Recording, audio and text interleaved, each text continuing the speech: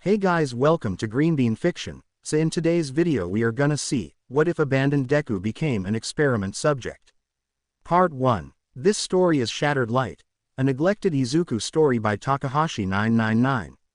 Before starting, make sure to hit that like button, as your one like motivates me to bring more stories, and subscribe the channel if you are new so you won't miss our latest videos. The doctor adjusted his glasses, his expression somber as he looked at the Midoriya family. Doctor, I'm afraid the diagnosis is conclusive. Izuku Midoriya is quirkless. Hisashi Midoriya, known to the world as Inferno, the number 3 pro hero in Japan, with his powerful fire-breathing quirk, stood there in disbelief. Next to him was his wife, Inko Midoriya, known as Teleka, wielding a formidable telekinesis quirk. Their twin daughter, Izumi, looked equally stunned. Hisashi. That's not possible. Hisashi roared, his voice echoing through the sterile room. Hisashi. Me and my wife are among the strongest heroes out there. Our family line has never had this disease called quirklessness. Hisashi's anger filled the room, his eyes blazing with fury. Hisashi. How is it possible? My own son, quirkless. Izuku, tears streaming down his face, looked up at his father with a mixture of hope and fear. He had always wanted to be a hero, just like his parents. Surely, he could still be a hero without a quirk, right? He could still make his parents proud, right? The doctor sighed, preparing to explain the science behind the diagnosis. Quote, Doctor, there's a theory about double-jointedness and the presence of an extra joint in the pinky toe, which is often found in quirkless individuals. Izuku exhibits these characteristics, which... Hisashi. I don't care about your theories. Hisashi interrupted, his harsh glare directed at Izuku. The young boy whimpered, the weight of his father's anger crushing his spirit. Inko stepped in, trying to calm her husband. Inko. Honey, please, calm down. What about Izumi? She should have a quirk, right? Worry etched across her face. She clung to the hope that at least one of their children would have a quirk. The doctor smiled reassuringly. Doctor, Izumi is a completely different case. From my assessment, she has a very powerful quirk called shockwave. She can generate powerful shockwaves, ranging from small tremors to catastrophic blasts. With such a quirk, I have no doubt she could become the top 4 pro hero when she grows up. Izumi. Yay, I have a powerful quirk, and I'll be the best hero in the world. Izumi exclaimed, her voice filled with happiness. Hisashi's expression softened as he looked at Izumi with pride. Hisashi. At least one good thing came out of this, he said gruffly. But when he turned his gaze back to Izuku, it was filled with disgust. Izuku forced a smile for his sister, but his heart ached. He looked down at his clenched fists. Even though he was quirkless, his family wouldn't hate him, right? He could still be happy, right? When the Midoriyas returned home, Hisashi announced. Hisashi. Let's throw a celebration. This is wonderful news. Inko. You're right, Inko agreed, hugging Izumi. Inko. Izumi, I'm so proud of you. Izumi. Of course, I made you guys proud. I'm the best hero ever. Izumi boasted, her face beaming with pride. Izuku's voice trembled as he spoke. Izuku. What about me? Hisashi's glare was cold and unfeeling. Hisashi. You should know your place, Izuku. You're quirkless, which means you're basically useless. Izuku's heart sank. Izuku. But, Dad, I can still be a hero, right? Hisashi. Don't call me Dad. Hisashi snapped. Hisashi. Tell me, boy, how do you plan to be a hero without a quirk? Do you want to disgrace yourself? Go to your room. I don't want to see you anywhere near us. Izuku's vision blurred with tears. He turned to his mother and sister, hoping for some support, but Inko looked away, her face a mask of indifference. Izumi didn't even spare him a glance. Izuku retreated to his room, his small frame shaking with sobs. The room seemed to close in around him as he cried, feeling the weight of his family's rejection. His dreams of becoming a hero, of making his parents proud, seemed to shatter into a million pieces. Hisashi's words echoed in his mind, the disdain and anger burning like a brand on his soul. Hisashi. You're quirkless, which means you're basically useless. Izuku's tears soaked his pillow as he cried himself to sleep, the darkness of the room swallowing him whole. A few days later, Izuku sat alone on the playground swing, his shoulders slumped and eyes filled with sadness. Beside him were his sister Izumi, Katsuki Bakugo, whom he called Kachan, Katsuki's twin sister Katsumi, Shoto Todoroki, and Shoto's twin sister Shiori. Katsuki grinned, his hands sparking. Katsuki. Yeah, I got my quirk. I can create explosions from my sweat. He demonstrated, causing several sparks to crackle in his palms. Izumi. That's so cool. Izumi exclaimed, stars shining in her eyes. Katsumi rolled her eyes. Katsumi. I can use my sweat to create flames too. Her hands ignited, flames dancing around her fingers. Shiori chimed in. Shiori. I have a quirk called Frost Fire. She held up her hand, blue flames flickering from her fingertips. Shoto followed. Shoto. Mine is half hot, half cold. I can release ice from one side of my body and flames from the other. He demonstrated, ice forming on his left hand while fire blazed on his right. Izumi grinned. Izumi. I have a quirk called Shockwave. With all these quirks, we could be powerful heroes when we grow up. Katsumi turned to Izuku. Katsumi. What about you, Deku? Izuku hesitated, looking down at the ground. Izuku.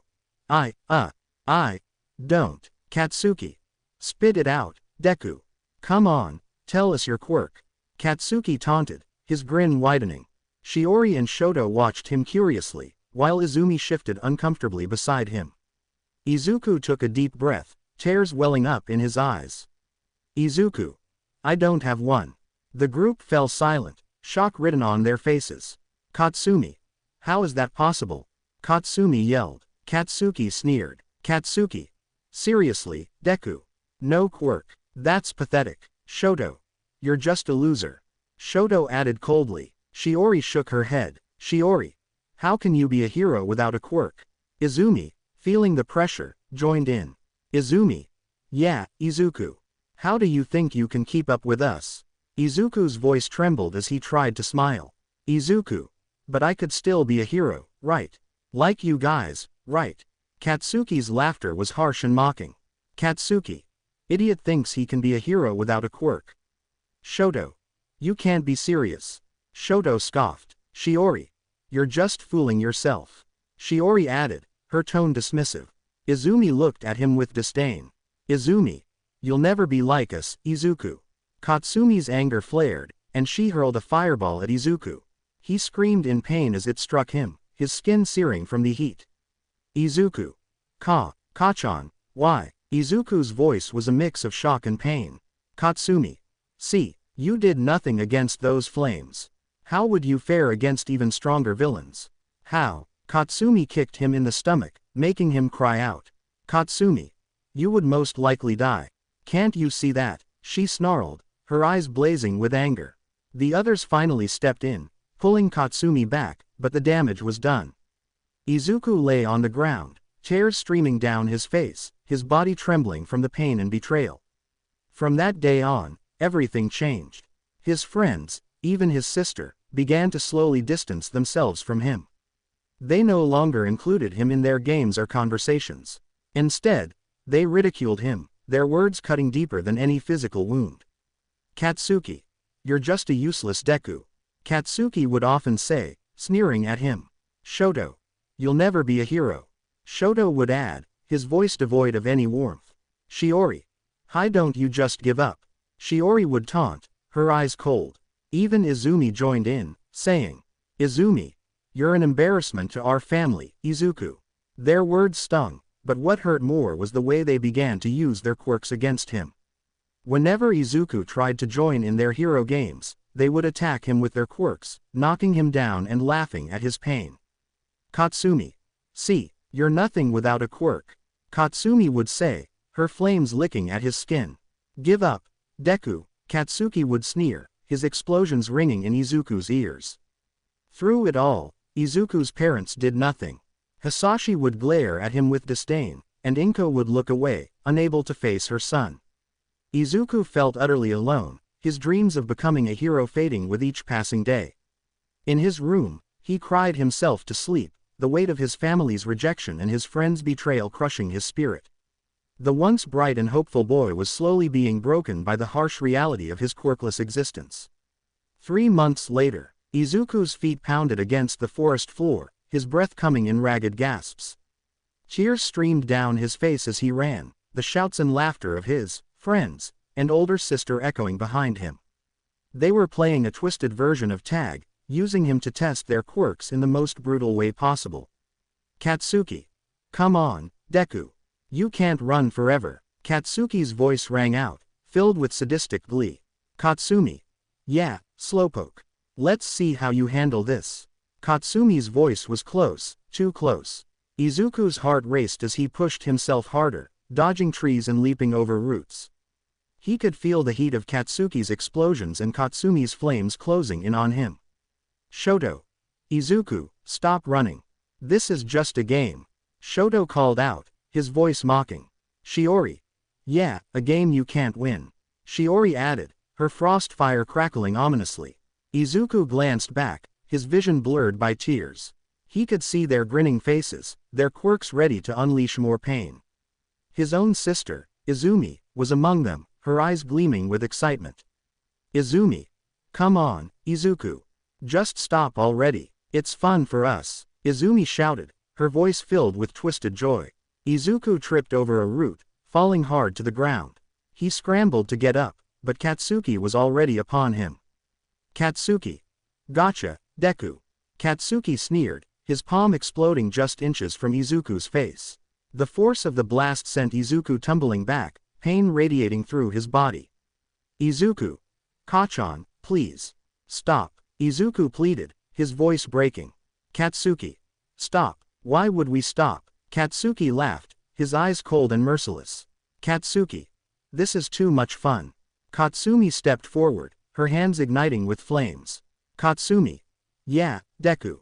You should be grateful we're even including you in our games. Izuku. Grateful. For this. Izuku's voice was filled with desperation. Shoto approached, a smirk on his face. Shoto. Yeah, you're the perfect target. You can't fight back. Shiori's blue flames flickered menacingly. Shiori. She's not like you have a quirk to defend yourself. Izumi stood beside them, her shockwaves vibrating the air. Izumi. You're just a punching bag, Izuku. Face it. Izuku struggled to his feet, his body aching. Izuku. But, we're supposed to be friends. Katsuki. Friends. With a quirkless loser like you. Katsuki scoffed. Katsuki. Get real, Deku. Izuku's eyes filled with fresh tears. Izuku. But I still want to be a hero. Katsuki's laughter was harsh. Katsuki. Hero. You. Don't make me laugh. You're nothing but a quirkless Deku. Katsumi's flames roared as she hurled a fireball at him. Katsumi. You can't even defend yourself. How do you expect to save anyone? Izuku barely dodged the fireball, the heat singing his skin. Izuku. I don't know, but I'll find a way. Shoto's eyes shot out, freezing the ground around Izuku's feet. Shoto. Give up, Izuku. You're just going to get hurt. Izumi's shockwave knocked him off his feet. Izumi. Yeah, you're better off just quitting. Izuku lay on the ground, his body battered and bruised. He looked up at his friends and sister, their faces filled with contempt and amusement. Izuku. Please, just stop. Katsuki stepped forward, his hand crackling with sparks. Katsuki. Why should we? You're here to entertain us. Izuku closed his eyes, bracing for the impact. Izuku. I just want to be a hero. Katsuki's explosion hit him square in the chest, sending him flying back. He hit the ground hard, the wind knocked out of him. Pain seared through his body, but he forced himself to get up, to keep running. Katsumi. Look at him, still trying to run. Katsumi sneered. Pathetic. Shoto's eyes shot out again, tripping Izuku up. Shoto. Just stay down, Izuku. You're not going to win. Izumi's shockwave sent him sprawling once more. Izumi. Yeah, you're just embarrassing yourself. Izuku's tears fell freely as he struggled to his feet. Izuku. I won't give up. Katsuki's laughter echoed in his ears. Katsuki.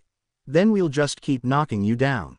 Over and over again. Izuku's vision blurred as he stumbled forward, his body screaming in protest. He could hear their laughter, their taunts, but he refused to stop. He had to keep running, to keep trying, even if it meant enduring this torture. As he ran, the forest seemed to close in around him, the shadows deepening.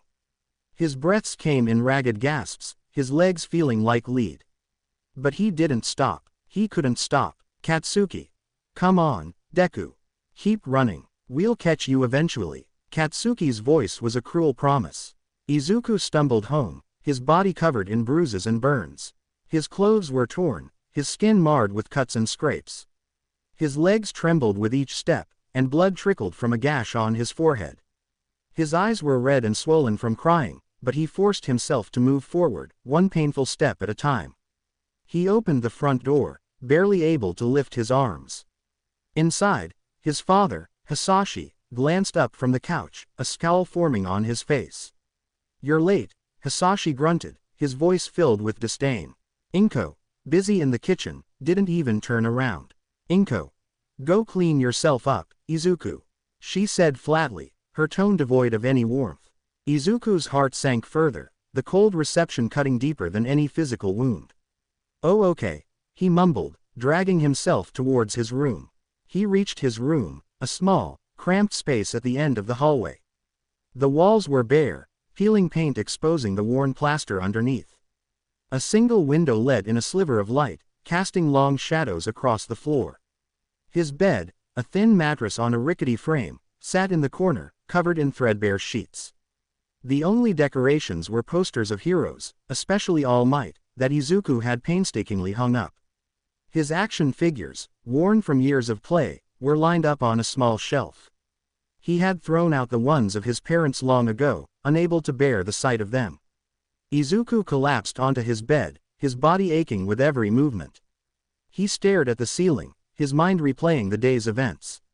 The pain, the taunts, the indifference of his parents, it all weighed heavily on him. Why won't they see me? He whispered to himself, tears streaming down his face. Why can't they just care? At school, things were no better. Izuku walked the halls, his head down, trying to avoid the sneers and whispers of his classmates. The teachers treated him with thinly veiled contempt, their eyes cold and judgmental. Look, it's the quirkless wonder. One student sneered, loud enough for the whole class to hear. What's he even doing here? Another added, their voice dripping with disdain. Probably just taking up space. A third chimed in, their laughter echoing in the classroom.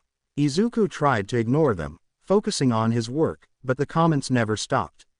During class, the teacher glanced at Izuku with a look of disdain. Teacher. Midoriya, why are you even here? You know you'll never make it in this world without a quirk. Izuku. I'm trying my best, Izuku replied, his voice barely a whisper. Teacher.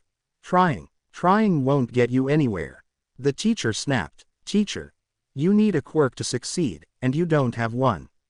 You're wasting everyone's time. Izuku's heart sank further. Izuku. But, I can still study hard and... Teacher. And what? Be a hero. The teacher interrupted, laughing cruelly. Teacher. You, a hero. Don't make me laugh. You're just setting yourself up for failure. Izuku's spirit slowly broke under the constant barrage of negativity. His dreams of becoming a hero seemed more distant with each passing day. The weight of everyone's expectations and disdain crushed him, making it harder to hold on to hope. After another long day, Izuku found himself back in his room, staring at his All Might poster. Izuku. All Might, what would you do if you were me? He whispered, his voice trembling. Izuku. How would you keep going? The room offered no answers, only the silent judgment of his own doubts. Izuku curled up on his bed, hugging his pillow tightly. Izuku. Have to keep trying. I have too. But even as he said the words, a part of him wondered if it was all in vain. If his dream of becoming a hero was nothing more than a foolish fantasy. The pain, the loneliness, the constant rejection, it all felt too much to bear. Yet, somewhere deep inside, a tiny spark of hope refused to die, no matter how dim it had become. Izuku sat at the far end of the classroom, his nose buried in his notebook. He had filled it with detailed notes about various heroes and their quirks, meticulously analyzing their strengths and weaknesses. It was his way of coping, of holding on to his dream despite everything. Today, he was focused on All Might, trying to piece together the mystery of his quirk. All Might's quirk, it must be something incredible. Izuku muttered to himself, scribbling furiously. But what is it exactly? He was so engrossed in his thoughts that he didn't notice Katsumi and Izumi approaching. Katsumi. Hey, Deku. Katsumi's voice broke the silence, laced with a mix of amusement and cruelty. Izuku flinched, looking up to see Katsumi towering over him. Izumi stood beside her, arms crossed and a smirk on her face. Izuku. Kei-kachan, Izumi, what do you want? Izuku asked, trying to keep his voice steady. Katsumi's eyes gleamed with a predatory light. Katsumi. Just checking on my property. She said, her tone mocking. Katsumi. What are you scribbling in that stupid notebook of yours? Izuku swallowed hard, clutching his notebook tightly. Izuku. Just some notes on heroes and their quirks. Izumi snorted. Izumi. You really think that stuff is going to help you? You're quirkless, remember. Izuku's heart sank, but he forced himself to respond. Izuku. I know, but it helps me learn. It keeps me focused on my goal. Katsumi rolled her eyes. Katsumi. Your goal, you mean that ridiculous dream of becoming a hero? Give it up, Deku. You'll never be a hero. Izuku's grip tightened on his notebook. Izuku. I can't give up. It's my dream. Izumi leaned in closer, her smirk widening. Izumi. Your dream is a joke, Izuku. Everyone knows it. Even you should know it by now. Katsumi laughed, a cruel sound that echoed in the classroom. Katsumi. You're lucky I haven't let anyone else bully you. But don't get any ideas. You're still mine, Deku. Izuku's eyes flickered with a mix of fear and determination. Izuku. Why do you even care? Why do you keep me around? Katsumi's smile turned cold. Katsumi. Because it's fun to watch you struggle. You're like a little toy, always trying so hard but never getting anywhere. Izuku felt a lump form in his throat. Izuku. That's cruel. Katsumi. Welcome to reality, Deku. Katsumi sneered. Katsumi. No one cares about your dreams. No one cares about you. Izuku's vision blurred with tears, but he refused to let them fall. Izuku. I care. And I won't give up. Izumi shook her head, her expression almost pitying. Izumi. You're delusional, Izuku. You'll never make it. You don't have what it takes. Katsumi leaned in, her face inches from his. Katsumi. Face it, Deku. You're destined to be a nobody. A quirkless loser. Accept it. Izuku's hands trembled, his knuckles white from gripping his notebook. Izuku. I can't accept that. I have to try. Katsumi's eyes narrowed, her voice dropping to a dangerous whisper. Katsumi. Then keep trying, Deku. Keep failing. It just makes it more entertaining for me. Izumi laughed softly, the sound sending chills down Izuku's spine. Izumi. Yeah, keep dreaming, little brother. We'll be watching you fall, every step of the way. And if you want a quirk so badly, why don't you take a swan dive off the roof and pray you get a quirk in your next life? Izuku's heart ached with the weight of their words, but he refused to let them see him break. Izuku. One day I'll prove you all wrong. Katsumi straightened up, a cruel smile playing on her lips. Katsumi. Good luck with that, Deku. You'll need it. As they walked away, Izuku felt a tear slip down his cheek. He quickly wiped it away, his resolve hardening. He returned to his notebook, trying to focus on his notes, but their words echoed in his mind, gnawing at his spirit. He couldn't shake the feeling of hopelessness that had taken root in his heart. The dream that once burned so brightly now seemed like a distant, unreachable star. But even as doubt clouded his mind, a small part of him clung to hope. He had to keep trying, no matter how impossible it seemed. Izuku glanced at the calendar on the wall, counting down the years until the UA Academy entrance exams. It was his chance, his one shot at proving everyone wrong. But the weight of their disdain and the constant ridicule made it feel like an insurmountable mountain. He closed his notebook, staring at the cover with a mix of determination and despair. I'll show them, he whispered to himself. I have to. But deep down, he wondered if he was just fooling himself. If his dream was nothing more than a cruel illusion. As the bell rang, Signaling the end of class, Izuku gathered his things and stood up, his legs feeling heavy. He walked out of the classroom, head down, avoiding the sneers and whispers of his classmates. "Look at him, still chasing that stupid dream," one student muttered. "Pathetic," another added, laughing. Izuku kept walking, his heart heavy. He couldn't let their words break him, but each day it became harder to hold on to hope. As he made his way home, he glanced up at the sky, the weight of his burden pressing down on him. He had to keep going, even if the path ahead seemed impossibly difficult. He had to prove them wrong, to show them that even a quirkless boy could become a hero. But as he reached his house, the doubts gnawed at his resolve, threatening to consume him. Izuku opened the door, stepping into the cold, indifferent silence of his home. His parents barely glanced at him as he walked past, their lack of acknowledgement cutting deeper than any insult. He entered his room, the familiar sight of his posters and action figures offering little comfort. He sat on his bed, staring at the All Might poster on the wall. "Izuku, I'll keep trying," he whispered, his voice trembling. "Izuku, no matter what." It had been a few days since the incident where Izumi, his own sister, had cruelly suggested he end his life. The wound was still fresh in Izuku's heart, and with his and Izumi's birthday approaching, he knew the celebration would be for her alone. It was always her birthday, never theirs. Doubt about his dream of becoming a hero had taken root deep within him. As he walked through the city, his mind raced. Only 20% of the world's population was without a quirk, most of whom were elderly, from an era where such discrimination was unheard of. But what about people like him? He was lucky his parents still clothed and fed him, unlike the countless quirkless children he had heard about, who were abandoned the moment their condition was discovered. Even those whose families tolerated their existence didn't live past 13, often taking their own lives out of despair. Izuku found himself walking under a bridge, lost in thought. Suddenly, he heard a strange sloshing sound. "Izuku, what's going on? That sounds weird. Is someone there?" He mumbled to himself, his curiosity piqued. The sound seemed to be coming from a manhole. Before he could react, a slime-like creature emerged, grabbing him with a viscous appendage. "Slime villain. This scrawny kid looks pathetic, but he'll do for now." The slime villain rasped, tightening its grip around Izuku. Izuku screamed, "Izuku! Help! Someone help me! Slime villain!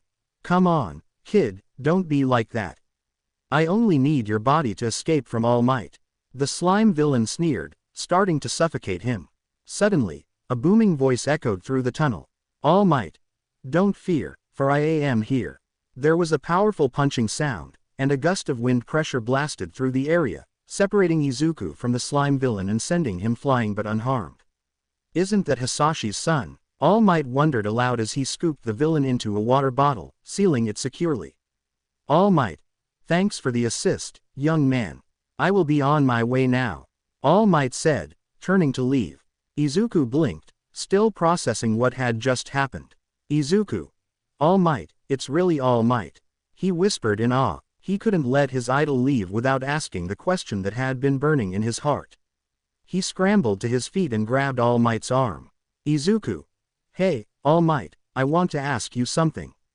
All Might turned, a bit surprised. "All Might. Okay. I still have a little time."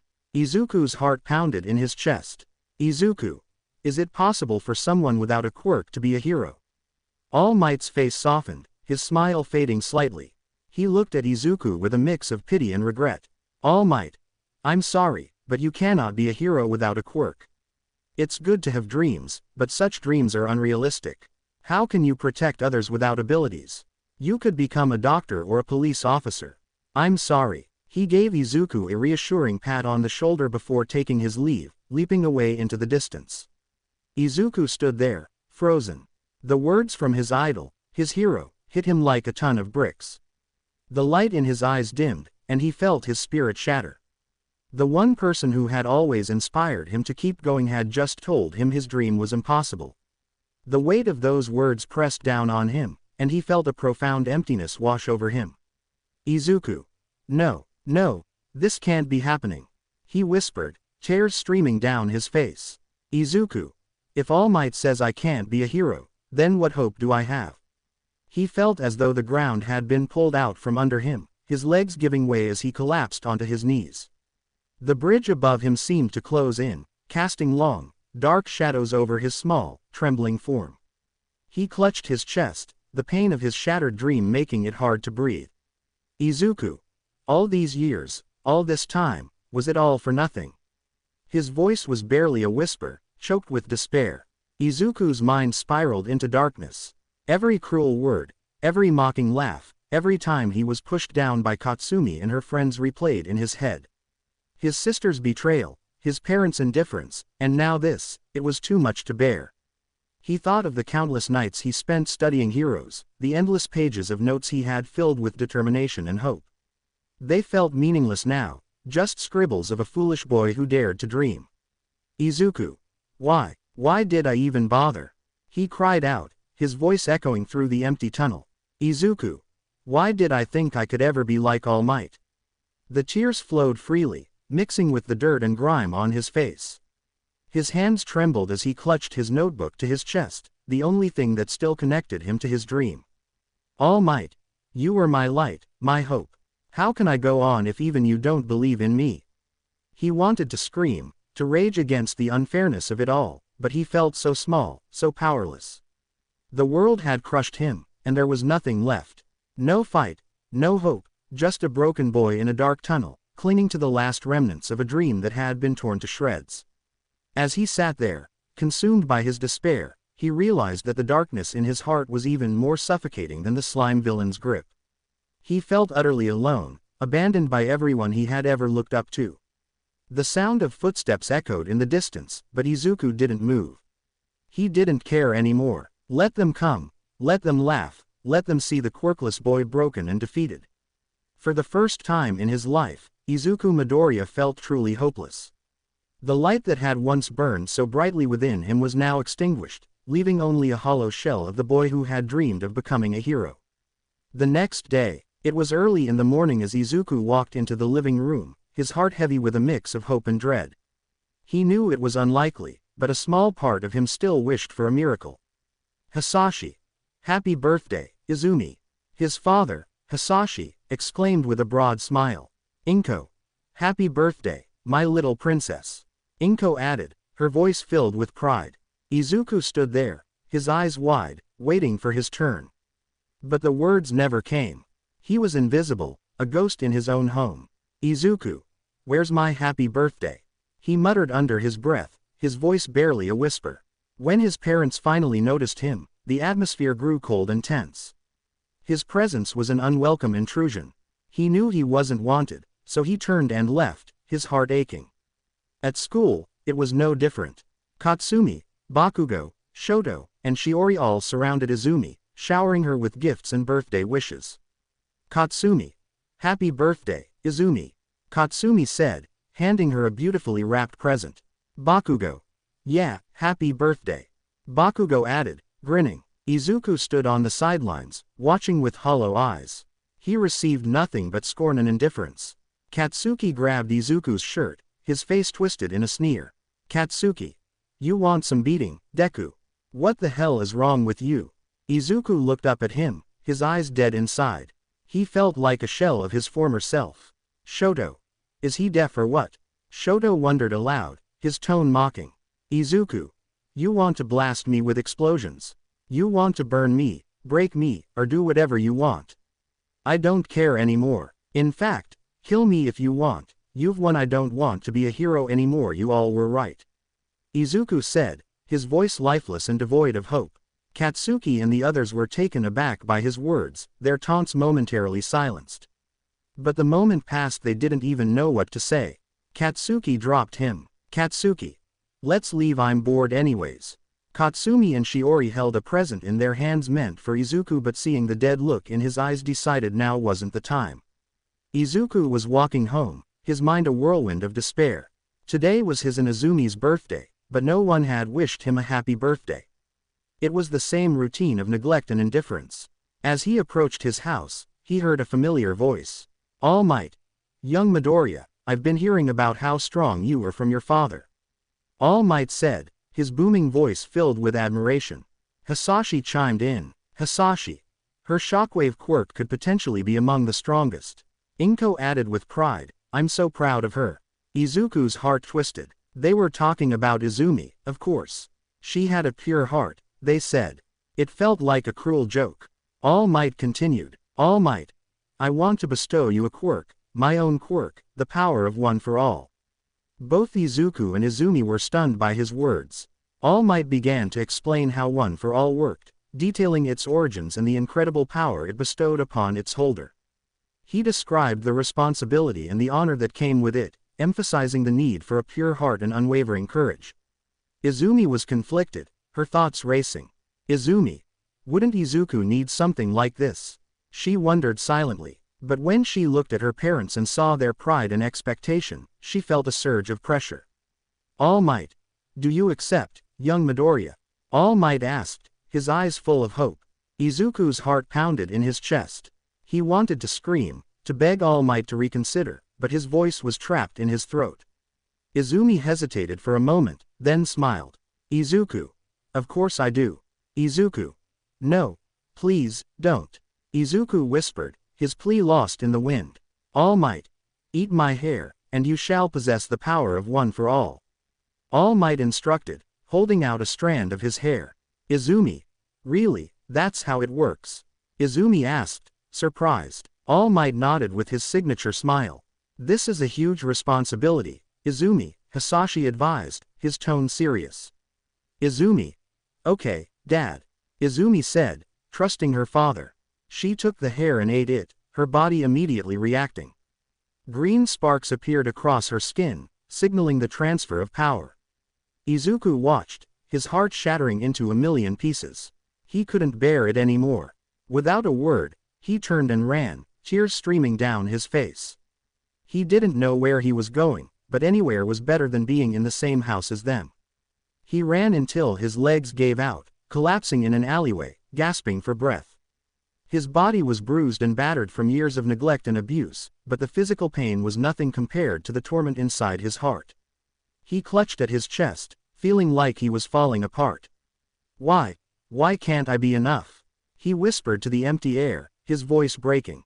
Why am I always left behind? His mind was a whirlwind of despair, and he felt like he was drowning in it. He looked up at the sky, searching for a glimmer of hope, but all he saw was darkness. As he sat there, broken and alone, he knew for the fact his dreams are completely and truly dead and there's nothing he could do. His sister again stolen the spotlight and again ruined his life. But unfortunately even far worse date is in store for our protagonist. Izumi paced around her room, biting her nails anxiously. It had been a week since Izuku disappeared, and the guild gnawed at her. For the first time, even her father, Hisashi, seemed genuinely worried. Hisashi. Where could that brat be? Hisashi muttered, his tone laced with suppressed anger. Inko was frantically making phone calls, her face pale and drawn. She dialed Fuyumi Todoroki's number, hoping for any news.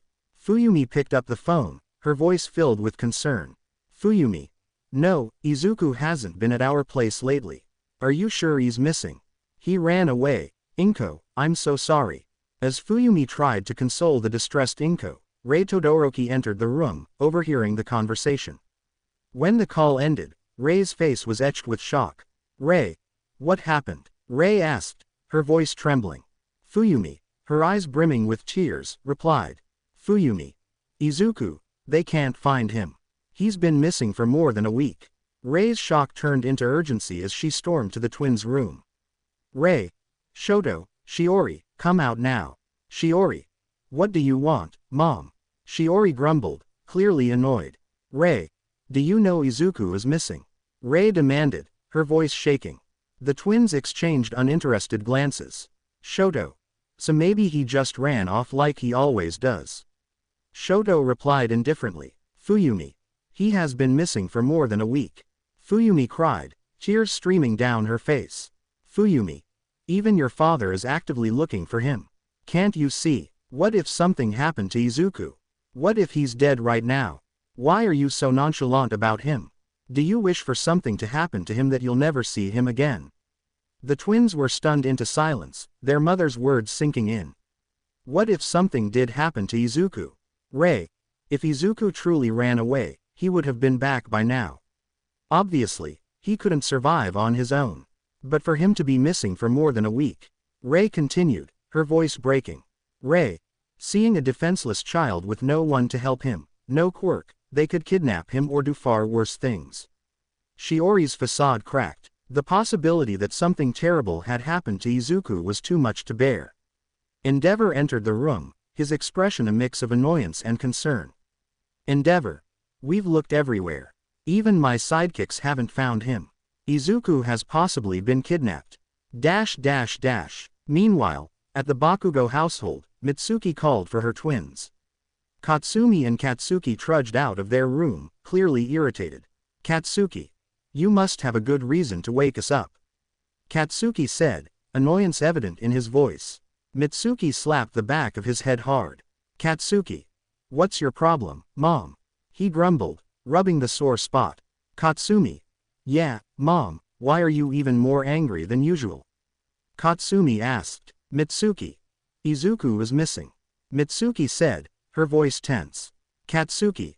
Deku. He must have run off as usual. Katsuki scoffed, earning another slap from Mitsuki. Mitsuki. He has been missing for more than a week now. Do you know where he could have run off to? Katsumi's face paled, her composure breaking down. Katsumi. Izuku, missing. Mitsuki continued, her voice shaky. Mitsuki. There's a high chance that Izuku might have been kidnapped. Several more weeks passed with no sign of Izuku. The once dismissed fear now settled into a grim reality, shaking everyone who knew him. Izumi sat on her bed, staring at the ceiling. Her thoughts were a chaotic mix of worry and guilt. Izumi. I didn't mean for this to happen, I didn't. She whispered to herself. Hisashi paced the living room, anger simmering beneath the surface.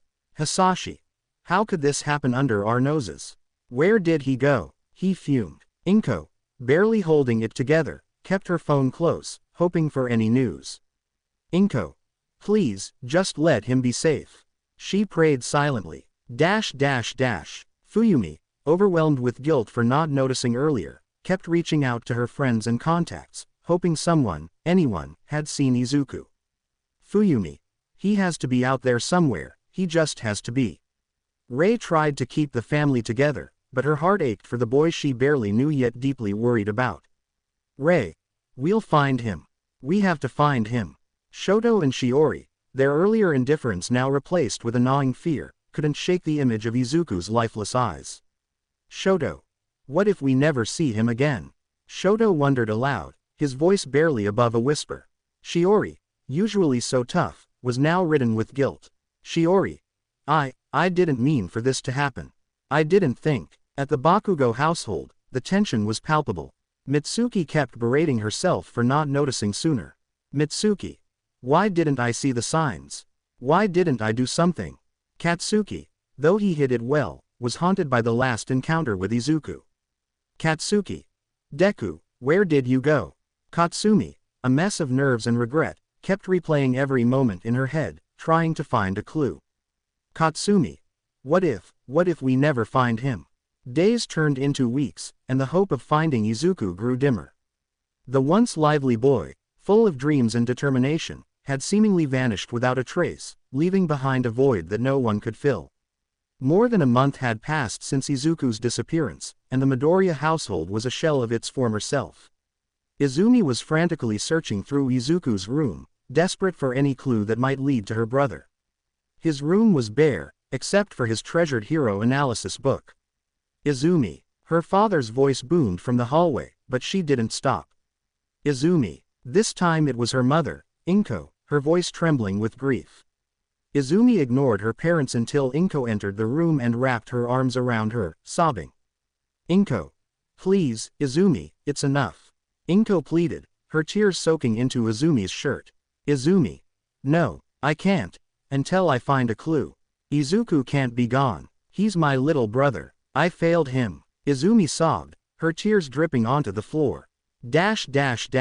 Meanwhile, Hisashi Midoriya stood in his hero costume, a sleek, red and gold suit with dragon motifs that symbolized his quirk, Dragon's Breath, which allowed him to breathe powerful, superheated flames. He was speaking to Detective Naomasa Tsukauchi in All Might, who had joined the search efforts. "Hisashi. We've been looking everywhere," Hisashi said, his voice tight with frustration and worry. "Hisashi, how could a child just vanish without a trace?" Detective Tsukauchi, known for his sharp deductive skills and empathy, nodded sympathetically. "Detective Tsukauchi. We've been following every lead, Mr. Midoriya. Unfortunately, there hasn't been any substantial evidence to point us in the right direction." All Might, in his towering, muscular form, exuded a solemnity that was rare for him. "All Might. I've been scouring the city, checking every corner, but it's as if young Midoriya has disappeared into thin air." Hisashi clenched his fists, his flames flickering slightly. "Hisashi. He's out there somewhere. He has to be. My son is strong. He wouldn't just leave." Detective Tsukauchi placed a hand on Hisashi's shoulder. "Detective Tsukauchi. We understand your pain. We're doing everything we can. The entire police force is on high alert, and we've increased patrols. We'll find him." All Might nodded, his eyes full of determination. "All Might. I won't rest until he's found. Izuku has the heart of a hero, and we owe it to him to bring him back." Hisashi took a deep breath, trying to steady himself. "Hisashi. Thank you, both of you. It's hard to stay hopeful when every day that passes feels like we're losing him more." All Might's voice softened. "All Might. Hope is all we have, Hisashi. Young Midoriya wouldn't want us to give up on him. He's a fighter, just like you." Detective Tsukauchi added. "Detective Tsukauchi. We'll keep looking, no matter how long it takes. And if there's anything at all, that comes to mind, no matter how small, please let us know." Hisashi nodded, his eyes shining with unshed tears. "Hisashi. I will. And if you hear anything at all, please. Detective Tsukauchi. We'll contact you immediately." Tsukauchi assured him. Back at the Midoriya household, Izumi sat on the floor of Izuku's room, her fingers clutching his hero analysis book. Inko knelt beside her, trying to offer comfort despite her own heartbreak. "Izumi. Mom, what if we never find him?" Izumi whispered, her voice breaking. Inko hugged her tighter. "Inko. We will find him, Izumi. We have to believe that. Izuku is out there, and he needs us to stay strong." Izumi looked at her mother, her eyes red and swollen. "Izumi. I wish I could have done something. I should have been there for him more." Inko stroked her hair. "Inko. You did your best, Izumi. None of us could have known this would happen. But we can't give up hope." In another part of town, Hisashi, still in his hero costume, stared at a picture of Izuku on his phone, his heart aching. He was so engrossed in his thoughts that he didn't notice All Might approach. "Hisashi. All Might, do you think he's okay?" Hisashi asked, his voice barely above a whisper. All Might put a reassuring hand on his shoulder. "All Might. I believe he is. Izuku is a resilient young man. We'll find him, Hisashi. We won't stop until we do." Hisashi nodded, his resolve hardening. "Hisashi. Thank you, All Might. I just want my son back." "We all do," All Might replied, his voice filled with unwavering determination. "All Might. And we will. Together." In a cold, dark laboratory, Izuku Midoriya lay on the icy concrete floor, his body battered and bruised. His clothes were in tatters, and he shivered uncontrollably, his mind teetering on the edge of consciousness. Bruises and cuts covered his skin, and several unknown fluids oozed from his mouth. "Izuku. He, LP, me, da, d, mo, m, s, o, me, o, n, e." He whispered weakly, his voice barely audible. The heavy door creaked open, revealing two men in black suits with cold, emotionless eyes. Their faces were hard, with stubbly beards and sharp features.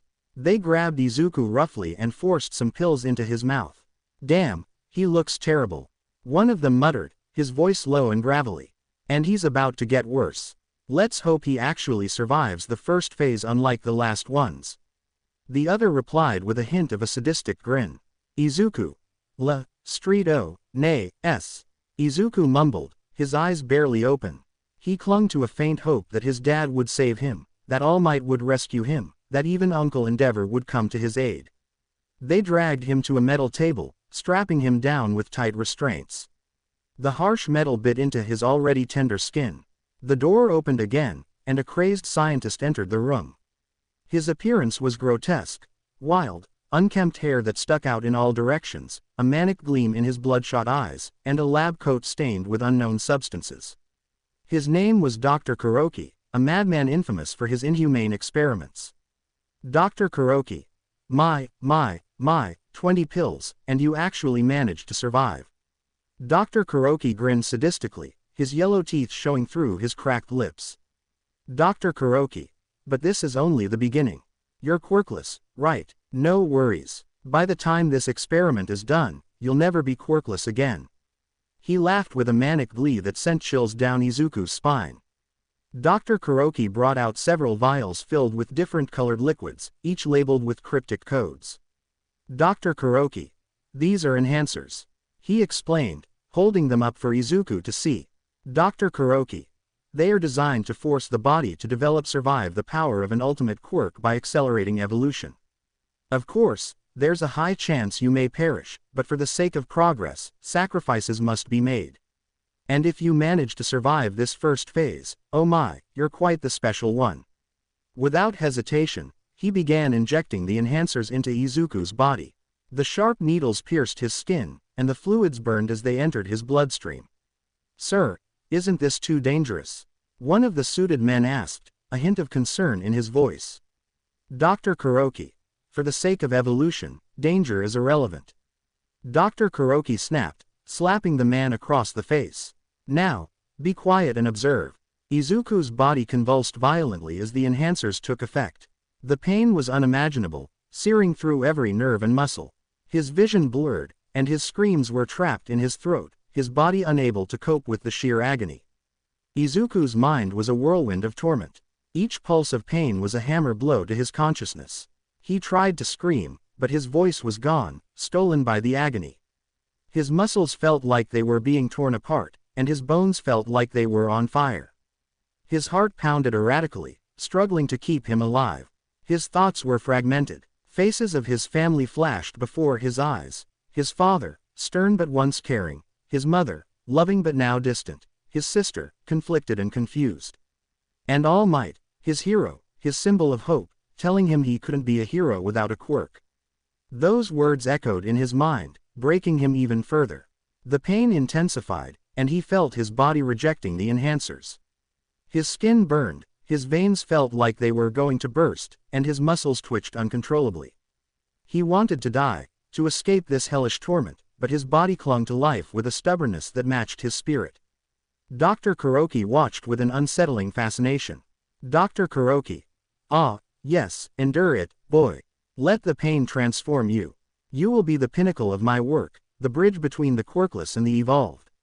Izuku's vision darkened as he slipped in and out of consciousness.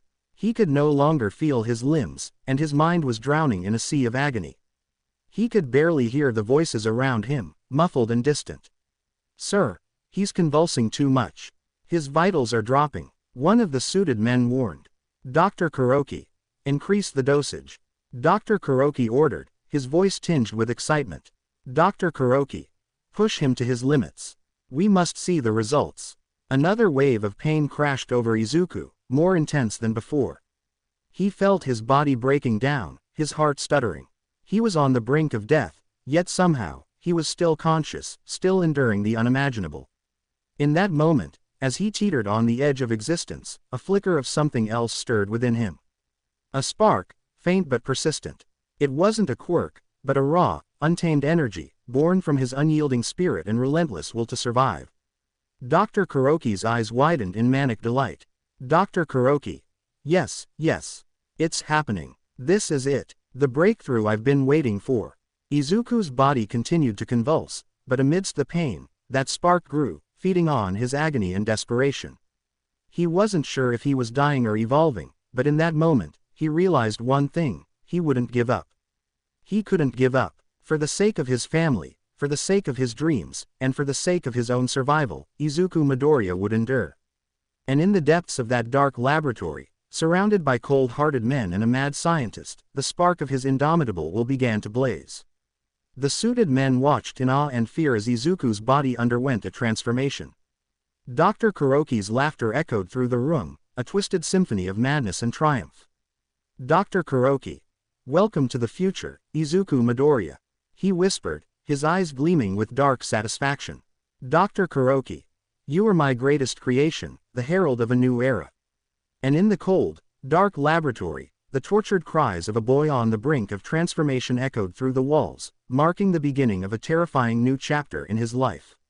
Izuku's first-person view. It's been over a month since I was taken to this place, a hellish nightmare I can't wake up from. My body feels like it's not even mine anymore. They've injected me with so many chemicals, enhancers they call them, but I don't feel enhanced. I feel like a puppet on strings, ready to snap at any moment. Dr. Karoki. I've heard whispers about him before, in the dark corners of the city where heroes rarely tread. A mad scientist, a ghost story parents tell their kids to make them behave. Except he's real, and he's the one who's turning me into something else, something monstrous. Dr. Karoki. Subject 13, today we're going to test the new serum. It should increase your muscle mass by 50%. Dr. Karoki's voice is always so calm, so matter of fact, as if what he's doing to me isn't wrong. Dr. Karoki. Don't worry, this won't hurt as much as the last one. You're getting stronger, Izuku. Soon, you'll be the perfect weapon. He injects the serum into my arm. The pain is immediate, a burning sensation that spreads through my veins like wildfire. I want to scream, but I don't. Screaming never helps. It only makes them smile, and I won't give them that satisfaction. Dr. Karoki. Let's see how your body adapts. Karoki murmurs, stepping back to observe. I'm strapped to the table, unable to move, as the pain intensifies. My muscles feel like they're tearing apart, reforming, stretching beyond their limits. My skin feels like it's going to split open, but it doesn't. It never does. I survive, because that's what they've programmed me to do. Survive. The days blur together, or maybe it's weeks. Time doesn't exist here, not really. They wake me up, they inject me with something new, they watch me scream and writhe, and then they put me back to sleep. They want to make me into a weapon, a tool to kill All Might, the very person I looked up to. The irony isn't lost on me. Sometimes, in the dark of the night when the lab is quiet and they think I'm unconscious, I let myself dream. I dream of my family coming to save me, of my dad smashing through the walls with his quirk, fire blazing. I imagine my mom holding me, telling me it's going to be okay. I even dream of All Might, his smile shining like the sun, telling me that everything will be alright because he's here. But those dreams always shatter when I wake up. I'm alone. No one's coming. They've made sure I know that. Dr. Karoki. Subject 13, how are you feeling today? Dr. Karoki's voice snaps me back to the present. He's standing over me, clipboard in hand, his eyes gleaming with something close to curiosity. Or maybe it's pride. I'm fine, I managed to croak out, though my voice is hoarse. I'm not fine. I'm anything but fine. But what else can I say? Complaining won't stop them. It never does. Dr. Karoki. Good. You're adapting well to the treatments. I have to admit, I was skeptical at first, but you're proving to be quite resilient. The one above all quirk should take nicely. The one above all, I've heard them talk about it, but I still don't fully understand what it is. All I know is that they're going to put it inside me, and then I won't be me anymore. I'll be something else, something dangerous. Please. The word slips out before I can stop it. My voice is small, broken. Izuku. Please, don't do this. Dr. Karoki pauses, tilting his head as if considering my plea. Dr. Karoki. Izuku, you have to understand, this is bigger than you. You're going to be part of something incredible. You'll have a power unlike anything the world has ever seen. Isn't that what you wanted? To be powerful, to be special. Izuku. I just wanted to be a hero. My voice cracks. I can feel the tears welling up, but I hold them back. Tears won't help me here. A hero. Karoki laughs softly, shaking his head. Dr. Karoki. Oh, Izuku, heroes are just tools for the powerful. You'll see that soon enough. You'll be more than a hero. You'll be a god among men. He leaves me then, alone with my thoughts, with the pain, with the knowledge that there's no escape. No one's coming for me. Not my family, not All Might, no one. I'm nothing. They've broken me. The moment they realized my body was adapting to their twisted experiments, something shifted in their demeanor. They no longer looked at me like a subject. No, I had become something much worse, a pet, an animal to be trained, to be tested, to be broken down further than I already was. My, look at this. The kid's adapting faster than we thought. One of the men commented, his voice tinged with a twisted excitement. Yeah, but you see the state he's in. Another one added, almost with a sneer. Completely broken, dead inside. He'll do anything for those damn pills now. Their words washed over me, but I barely registered them. I was on my knees, my body trembling, the hunger for those pills gnawing at my insides. I needed them. They had forced them down my throat at first, making me choke on the bitterness, but now I couldn't live without them. I couldn't think of anything else. Should we double the dosage? One of them asked, a sick grin spreading across his face. Yeah, you're right, another replied. Let's see how far this animal can go. They tossed a handful of pills in front of me, at least 40 of them, far more than what they usually gave me. My body moved on its own, my hands scrambling against the cold floor, shoving the pills into my mouth. I didn't care about the taste, the bitterness that made me want to retch. I just needed them. I had to have them. The men watched me with sick amusement, like they were watching a circus animal perform. One of them even gave me a sharp kick to the stomach, but I barely flinched. The pain was nothing compared to the desperation, the need that consumed me. Look at this animal, one of them sneered. He's already hooked. Another hand grabbed the back of my head, yanking me up so I was forced to look at them.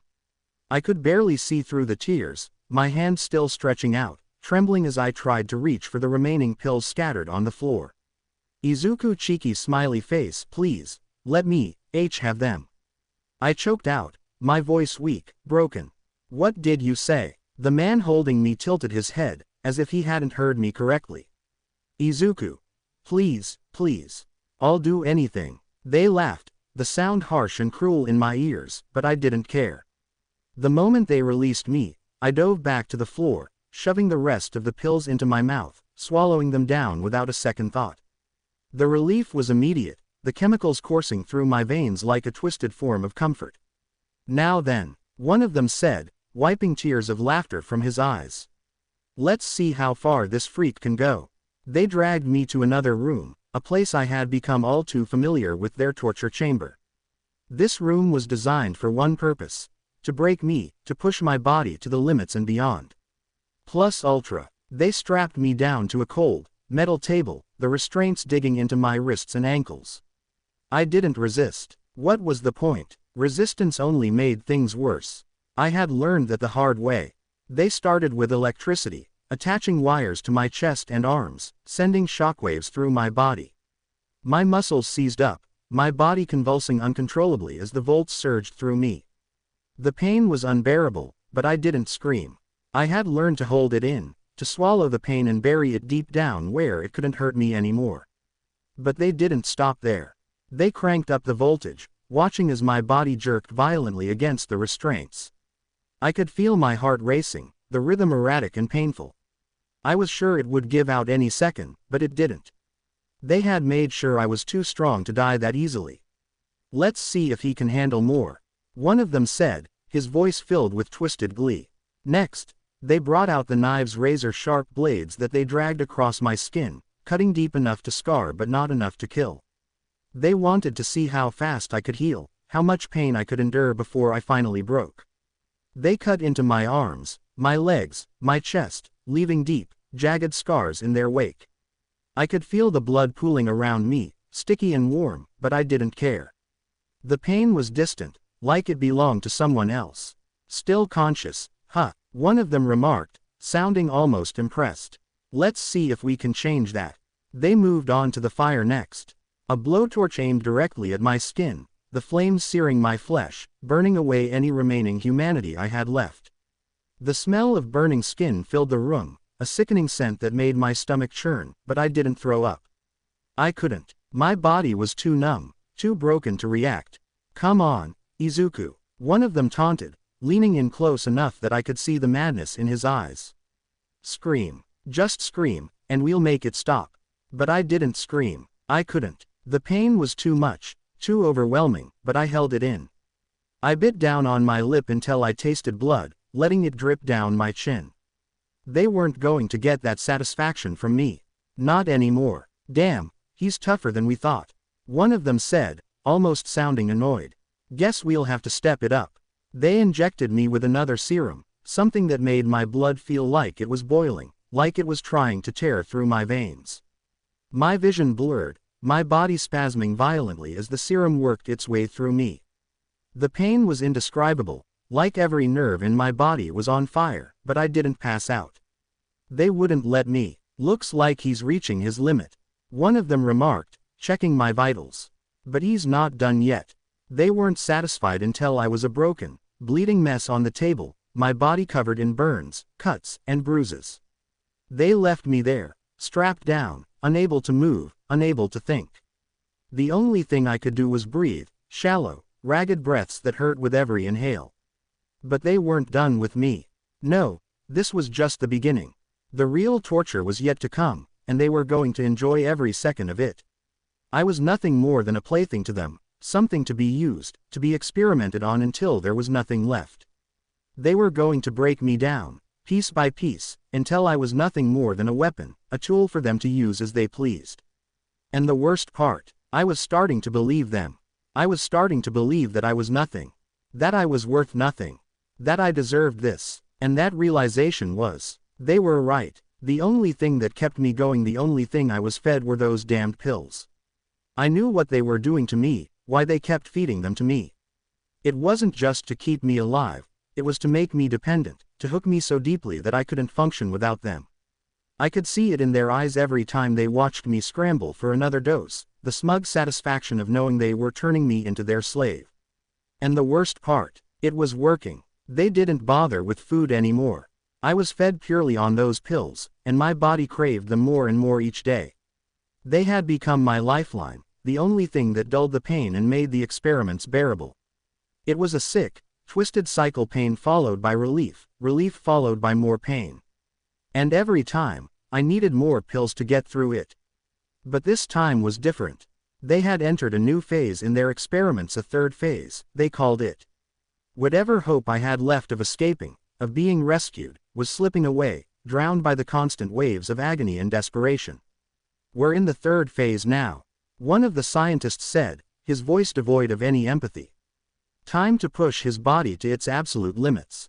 I was strapped down to the table again, my wrists and ankles secured by thick metal restraints. They had learned by now that my strength was increasing, that I was becoming more dangerous, more unpredictable. But I was still nothing compared to them. I was still their prisoner. They started with the injections. This time, the syringes were larger, filled with a sickly green fluid that glowed faintly in the dim light. They didn't bother to numb the area, they just plunged the needles into my veins, one after another, until I lost count. The fluid burned as it entered my bloodstream, making my skin feel like it was on fire from the inside out. I clenched my teeth, biting down on my lip until it bled, but I didn't scream. I couldn't give them that satisfaction, no matter how much I wanted to. The pain was excruciating, like my entire body was being ripped apart and put back together in a way that didn't make sense. My muscles spasmed uncontrollably, my back arching off the table as the fluids worked their way through me. Look at him go, one of the scientists remarked, his voice tinged with a sick amusement. He's still holding on. Impressive. But they weren't done. No, the injections were just the beginning. Let's see how his bones hold up. Another scientist said, approaching with a new set of tools, thick metal rods, hammers, and clamps. My heart pounded in my chest, dread coiling in my stomach. I had no idea what they were planning, but I knew it was going to hurt. They started with my legs. They clamped down on my thighs, holding them in place as one of the scientists positioned a metal rod over my knee.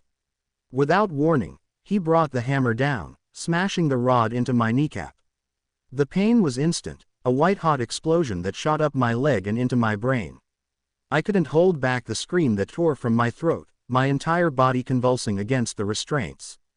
Good, good, the scientist muttered, adjusting the rod before bringing the hammer down again. And again, and again. They shattered my kneecap into pieces, grinding the bone fragments into my flesh. But they didn't stop there. They moved on to the other leg, repeating the process until both of my knees were destroyed, leaving me a sobbing, broken mess on the table. Now for the arms, one of them said, almost casually, as if he were discussing the weather. They clamped down on my arms next, repeating the same brutal process. Metal rods, hammers, and an unending cycle of pain. They shattered my elbows, my wrists, even the bones in my fingers. Each hit sent shockwaves of agony through my body, but I couldn't stop them. I was helpless, trapped in a nightmare that had no end. The worst part was hearing them talk calm, clinical, as if what they were doing to me was just another day at work. As if I wasn't even human. He's healing faster now, one of the scientists noted, almost with a hint of admiration. His body is adapting to the damage. Then we need to push him harder. Another replied, if he can heal from this, we need to find his breaking point. They weren't just satisfied with breaking my bones. No, they wanted to test my entire body, my organs, my nerves, my brain. They wanted to see how much I could take before I finally gave out. They brought out the electricity again, attaching wires to my chest, my head, even my spine. The shocks were more intense this time, jolting through my nervous system with a force that made my vision blur. My heart stuttered, my breathing becoming shallow and ragged as the volts coursed through me. I could feel my brain scrambling, neurons misfiring as they overloaded my senses. But they didn't stop. They cranked up the voltage, watching as I convulsed on the table, my muscles seizing up in uncontrollable spasms. I couldn't even scream anymore. My throat was raw, my voice gone. All I could do was gasp, desperate for air, as they continued to torture me. His brain waves are spiking. One of the scientists noted, almost with excitement. He's on the verge of a seizure. Let's see if we can push him into one, another replied, adjusting the settings on the machine. The electricity surged again, and my body went rigid. My vision darkened, my thoughts scattering as the pain became too much. I was teetering on the edge of consciousness, barely aware of the world around me. But they weren't satisfied. They wanted to see more. They wanted to break me completely. They injected me with more chemicals, flooding my system with toxins designed to shut down my organs, to see how long it would take before my body started to fail. My heart struggled to keep up, the rhythm faltering, becoming more erratic with each passing second. My lungs burned, each breath a battle, as the toxins took their toll. But they didn't stop. They never stopped. They moved on to my nerves next, testing my pain threshold with a series of injections that targeted my spinal cord. The pain was beyond anything I had ever experienced, sharp, burning, like my entire body was being torn apart from the inside out. Every nerve was on fire, every inch of my skin ached, and yet I couldn't pass out. They wouldn't let me. Let's see how his mind holds up, one of them said, almost with a hint of curiosity. They brought out a new device, a helmet that they strapped onto my head, wires connecting it to the rest of the equipment. I had no idea what it was for, but I knew it wasn't good. Nothing they did to me was ever good. The moment they activated it, a sharp pain shot through my skull, like someone had driven a spike into my brain. My thoughts scattered, my memories flashing before my eyes in rapid succession, too fast for me to grasp onto any of them. It was like my mind was being ripped apart, dissected piece by piece, until there was nothing left but raw, primal fear. Fascinating, one of the scientists murmured, observing the readings. He's resisting. His brain is trying to fight back. Let's see how long that lasts. Another replied, turning up the intensity. The pain doubled, tripled, until I couldn't think anymore. All I could do was scream, the sound echoing in my own mind, as the device tore through my memories, my thoughts, everything that made me who I was. They were breaking me down, reducing me to nothing more than a shell, an empty vessel for them to control. And it was working. I could feel myself slipping away, my sense of self fading with each passing second. I was losing myself, becoming something else, something they had created, something they had shaped through pain and suffering. But I couldn't stop it. I was powerless, helpless to resist as they stripped away everything I was, leaving nothing but the raw, broken remnants of a boy who had once dreamed of being a hero. And in that moment, I realized. I wasn't a hero. I wasn't even a person anymore. I was their weapon, their creation, their slave, and there was no escape from it. More than a year had passed since I was taken, since I was dragged into this hellish nightmare. Time had become meaningless, a blurred haze of agony and despair, punctuated only by the experiments that twisted my body and mind beyond recognition. I wasn't even sure if I was still human. Whatever spark of life, whatever sense of self I had left, was hanging by a thread. The person I used to be, Izuku Midoriya, was nothing more than a distant memory, a ghost haunting the hollow shell I had become. I was a zombie, a walking corpse, moving through the motions of existence with no purpose other than to endure. My mind was barely holding together, fraying at the edges as the relentless torture chipped away at my sanity. Today was different, though. Today, I was strapped down tighter than usual, my wrists and ankles bound so securely that I could barely move. My heart pounded in my chest, fear coiling in my stomach like a serpent ready to strike. I didn't know what they had planned, but I knew it was going to be bad. And then he walked in, the man responsible for all of this, the architect of my suffering, drive.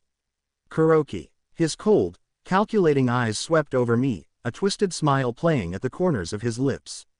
Subject 13, he said, his voice dripping with false warmth. Dr. Karoki. We've made a lot of memories together, haven't we? So much progress, so much pain. He chuckled, the sound sending a chill down my spine. Dr. Karoki. But today marks the beginning of the main experiment. My mind raced, trying to process his words. The main experiment. What did he mean by that?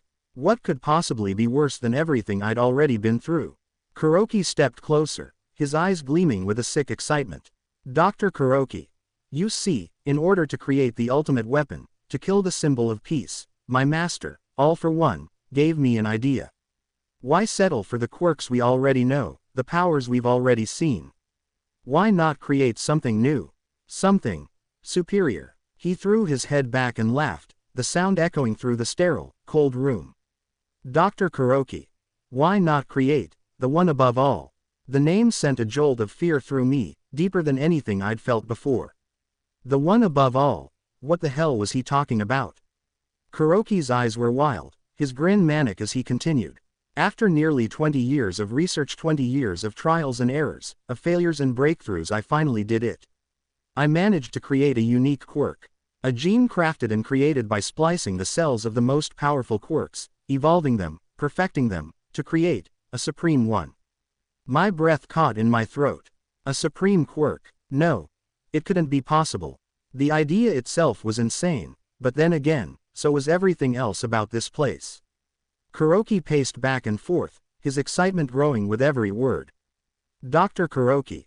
But there was a problem. A quirk this powerful, the human body wasn't designed to handle it.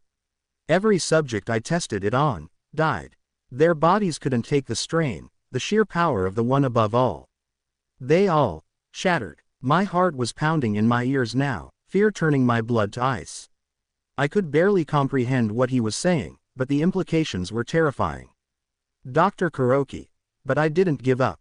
Karoki said, his voice dropping to a conspiratorial whisper. Dr. Karoki. I created a sequence of experiments brutal, yes, but necessary to force the growth and development of the human body. To push it beyond its limits, to create let's say, a vessel that could adapt. He leaned in closer, his eyes locking onto mine.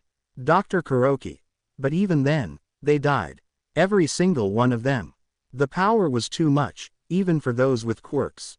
He paused, letting his words sink in, before a dark, twisted smile spread across his face. Dr. Karoki. And that's when it hit me, the theory that changed everything. They all had quirks. Their bodies were already attuned to specific powers, and that's what killed them. But what if I tried it on someone, quirkless? My stomach dropped as the realization hit me like a freight train. They had targeted me because I was quirkless. That was the reason. That was why I was here, why I had been put through this hell.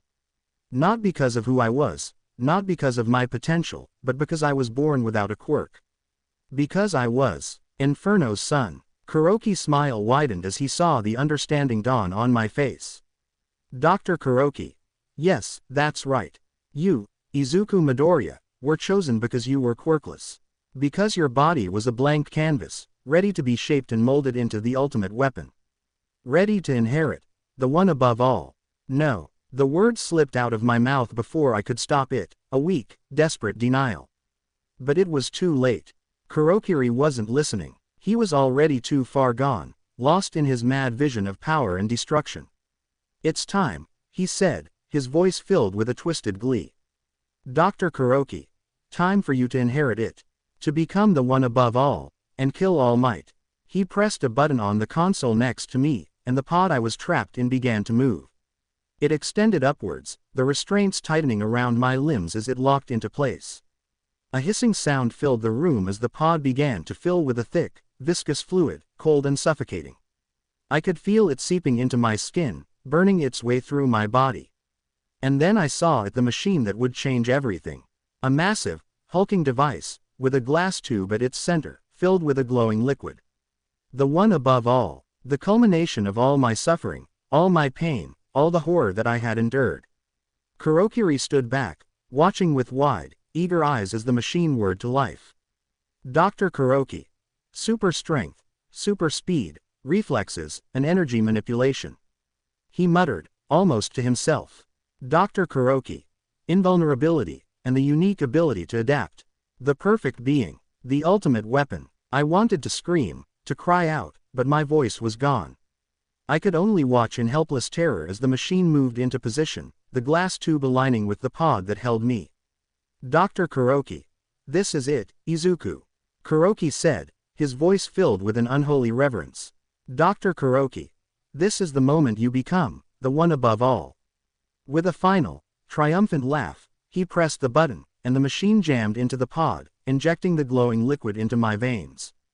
The pain was instantaneous, a white-hot fire that ripped through my body, tearing me apart from the inside out. It was like nothing I had ever felt before, not even in the worst of their experiments. This was something different, something beyond pain, beyond agony. It was like my very DNA was being unraveled, torn apart and rewritten in an instant. I could feel my cells burning, twisting, evolving into something new, something terrifying. My bones felt like they were shattering and rebuilding themselves over and over again. My muscles stretched and tore, only to knit back together stronger, denser. I was screaming, my mind drowning in a sea of agony, but there was no escape. The pain was endless, relentless, pushing me to the brink of madness. But beneath the pain, beneath the fire consuming my body, I could feel something else. Something dark and powerful, something that was taking root deep within me, growing stronger with every passing second. It was the one above all. And it was killing me. My vision blurred, my thoughts scattering as the pain reached a crescendo. I could feel myself slipping away, my mind cracking under the strain. I was losing myself, losing everything that made me who I was. And then, there was nothing. No pain, no fear, no Izuku Midoriya, just darkness. And in that darkness, I felt it, an overwhelming power, surging through me, filling every cell, every fiber of my being. It was terrifying and exhilarating, like I was standing on the edge of an abyss, staring into the void. And the void was staring back. I wasn't Izuku Midoriya anymore. I wasn't a boy with dreams of being a hero. I wasn't even human. I was something else, something more, something beyond, the one above all. And as the darkness swallowed me whole, I knew one thing with absolute certainty. I was truly becoming a weapon. As the pod finally released me, I stumbled forward, gasping for air. My body felt different, stronger, faster, almost alien. I looked down at myself, barely recognizing the figure I saw. My skin was taut, muscles rippling beneath the surface with an unnatural power. Dark green energy crackled around me, sparking off my body like living lightning, the sheer force of the one above all coursing through my veins. But even as the energy surged, the pain still lingered, a reminder of the nightmare I had just endured. I could feel it in every fiber of my being, like my entire existence had been rewired, transformed into something else, something monstrous. I was no longer the quirkless boy who dreamed of being a hero. That part of me was gone, buried under the weight of this new power. The one above all, it wasn't just a quirk. It was something far more terrifying, something that felt like it was too much for any one person to control. My vision blurred as I took a step forward, every movement radiating power I didn't know how to contain. Dr. Karoki stood in front of me, a twisted smile on his face, his eyes gleaming with triumph. He had done it, he had created his ultimate weapon. But the thing about creating weapons, they tend to turn on their creators. A surge of rage tore through me as I realized what he had done. Everything he'd put me through, all the pain and suffering, all the experiments, had led to this. He had turned me into a monster, and he was proud of it. No. No more. Without thinking, I lunged at him, my fist crackling with the dark energy of the one above all. I was going to kill him. I was going to tear him apart, just like he had done to me. He would pay for everything, for every moment of agony, for every twisted experiment. But then, just as suddenly as I had moved, I crumpled to the ground. My body felt like it had been drained of all its strength, my limbs refusing to obey me. The power that had been raging through me just moments ago seemed to vanish, leaving me weak and trembling on the cold floor. Izuku. What's going on? I gasped, struggling to push myself up, but it was like my body was made of lead. Izuku. Why can't I move? Karoki's laughter echoed through the room, cold and cruel. He stepped closer, looking down at me with an expression of mock pity. Dr. Karoki. Oh, my dear Subject 13, did you really think it would be that easy? Did you really think you could beat me? He crouched down beside me, his face twisted into a grin. Dr. Karoki. You see, while we were giving you those pills, those lovely, little pills you grew so fond of, we weren't just enhancing your body. No. We were doing something far more interesting. My heart sank as his words began to sink in, the truth dawning on me like a cold, dark shadow. Dr. Karoki. Mind control elixirs. Karoki said, his voice dripping with satisfaction. Dr. Karoki. Mixed with those pills, in extremely small doses, of course. But you've taken more than 100, maybe even close to 1,000 by now, haven't you? No, I whispered, horror flooding through me. Izuku. No, that's not possible. Karoki's grin widened, and he leaned in closer, his breath hot on my face.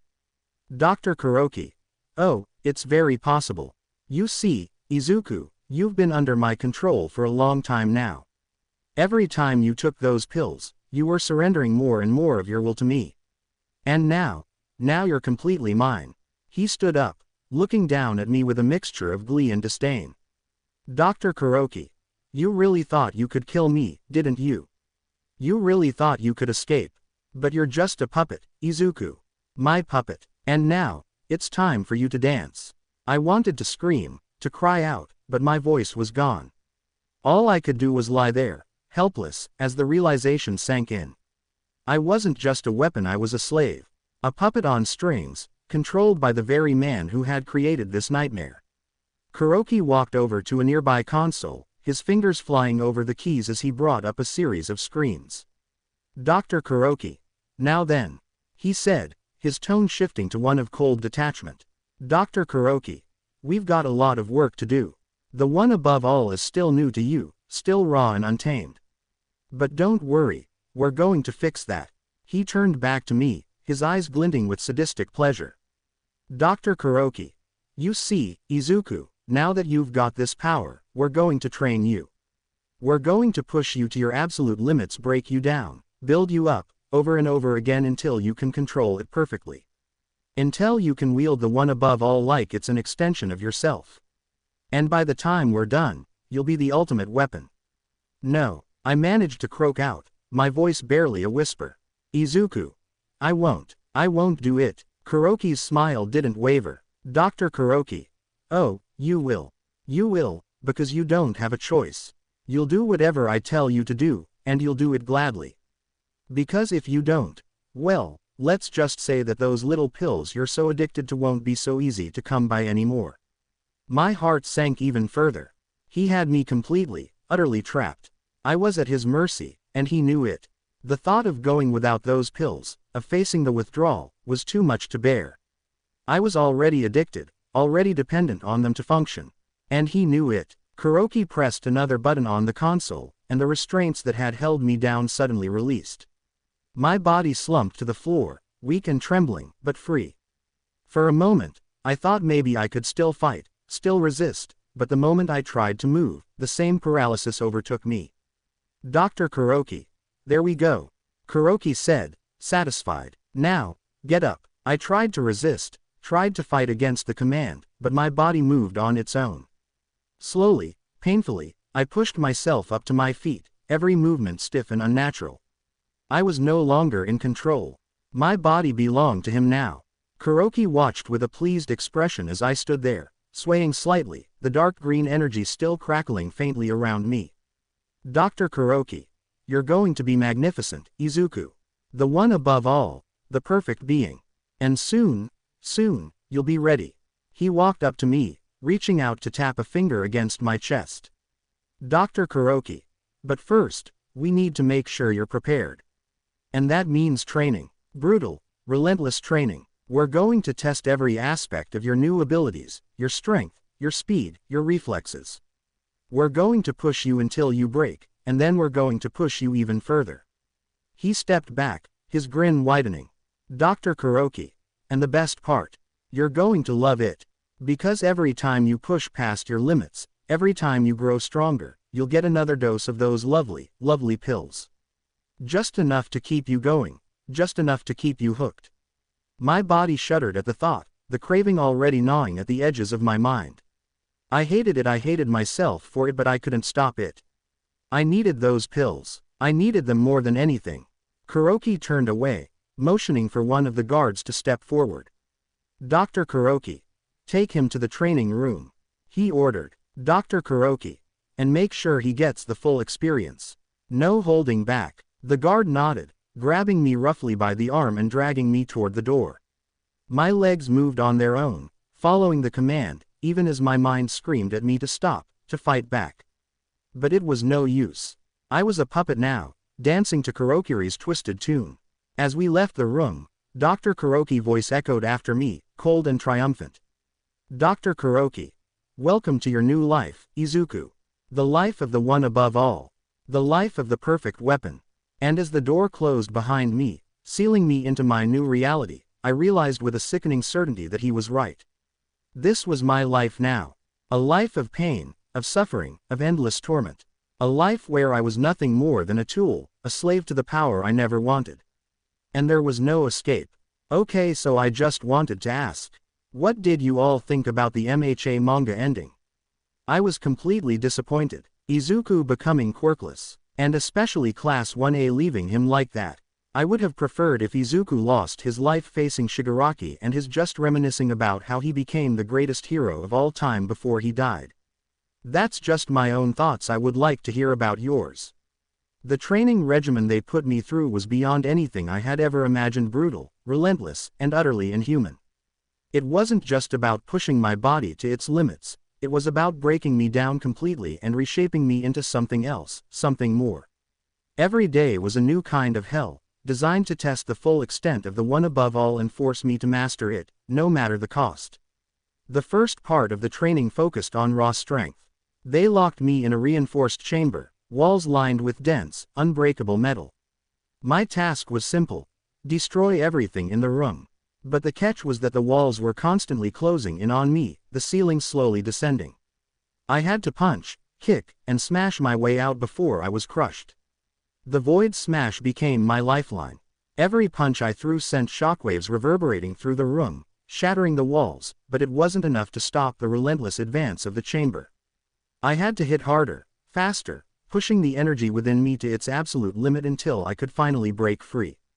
My knuckles were torn and bleeding, but I kept going, the dark energy from the one above all flooding my veins, driving me to keep fighting.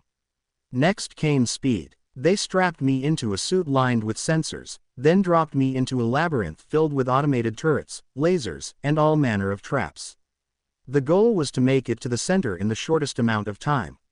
But the moment I stepped inside, the walls shifted, the floor gave way, and the traps activated. It was a death maze, designed to kill anyone who wasn't fast enough. That's when I developed the shadow step. The first time I used it, it felt like my body was tearing apart, the speed was too much for my muscles to handle. But I had no choice.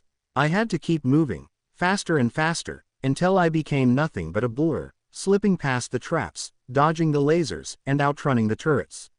By the time I reached the center, I was barely standing, my muscles screaming in agony, but I had done it. I had survived. But speed and strength were just the beginning. They wanted to test my control over the dark energy coursing through me. They put me in an arena, surrounded by robotic enemies, each one programmed to attack relentlessly. That's when I created the dark whip. The energy whips lashed out from my hands, crackling with power as they tore through the robots, slicing them apart, ensnaring them, and immobilizing them. But the robots kept coming, wave after wave, faster and stronger each time. I had to keep fighting, keep controlling the whips, mastering the energy so that it obeyed my will without hesitation.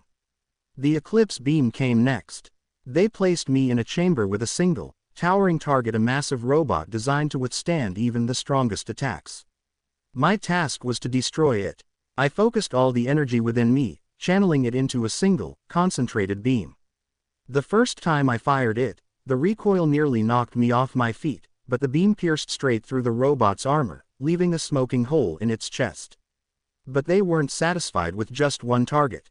They kept sending more, each one tougher than the last, until I could fire the beam at will, controlling its power and intensity, making it stronger, more destructive. For defense, they introduced the Dark Aegis. They pitted me against enemies that were faster, stronger, and more vicious than anything I had faced before. My only chance was to protect myself. The first time I activated the Aegis, the dark energy formed a barrier around me, absorbing the blows, deflecting the attacks. But they kept pushing, kept attacking, forcing me to strengthen the shield, to make it impenetrable. Every hit made it stronger, every attack fueled the energy within the shield, until nothing could break through it. But they weren't done. They wanted to see how far I could push my combat abilities. That's when the Phantom Strike was born. They made me fight multiple opponents at once, each one skilled, each one deadly. I had to be faster than them, strike before they could react.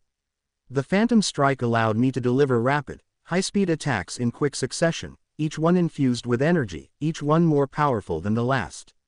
It became a dance of death, a blur of motion, until my enemies were nothing but shattered remains. The Oblivion Wave came next, designed for crowd control. They dropped me into a pit filled with enemies, all coming at me from every direction. I focused, drawing the energy from within, and released it in a wide area wave that knocked them all back, sending them flying, damaging everything within its radius. But the enemies kept coming, wave after wave, and I had to keep releasing the Oblivion Wave, over and over, until it became second nature, until I could control the intensity, the direction, the force of it. Then came the Nightmare Grasp. They placed me in scenarios where I had to manipulate objects from a distance, or crush enemies with sheer force. The dark energy extended from my hands, forming large claws that could slash, crush, and manipulate anything in their path. It became an extension of my will, allowing me to reach out and destroy anything in my way. But the most brutal part of the training was the Chaos Burst. They placed me in situations where my enemies had abilities that could disrupt mine. I had to find a way to break through, to disrupt their powers before they could disrupt mine. The Chaos Burst became my answer, a powerful burst of energy that radiated from me, disrupting their abilities, shattering their defenses, and causing significant damage. It was a desperate move, a last-ditch effort to survive, but it worked. Finally, there was the Fallen Star. They made me face off against enemies that were too strong, too powerful to defeat with conventional means. That's when I developed the Fallen Star, a move that allowed me to leap into the air and come crashing down with immense force, creating a massive shockwave upon impact. It was devastating, leaving nothing but destruction in its wake. But even as I mastered these abilities, even as I became the weapon they wanted me to be, I noticed something. The pills they were giving me, they weren't working like they used to. At first, they had been my lifeline, the thing that kept me going, that kept me sane. But now the effects were becoming dull. It was like my body was adapting to them, building a resistance. The more I thought about it, the more I realized what was happening. My body was adapting to the pills, just like it had adapted to the experiments, to the pain, to the power of the one above all. I was changing, evolving, becoming something else, something more than just their puppet. If I bided my time, if I played along, pretended to be their obedient little weapon, I could turn this to my advantage. I could wait until the right moment, until I had complete control over the one above all, until I had adapted fully to the pills, until they no longer had any hold over me. And when that moment came, I would destroy this place. I would tear it apart, brick by brick, and make sure that everyone in this place will pay for what they have done to me. Every day, the training grew more intense, more brutal, as if they were trying to push me to the breaking point. But something had changed. Where once I struggled, now I excelled. Where once I feared, now I dominated. The power of the one above all was no longer a burden or a curse, it was mine. I could feel it coursing through my veins, resonating with every fiber of my being. It was no longer an external force trying to break free, it had become an extension of myself. The first signs of my adaptation came during one of the usual combat sessions. They pitted me against one of their newest creations, an enhanced combat droid designed specifically to counter my abilities. It was faster, stronger, more agile than anything I had faced before, and it was programmed to exploit my weaknesses. But as the fight began, something inside me clicked. My movements became fluid, instinctive. I didn't just react to the droid's attacks, I anticipated them. I dodged with precision, countered with devastating force, and unleashed a phantom strike so fast that the droid couldn't even register the attacks before it was in pieces on the ground. The technicians watching from above seemed stunned, their expressions hidden behind reflective visors, but I could feel their shock. They had expected me to struggle, to be overwhelmed. Instead, I had dismantled their creation in seconds. The next test involved endurance, a marathon of torture disguised as a training session. They activated the chamber's gravity field, increasing it to 5 times the normal level. The pressure was immense, crushing, but instead of being overwhelmed, I stood tall. The weight that should have forced me to my knees felt like a minor inconvenience. With each step, I grew more accustomed to the pressure, my muscles adapting, my bones reinforcing themselves. They sent in waves of drones to attack me, but they were nothing. With each punch, each kick, I sent them flying, void smashes tearing through their ranks as if they were made of paper. As the gravity continued to increase, I felt my body adjusting in real time, compensating for the added stress. My bones hardened, my muscles strengthened, and the energy within me surged, fueling me, pushing me beyond any limits they had tried to impose. By the time the gravity had reached 10 times normal, I was still moving, still fighting, while the drones fell one after another, unable to keep up with my relentless assault. The most telling moment came when they decided to test the limits of my energy manipulation. They placed me in a chamber surrounded by reflective panels, each one designed to redirect energy attacks back at the source. They ordered me to unleash the eclipse beam, knowing full well that it would bounce back and hit me from all sides. But as I channeled the dark energy into my hands, I could feel the difference. The energy was no longer a chaotic force to be tamed, it was a tool, a weapon that responded to my will. I released the eclipse beam, but instead of letting it scatter, I controlled it, guiding the beam through the maze of panels, directing it with pinpoint precision. The energy bent to my will, avoiding the reflective surfaces, twisting and turning until it found the target at the center of the chamber. The explosion was spectacular, the target obliterated in a burst of light and dark energy. And when the technicians came to inspect the chamber, they found not a single scratch on the panels. I had controlled the energy so perfectly that it had passed through without leaving a trace. From that point on, the changes became more and more apparent. The pills they forced on me, the ones laced with mind control elixirs, had almost no effect now. I could feel my body filtering out the toxins, neutralizing them before they could take hold. The small doses that had once bent my will were now nothing more than a nuisance. I could play their game, pretend to be under their control, while slowly but surely regaining my autonomy. My speed reached new heights. Shadow Step became more than just a burst of speed, it was a way of moving through space itself. I could feel the fabric of reality bending as I moved, allowing me to traverse distances in the blink of an eye. The drones they sent after me couldn't keep up. even the most advanced models were left flailing as I appeared behind them, striking with lethal precision before they could react. The dark whip evolved as well. The energy whips I used to control were now extensions of myself, responsive to my thoughts and emotions. I could manipulate their length, their shape, even their density. They could become solid, slicing through steel, or intangible, passing through obstacles before striking their target. I used them to snare enemies, to pull them apart, to destroy everything in my path. And then there was the chaos burst. What had once been a desperate move became a tactical advantage. I could feel the energy building within me, a storm waiting to be unleashed.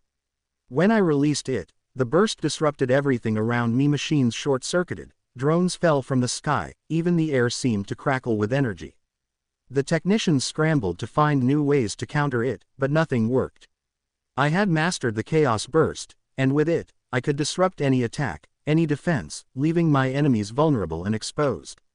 But perhaps the most significant change was in my control over the one above all. The dark energy that had once threatened to consume me was now fully integrated into my being. I could feel its power at all times, a steady, endless source of strength that I could draw upon at will. I no longer feared losing control, I was in control. The energy responded to my every command, allowing me to channel it into my attacks, my defenses, even into my very body. Void Smash became an extension of that control. The shockwaves I created were no longer random bursts of power, they were precise, targeted, capable of tearing through anything in their path. I could focus the energy into a single point, creating an explosion of force that could level entire structures. The impact of my punches sent shockwaves through the ground, cracking the very earth beneath my feet. The more I trained, the more I realized that my body was changing in ways they hadn't anticipated. The pills, the experiments, the brutal training, they had all been designed to break me down, to mold me into their weapon. But instead, they had made me stronger, more resilient. My body wasn't just adapting, it was evolving. Every challenge they threw at me only made me more powerful, more dangerous. But I couldn't let them know that. I had to keep up the act, had to let them think they were still in control. I took the pills when they offered them, played the obedient puppet during the training sessions, and kept my true strength hidden from them. I knew that if they realized how far I had come, they would try to take drastic measures. They would see me as a threat, something to be neutralized rather than controlled. So I bided my time, waiting for the right moment. Every day I grew stronger, every day I honed my skills, perfecting the abilities that they had forced upon me. I had become everything they wanted, no, more than they wanted. I had surpassed their expectations, exceeded their designs. And soon, when the time was right, I would use that strength to destroy them all. Dr. Karoki, the technicians, the guards, they would all pay for what they had done to me. I would tear this place apart, brick by brick, until there was nothing left but ruins. And then, I would find my way back to the surface, back to the world they had taken me from. But not as the same person who had been captured all those months ago. No, I was something else now, something more. I was the one above all. And nothing, would stand in my way. The guard's body crumpled to the ground, my hand slick with blood as I pulled it free from his chest. His lifeless eyes stared up at me, wide with shock, as the light faded from them. There was no emotion in me, no regret or hesitation. Just cold, calculated resolve. I'd been waiting for this moment, for the perfect opportunity to unleash the monster they had created. I swiped the keycard from his belt and turned toward the exit, my mind already racing through the plan I'd carefully crafted over the past year. The hallway stretched out before me, dimly lit by the sickly fluorescent lights overhead. This place had been my prison, my torment, but now it would become my playground, the stage for my vengeance. As I took my first step toward freedom, the alarms blared to life, their shrill cries echoing off the walls. Red lights flashed, bathing the corridor in a hellish glow. They knew something was wrong. They knew I was coming. Good. The air hissed as toxic gas began to seep from the vents above, filling the corridor with a thick, green mist. It was the same gas they had used on me countless times during my training sessions, an insidious mix of chemicals designed to weaken and subdue even the strongest of quirk users. But that was before I had adapted, before I had become the one above all. I took a deep breath, feeling the gas invade my lungs, but instead of coughing or gasping for air, I felt nothing. My body had already neutralized the toxins, rendering them harmless. I grinned, savoring the moment as I walked forward, the mist parting around me like a curtain. At the far end of the corridor, the first wave of guards appeared, their faces hidden behind gas masks and helmets, their bodies clad in heavy armor. They carried weapons, energy rifles, batons crackling with electricity, and even a few quirk-enhanced combat tools. These were the elite, the ones they sent in when all else failed. Subject 13, stand down. One of them shouted, his voice muffled by the mask. You're not getting out of here. I turned, giving them a death glare. I didn't bother responding. There was no point. They weren't here to talk, they were here to die. I activated Shadow Step, my body blurring as I surged forward, closing the distance between us in an instant. The guard in front didn't even have time to react before my fist collided with his chest, the force of a void smash exploding outward in a shockwave that sent him and the two men behind him crashing into the wall with a sickening crunch. Their armor cracked, splintered, and then shattered under the impact, their bodies broken beyond recognition. The remaining guards opened fire, their energy rifles spitting out beams of concentrated light. I moved through them like a phantom, dodging and weaving between the shots with inhuman speed. Their aim was precise, but it didn't matter. I was faster. I was better. One guard managed to get behind me, swinging his electrified baton in a wide arc aimed at my head. I caught the baton mid-swing, my hand crackling with dark energy as I crushed the weapon in my grip. The guard's eyes widened in fear, but before he could react, I unleashed a dark whip, the energy tendrils snapping out from my hand to ensnare him and his comrades.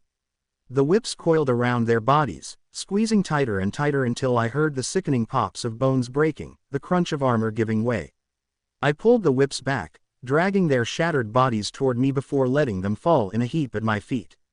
Another group of guards appeared, these ones flanking me from both sides, hoping to box me in.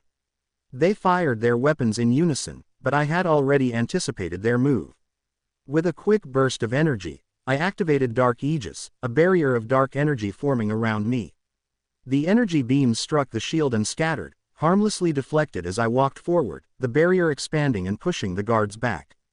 The ones on my right tried to regroup, forming a line to block my path, but they didn't stand a chance.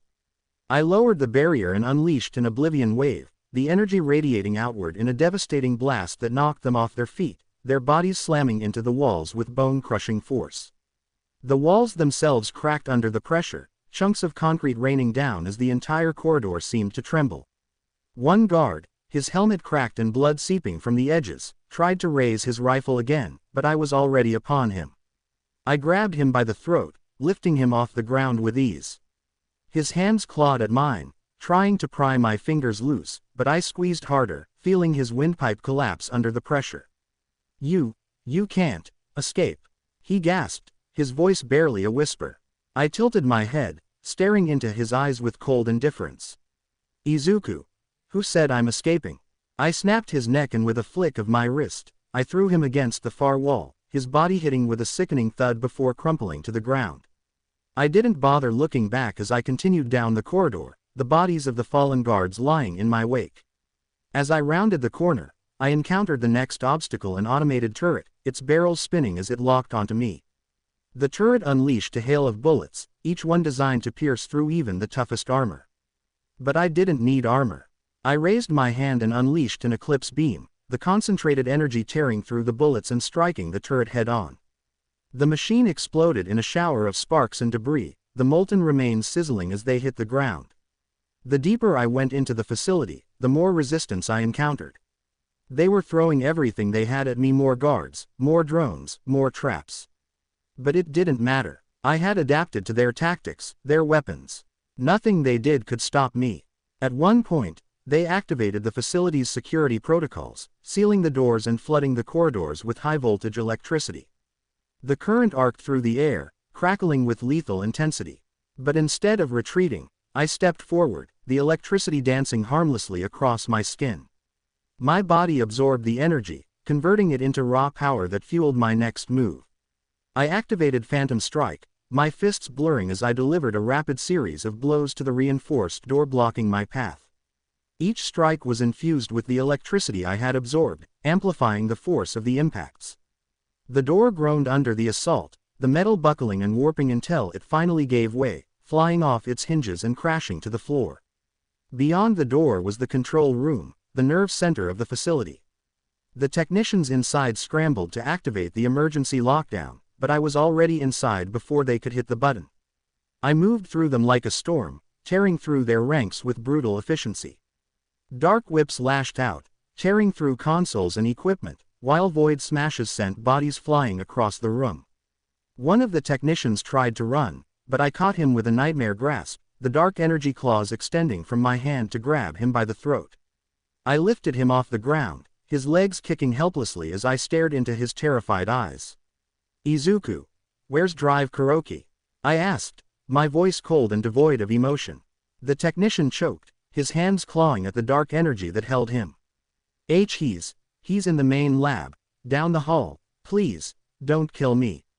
I tightened my grip, feeling the life drain from him as his struggles grew weaker. "Izuku, you don't deserve mercy." With a final squeeze, I crushed his windpipe and let his lifeless body drop to the floor. The main lab, that's where he was hiding. The mastermind behind all of this. The man who had taken everything from me, who had turned me into this weapon. He was the final piece, the last obstacle between me and freedom. I left the control room in ruins, the bodies of the technicians strewn across the floor like broken dolls. The corridor leading to the main lab was eerily quiet, the only sound the hum of the facility's systems as they struggled to maintain operation after the havoc I had wreaked. As the dust settled from my chaos burst, I stepped into the main lab, the faint smell of burning metal lingering in the air. Dr. Karoki stood at the far end of the room, his face illuminated by the cold, clinical light of the monitors around him. His grin was the same twisted expression I'd seen 1,000 times before in my nightmares, a sickly, self-satisfied smirk that made my blood boil. "Karoki," I said, my voice low and laced with the venom of 2 years' worth of hatred. My eyes locked onto his, and I could feel the power of the one above all crackling beneath my skin, begging to be unleashed. "Izuku, I've been waiting for this day for so long, dreaming of it." He tilted his head slightly, his grin widening as if I were some amusing sideshow. "Dr. Karoki, it seems you've forgotten about the pills. Stand down, Subject 13. His voice echoed through the lab, a command that once would have sent my body into involuntary submission. But now, I didn't budge. Instead, I laughed, a sound filled with the sheer hatred that had festered within me for years. "Izuku, you seem to forget, Karoki," I replied, feeling the dark energy swirl around me. "Izuku, about my ability to adapt. It doesn't make sense someone as smart as him wouldn't make such a mistake. Could it be he knew this day would come? I don't care if he knows, I don't care if it is some stupid scheme. He needs to die, he needs to pay." For the first time, his confident facade cracked. His eyes widened just slightly, and for a fleeting moment, I saw fear. Real, genuine fear. "Yes," I continued, taking a step closer. "Izuku, it's reached your mind, hasn't it? When you gave me the one above all, my adaptative ability evolved too along with my regeneration. I can adapt to any known phenomena." His hand twitched, and I saw him snap his fingers. 2 figures stepped out from the shadows, and I immediately recognized them as the real threats in the room. They were monstrous bioengineered warriors, an abomination of flesh and steel. Their bodies were gaunt and skeletal, the pale skin stretched tight over muscle and sinew that seemed far too dense for their frames.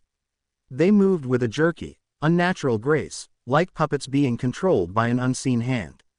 Their eyes glowed a sickly green, devoid of any emotion or humanity. They were more machine than human, their limbs reinforced with cybernetic implants that hummed with the energy of powerful quirks. "Dr. Karoki, these are your predecessors," Karoki said with a sneer. "Dr. Karoki, Subjects 11 and 12, or at least what's left of them. Now, restrain him, even if it's limb from limb." The 2 bioengineered warriors 11 and 12 lunged at me without hesitation, their movements eerily synchronized. One moment, they were standing several feet away, and the next, they were right on top of me. Subject 11 raised its arm, which transformed into a massive blade, glowing with an ominous purple energy. At the same time, Subject 12's hand morphed into a cannon, charging up a blast of energy that crackled with volatile electricity. I barely had time to react. I activated Shadow Step, my body blurring as I dodged the blade by a hair's breadth. The force of 11's swing cleaved through the air, and I could feel the raw power behind it as it cut through the reinforced metal floor like butter. I countered with a void smash, my fist crashing into 11's side with a shockwave that would have shattered bones and torn muscle if it had been human. But 11 merely staggered back, its torso dented but otherwise unharmed. Before I could press the attack, I was forced to dodge again as 12 unleashed a blast of energy from its cannon. The beam tore through the lab, obliterating everything in its path. I ducked and rolled, narrowly avoiding being incinerated. The heat from the blast singed my skin, but my adaptive ability kicked in almost instantly, and the pain subsided. I sprang to my feet, raising my hand and firing an eclipse beam at 12. The concentrated beam of dark energy seared through the air, striking 12 in the chest. But instead of going down, 12 absorbed the energy, its body glowing brighter as it converted the attack into raw power. Adapt to this, I snarled, unleashing dark whips from both hands. The energy tendrils lashed out, wrapping around 12's limbs and pulling it off balance. At the same time, I flicked my wrist, sending another whip toward 11, coiling it around the blade arm. I yanked hard, pulling 11 off its feet and slamming it into 12. The two subjects crashed into each other, but they quickly recovered, moving with a disturbing fluidity despite their bulk. 11's blade arm shifted, morphing into a massive hammer-like appendage that crackled with purple lightning. It swung the hammer down at me with incredible speed, but I activated Dark Aegis just in time, the barrier absorbing the impact. The ground beneath me shattered from the force, but the shield held strong.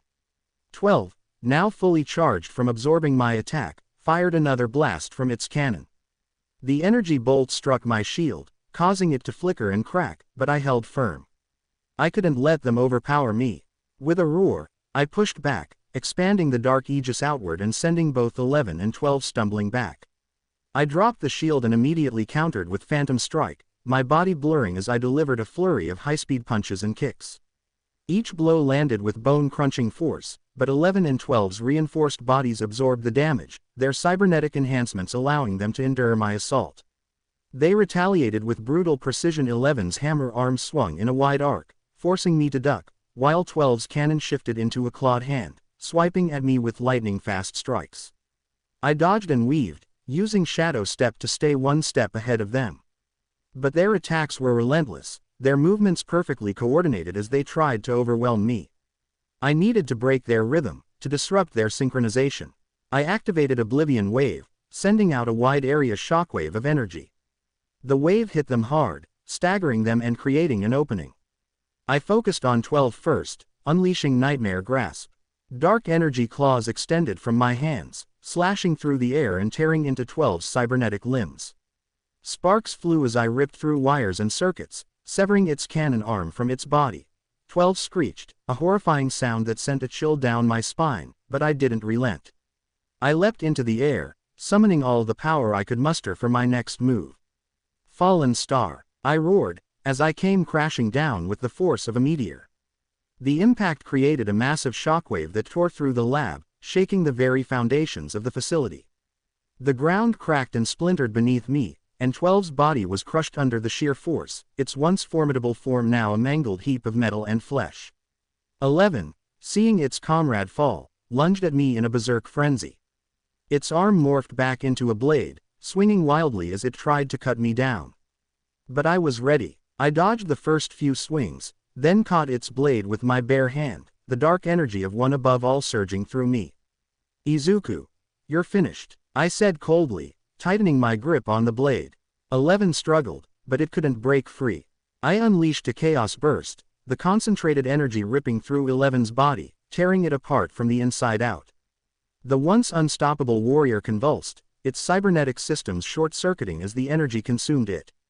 With a final, desperate lunge, it tried to attack, but its body gave out, collapsing in a heap of smoldering metal and flesh. I stood there, panting slightly, my fists clenched as I surveyed the destruction around me.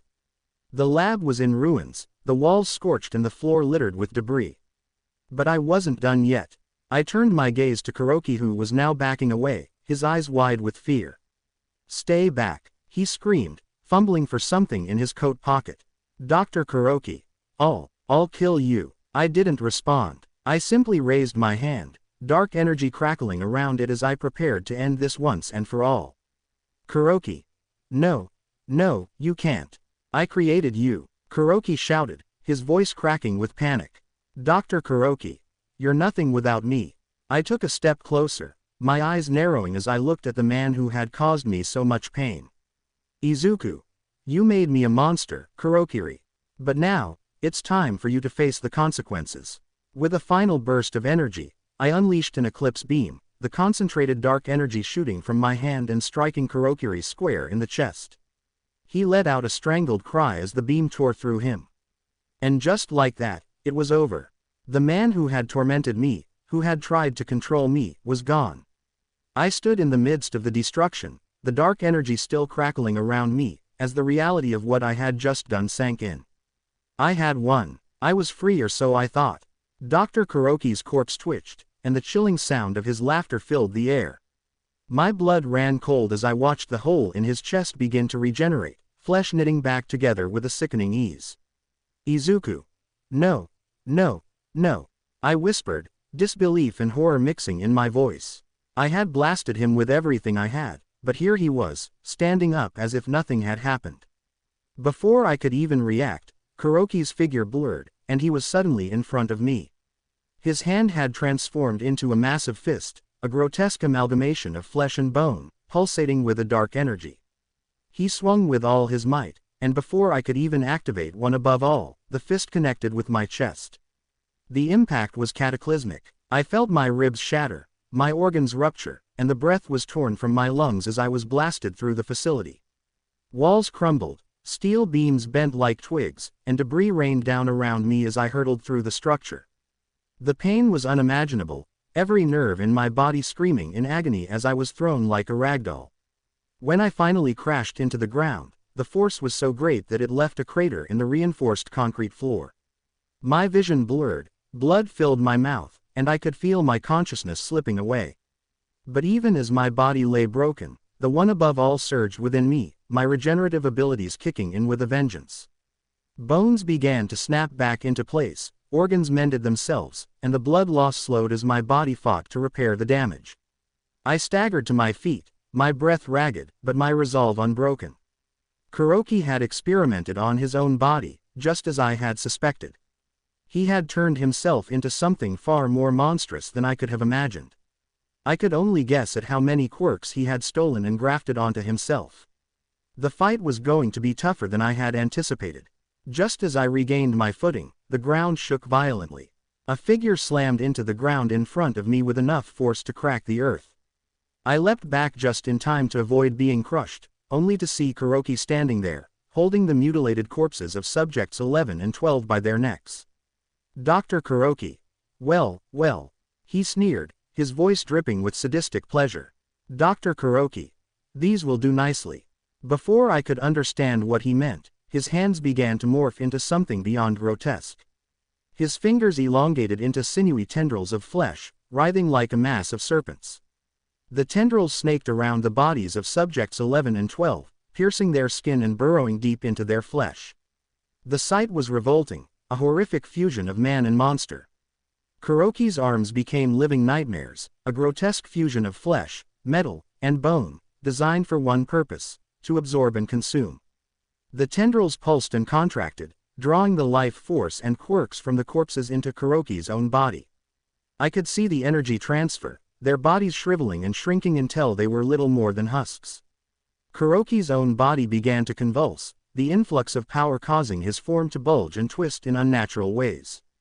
His transformation began with a series of sickening cracks and pops as his bones shattered and reformed. His muscles swelled grotesquely, tearing through his skin as they expanded far beyond human limits. His spine elongated, his posture shifting into a hunched, predatory stance. The skin covering his arms and legs split open, revealing thick, jagged spikes of bone that protruded from his body like a natural armor. His hands morphed into massive claws, each one tipped with razor-sharp talons that dripped with a foul, acidic substance. Karoki's face, once human, had become an abomination. His mouth stretched impossibly wide, revealing rows of jagged, uneven teeth, each one designed to rend flesh from bone. His eyes were now two glowing orbs of pure malice, the sickly green light radiating from them casting eerie shadows across his grotesque features. His flesh had taken on a dark, metallic sheen, a twisted mockery of the human form that had been left far behind. Karoki was no longer recognizable as the man he once was. He had become a monster in every sense of the word, a hulking behemoth of muscle, bone, and raw power. His transformation was complete, and he now towered over me, a living weapon designed for one purpose: destruction. Dr. Karoki. The first quirk I used was shock absorption. Karoki's voice was now a guttural growl, barely recognizable. Dr. Karoki. Combined with muscle amplification, I absorbed the shockwaves from your battle with subjects 11 and 12 and charged them with my own power. I snorted, wiping the blood from my lip as I met his gaze with defiance. Izuku. Whatever form you take, whatever quirks you have, I will still kill you. He roared with laughter, a deep, resonant sound that echoed through the ruins of the facility. Dr. Karoki. Come at me, boy. Let's see how long you last. With that, he lunged at me, his monstrous form moving with terrifying speed. His claws slashed through the air, each swipe carrying enough force to cleave through solid steel. I activated one above all, enhancing my reflexes and strength to their limits, and narrowly dodged his attack. But the sheer force of his swing created a shockwave that sent me flying back, crashing into a wall with enough impact to crack the concrete. I barely had time to recover before Karoki was on me again. He unleashed a barrage of attacks, each one more devastating than the last. His claws tore through the air with blinding speed, forcing me to stay on the defensive, dodging and blocking with everything I had. I countered with a chaos burst, unleashing a concentrated beam of dark energy at point-blank range. The blast struck him in the chest, but instead of being repelled, Karoki absorbed the energy, his body glowing with a malevolent light. He retaliated with a devastating punch to my midsection, his fist smashing into me with the force of a freight train. The impact shattered my ribs, and I could feel the bones piercing my lungs. I gasped for air, blood spilling from my mouth as I was thrown back, crashing through the remnants of a reinforced wall. My body crumpled to the ground, the pain overwhelming. But I couldn't afford to stay down. My regeneration was working overtime, knitting my broken bones back together, mending my ruptured organs. I forced myself to stand, my body screaming in protest.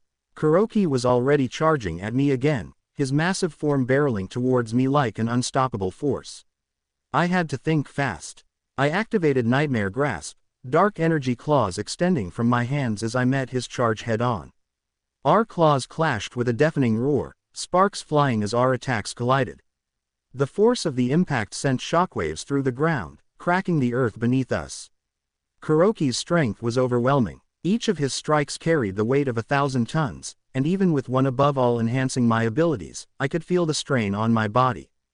His claws tore through my defenses, leaving deep gashes in my flesh that bled profusely before my regeneration could catch up.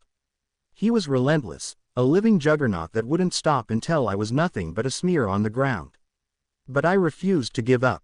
With a surge of determination, I unleashed a flurry of attacks, my dark energy claws slashing at his torso, aiming for the weak points in his armor. I landed several hits, tearing through his flesh and drawing blood, but Karoki barely flinched.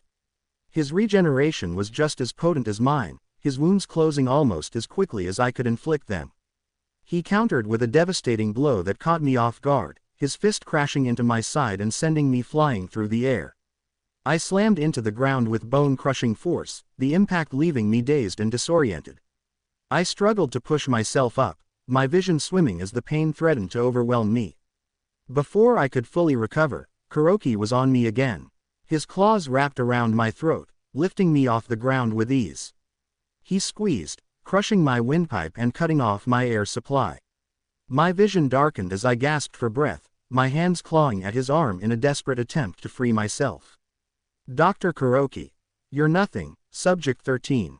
He growled, his voice a terrifying mix of man and monster. Dr. Karoki. You were always nothing. With a roar, he threw me across the lab, my body crashing through steel beams and skidding to a halt on the cold, hard floor. My chest heaved as I gasped for air, my vision swimming with spots. The pain was unbearable, but I forced myself to stand, my body regenerating as fast as it could. I could feel the one above all coursing through my veins, urging me to keep fighting. Karoki didn't give me a chance to recover. He charged at me again, his massive form moving with terrifying speed. I activated Dark Aegis, raising a barrier just in time to block his attack.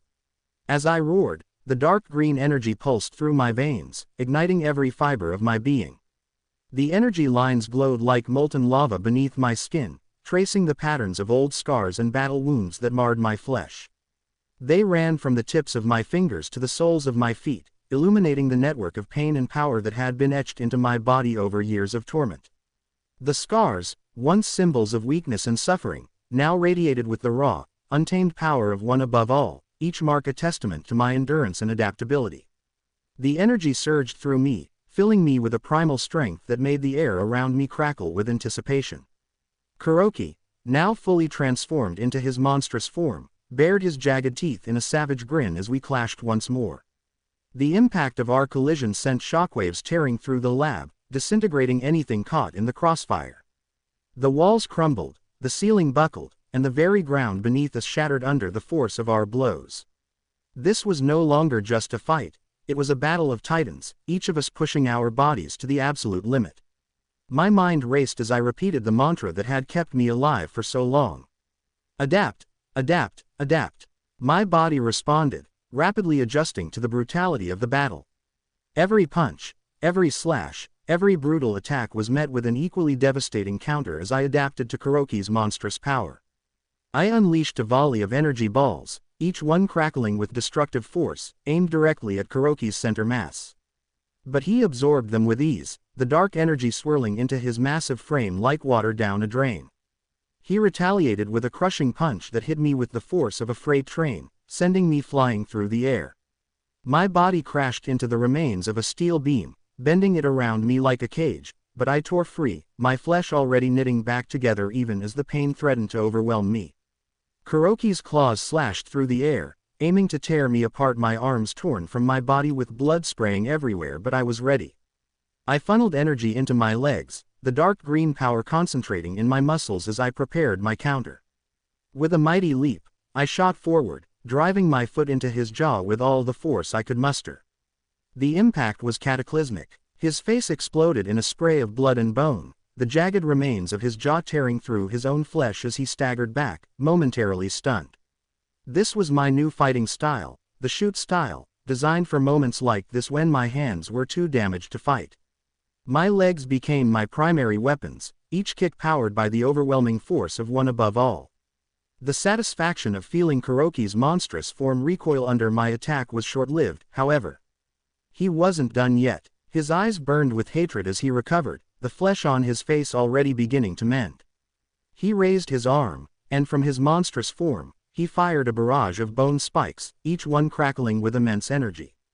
The spikes whistled through the air, each one a deadly projectile aimed at my heart. I reacted instantly, my legs surging with power as I kicked off the ground, launching myself into the air. I twisted and turned in midair, my legs becoming blurs of motion as I kicked away spike after spike.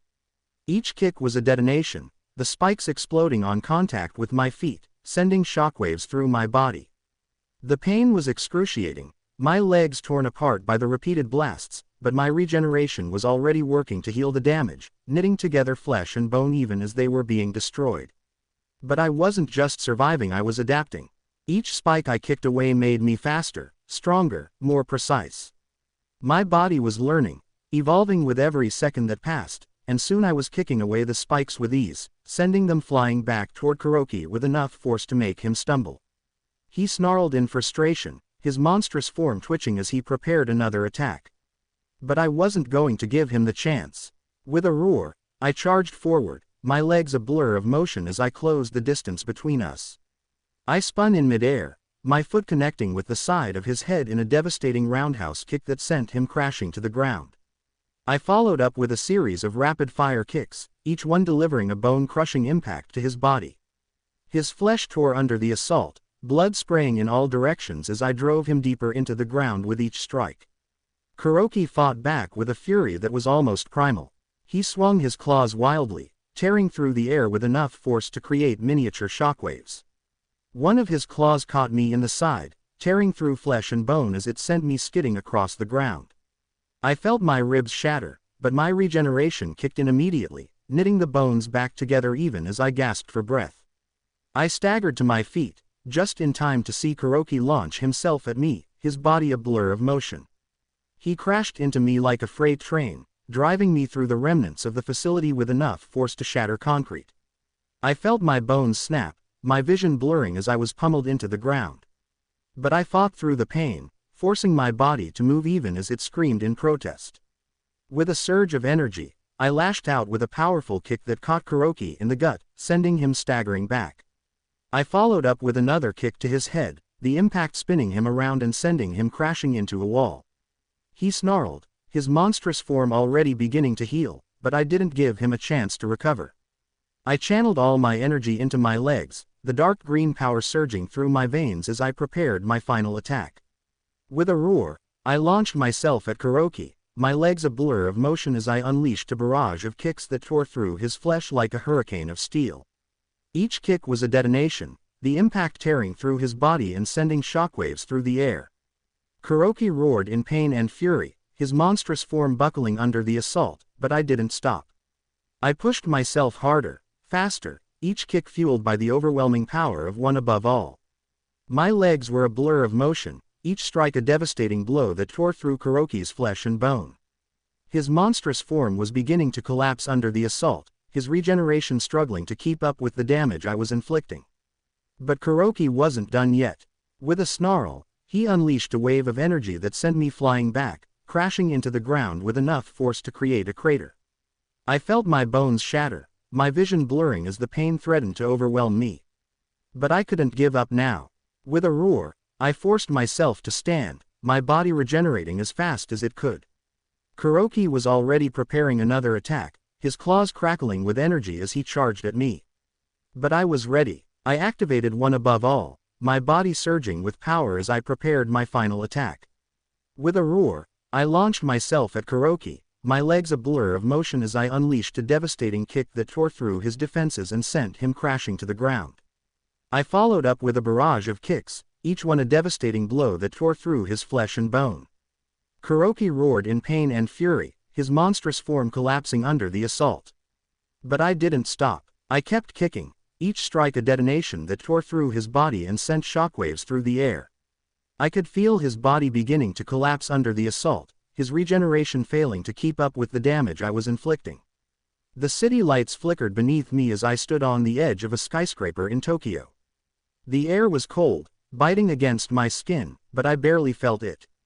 2 years had passed since I left everything behind, 2 years of surviving on my own in a world that had shown me nothing but pain. I was 15 now, no longer the weak, quirkless boy I once was. I had evolved into something darker, something that the heroes and villains alike would come to fear. My name was Nemesis. My suit was a reflection of the battles I had fought and the life I had lived. It was a rugged patchwork of materials, barely holding together but still functional. The once bright green fabric was now faded and torn, covered in scars from countless encounters. The boots were reinforced with metal plates, heavy and worn from running through the grimy streets. The cape, once long and flowing, was now tattered and frayed, fluttering in the cold wind like a banner of war.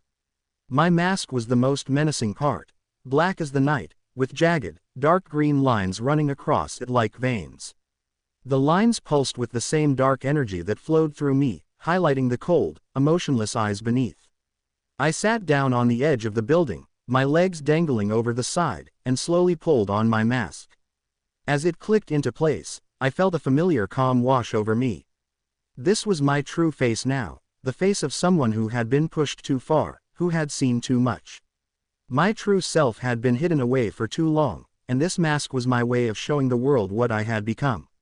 Standing up, I looked out over the city, my eyes narrowing as I focused on my next target. The gang that I was after was known as the Crimson Serpents, a group infamous for human trafficking, smuggling, and a host of other atrocities.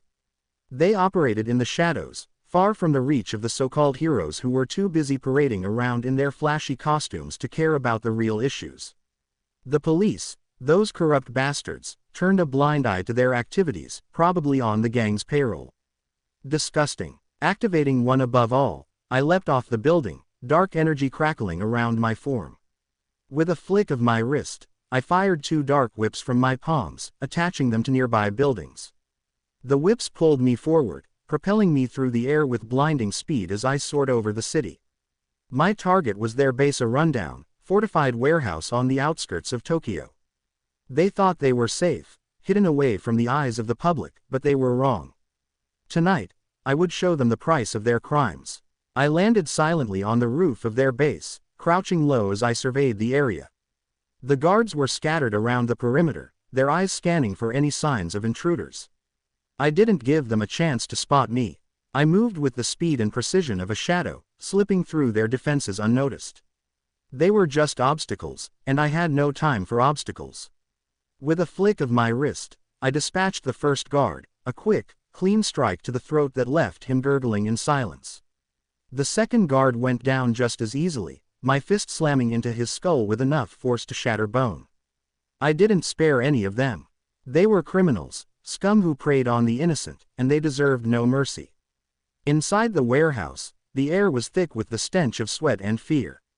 The walls were lined with crates, most likely filled with illegal goods, and the sound of muffled cries could be heard from deeper within. My fists clenched in anger. These bastards had taken so much from so many, but tonight, they would pay for their sins. I moved forward, my senses on high alert, the dark energy of one above all thrumming within me. It wasn't long before I encountered the first of the gang members with powerful quirks. The first one to step into my path was a man with muscles bulging unnaturally, his skin hardened to the consistency of steel. He sneered at me, cracking his knuckles as he advanced. "You've got some nerve, kid," he growled, his voice deep and menacing. "Coming here alone. You must have a death wish." I didn't respond. Instead, I activated Shadow Step, my body blurring as I moved at incredible speed. Before he could react, I was behind him, my hand crackling with dark energy. I drove my palm into his back, sending a pulse of energy through his body. His steel-hard skin offered no protection as the energy tore through him, shredding his internal organs. He fell to his knees, blood pouring from his mouth, but I didn't stop.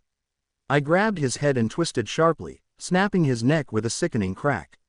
He slumped to the ground, lifeless. The second gang member, a woman with the ability to control flames, unleashed a torrent of fire in my direction. I reacted instantly, summoning the Dark Aegis, a shield of dark energy that absorbed the flames, leaving me unharmed. As the flames dissipated, I lowered the shield and charged at her. She tried to summon more fire, but I was too fast. I closed the distance in a heartbeat, my fist colliding with her chest in a devastating punch that sent her crashing into the wall. The impact left a crater, and she slumped to the ground, unconscious. The third gang member, a man with the power to manipulate electricity, fired a bolt of lightning at me. I dodged it effortlessly, my body moving with inhuman speed. I countered with an eclipse beam, the concentrated blast of energy cutting through the air and slamming into him with the force of a freight train. He was thrown back, his body convulsing as the energy tore through him. I followed up with a phantom strike, a rapid series of high-speed punches that left him bruised and broken on the floor. But it wasn't over. More gang members poured into the room, each one with a quirk more dangerous than the last.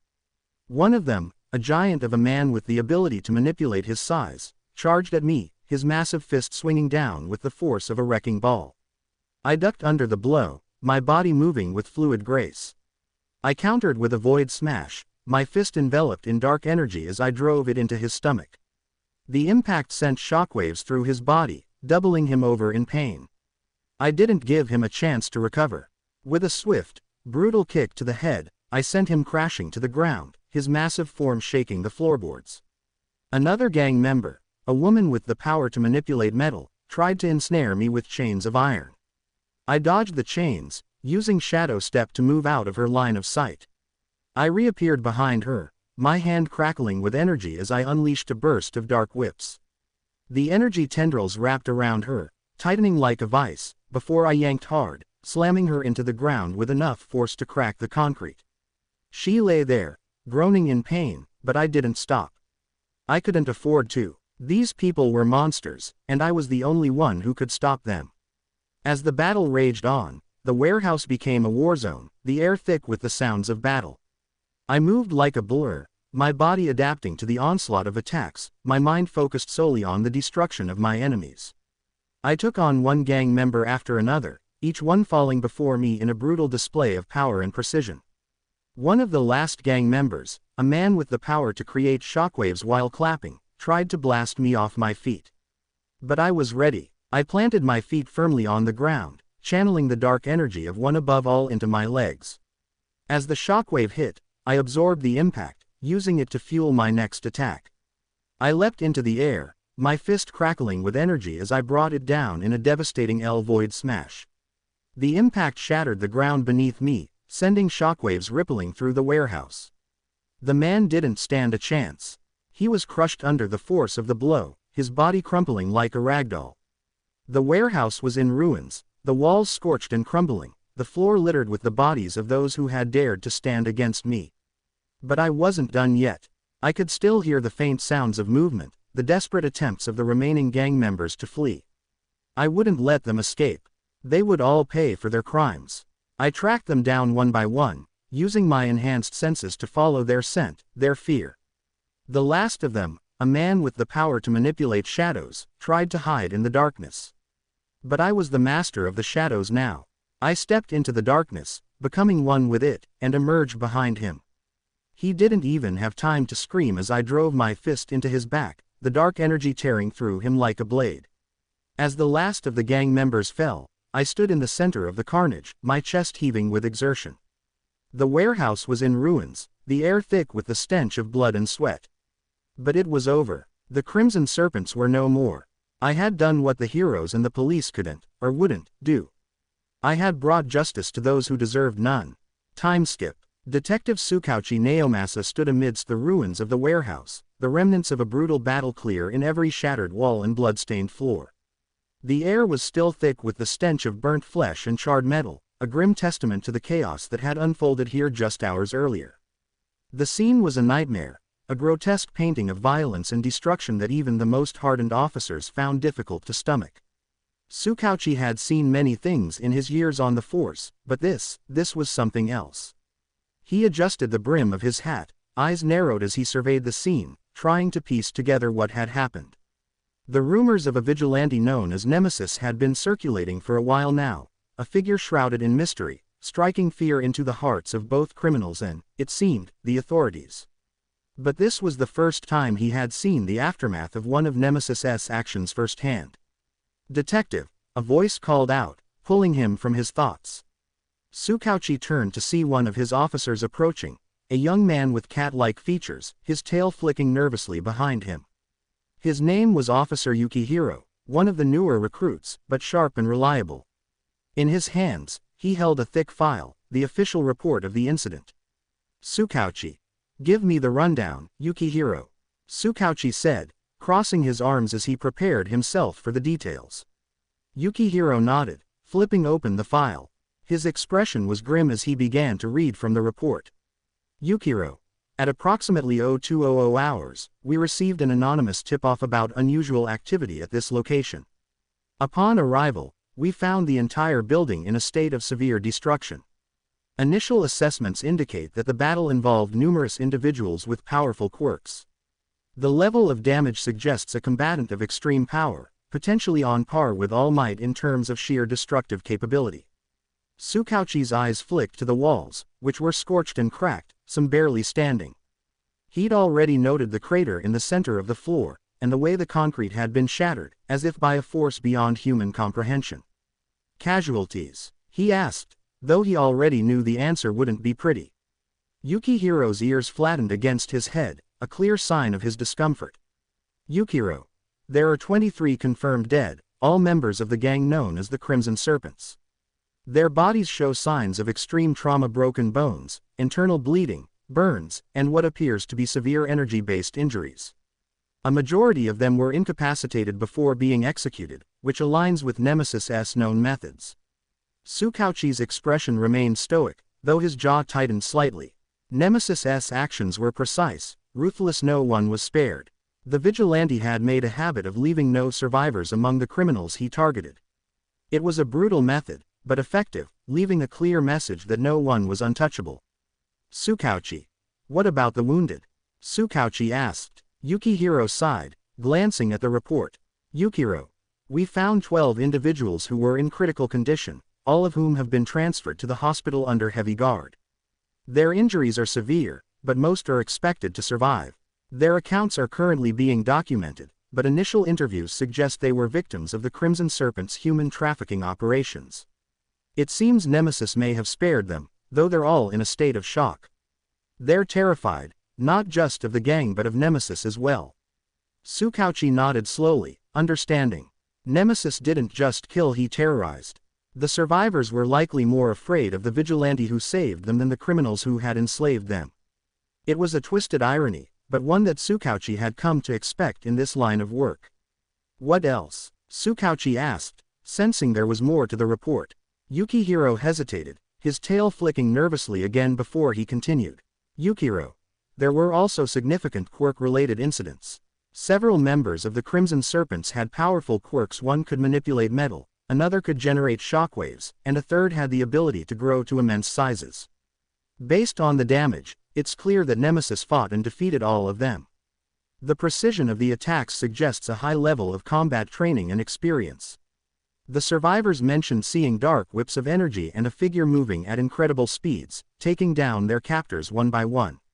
Tsukauchi's mind raced as he processed the information. Dark whips of energy, he'd heard rumors about those, whispers of a quirk or perhaps a modification of one. But the speed, the efficiency, it was beyond what he had imagined. Whoever Nemesis was, they weren't just a vigilante, they were a force of nature, a hurricane that swept through the underworld, leaving destruction in their wake. Tsukauchi. And the building itself? Tsukauchi asked, gesturing to the walls. Yukihiro nodded. Yukiro. The structural integrity of the building is compromised. There are deep cracks in the foundation, likely caused by some form of energy attack. The central area of the warehouse is completely destroyed, with evidence of a massive impact, possibly from a quirk or a weapon. The damage is so extensive that we'll need to bring in engineers to assess whether the building can be salvaged or if it needs to be demolished. It's clear that whoever did this was not concerned with collateral damage. Tsukauchi looked around, his gaze lingering on the remains of the building. It looked like a battlefield, as if a war had been waged here, and in a way, it had. But this was no ordinary battle, it was a massacre, one that left no doubt as to who the victor was. He let out a long breath, his thoughts churning. Tsukauchi. So, Nemesis, huh? Damn it, we missed him. There was frustration in his voice, but also something else, concern. He had been tracking Nemesis for months now, but the vigilante always seemed to be one step ahead, striking with surgical precision and vanishing without a trace. It was as if they were a ghost, haunting the underworld and eluding the law at every turn. Tsukauchi's gaze fell on the shattered ground, the craters that dotted the warehouse floor. Tsukauchi. This level of destruction, it's almost like All Might himself came through here.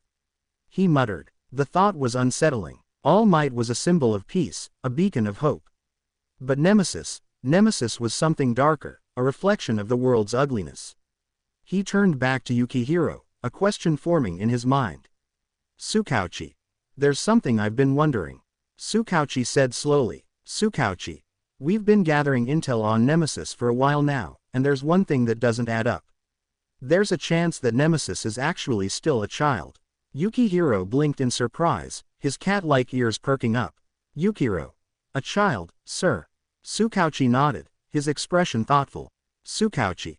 Think about it. The way Nemesis moves, the height, the way he knows, they have been described by the survivors. Everything points to someone younger than we've been assuming. A kid, maybe 15, 16 at most. And if that's the case... Yukihiro's eyes widened as the realization hit him. Yukiro. If that's the case, then Nemesis is a child soldier, someone who's been through hell and come out the other side as a weapon. Tsukauchi nodded grimly. Tsukauchi. Exactly. And that would explain a lot. The brutality, the precision, this isn't just someone out for revenge. This is someone who's been trained, conditioned to kill. But there's more to it than that. Nemesis isn't just a killer, he's also a victim. And that makes him even more dangerous, because he's fighting for something deeper than just justice. He's fighting to survive. Yukihiro swallowed hard, the weight of the detective's words sinking in. Yukihiro. But if Nemesis really is a kid, what do we do, sir? How do we stop someone like that? Tsukauchi's gaze was distant, his mind racing through the possibilities. Tsukauchi. I don't know. He admitted. Tsukauchi. But we can't just let this continue. If Nemesis keeps going down this path, more people will die. And eventually, he'll cross a line he can't come back from. Yukihiro nodded slowly, understanding the gravity of the situation. Yukihiro. Do you think we'll ever find him? The real him, behind the mask? Tsukauchi sighed, running a hand through his hair. Tsukauchi. Hope so, Yukihiro. Because if we don't, if we can't reach him in time, then we might be looking at a future where Nemesis isn't just a vigilante. He could become something much worse. The two men stood in silence for a moment, the weight of their conversation hanging heavily in the air. Around them, the ruins of the warehouse creaked and groaned, a grim reminder of the battle that had taken place here. Nemesis had struck again, leaving a trail of destruction in his wake. But this time, Tsukauchi felt the chill of something else, a growing realization that Nemesis wasn't just a threat to the criminals of Tokyo. He was a threat to himself, a ticking time bomb waiting to explode. Karoki got up unexpectedly, moving with a speed that caught me completely off guard. Before I could react, he grabbed me and hurled me across the room with incredible force. The impact sent me smashing through several reinforced walls, each one collapsing under the sheer power of his throw. I gritted my teeth as the pain surged through my body, but my regeneration quickly kicked in, healing my injuries as I staggered to my feet.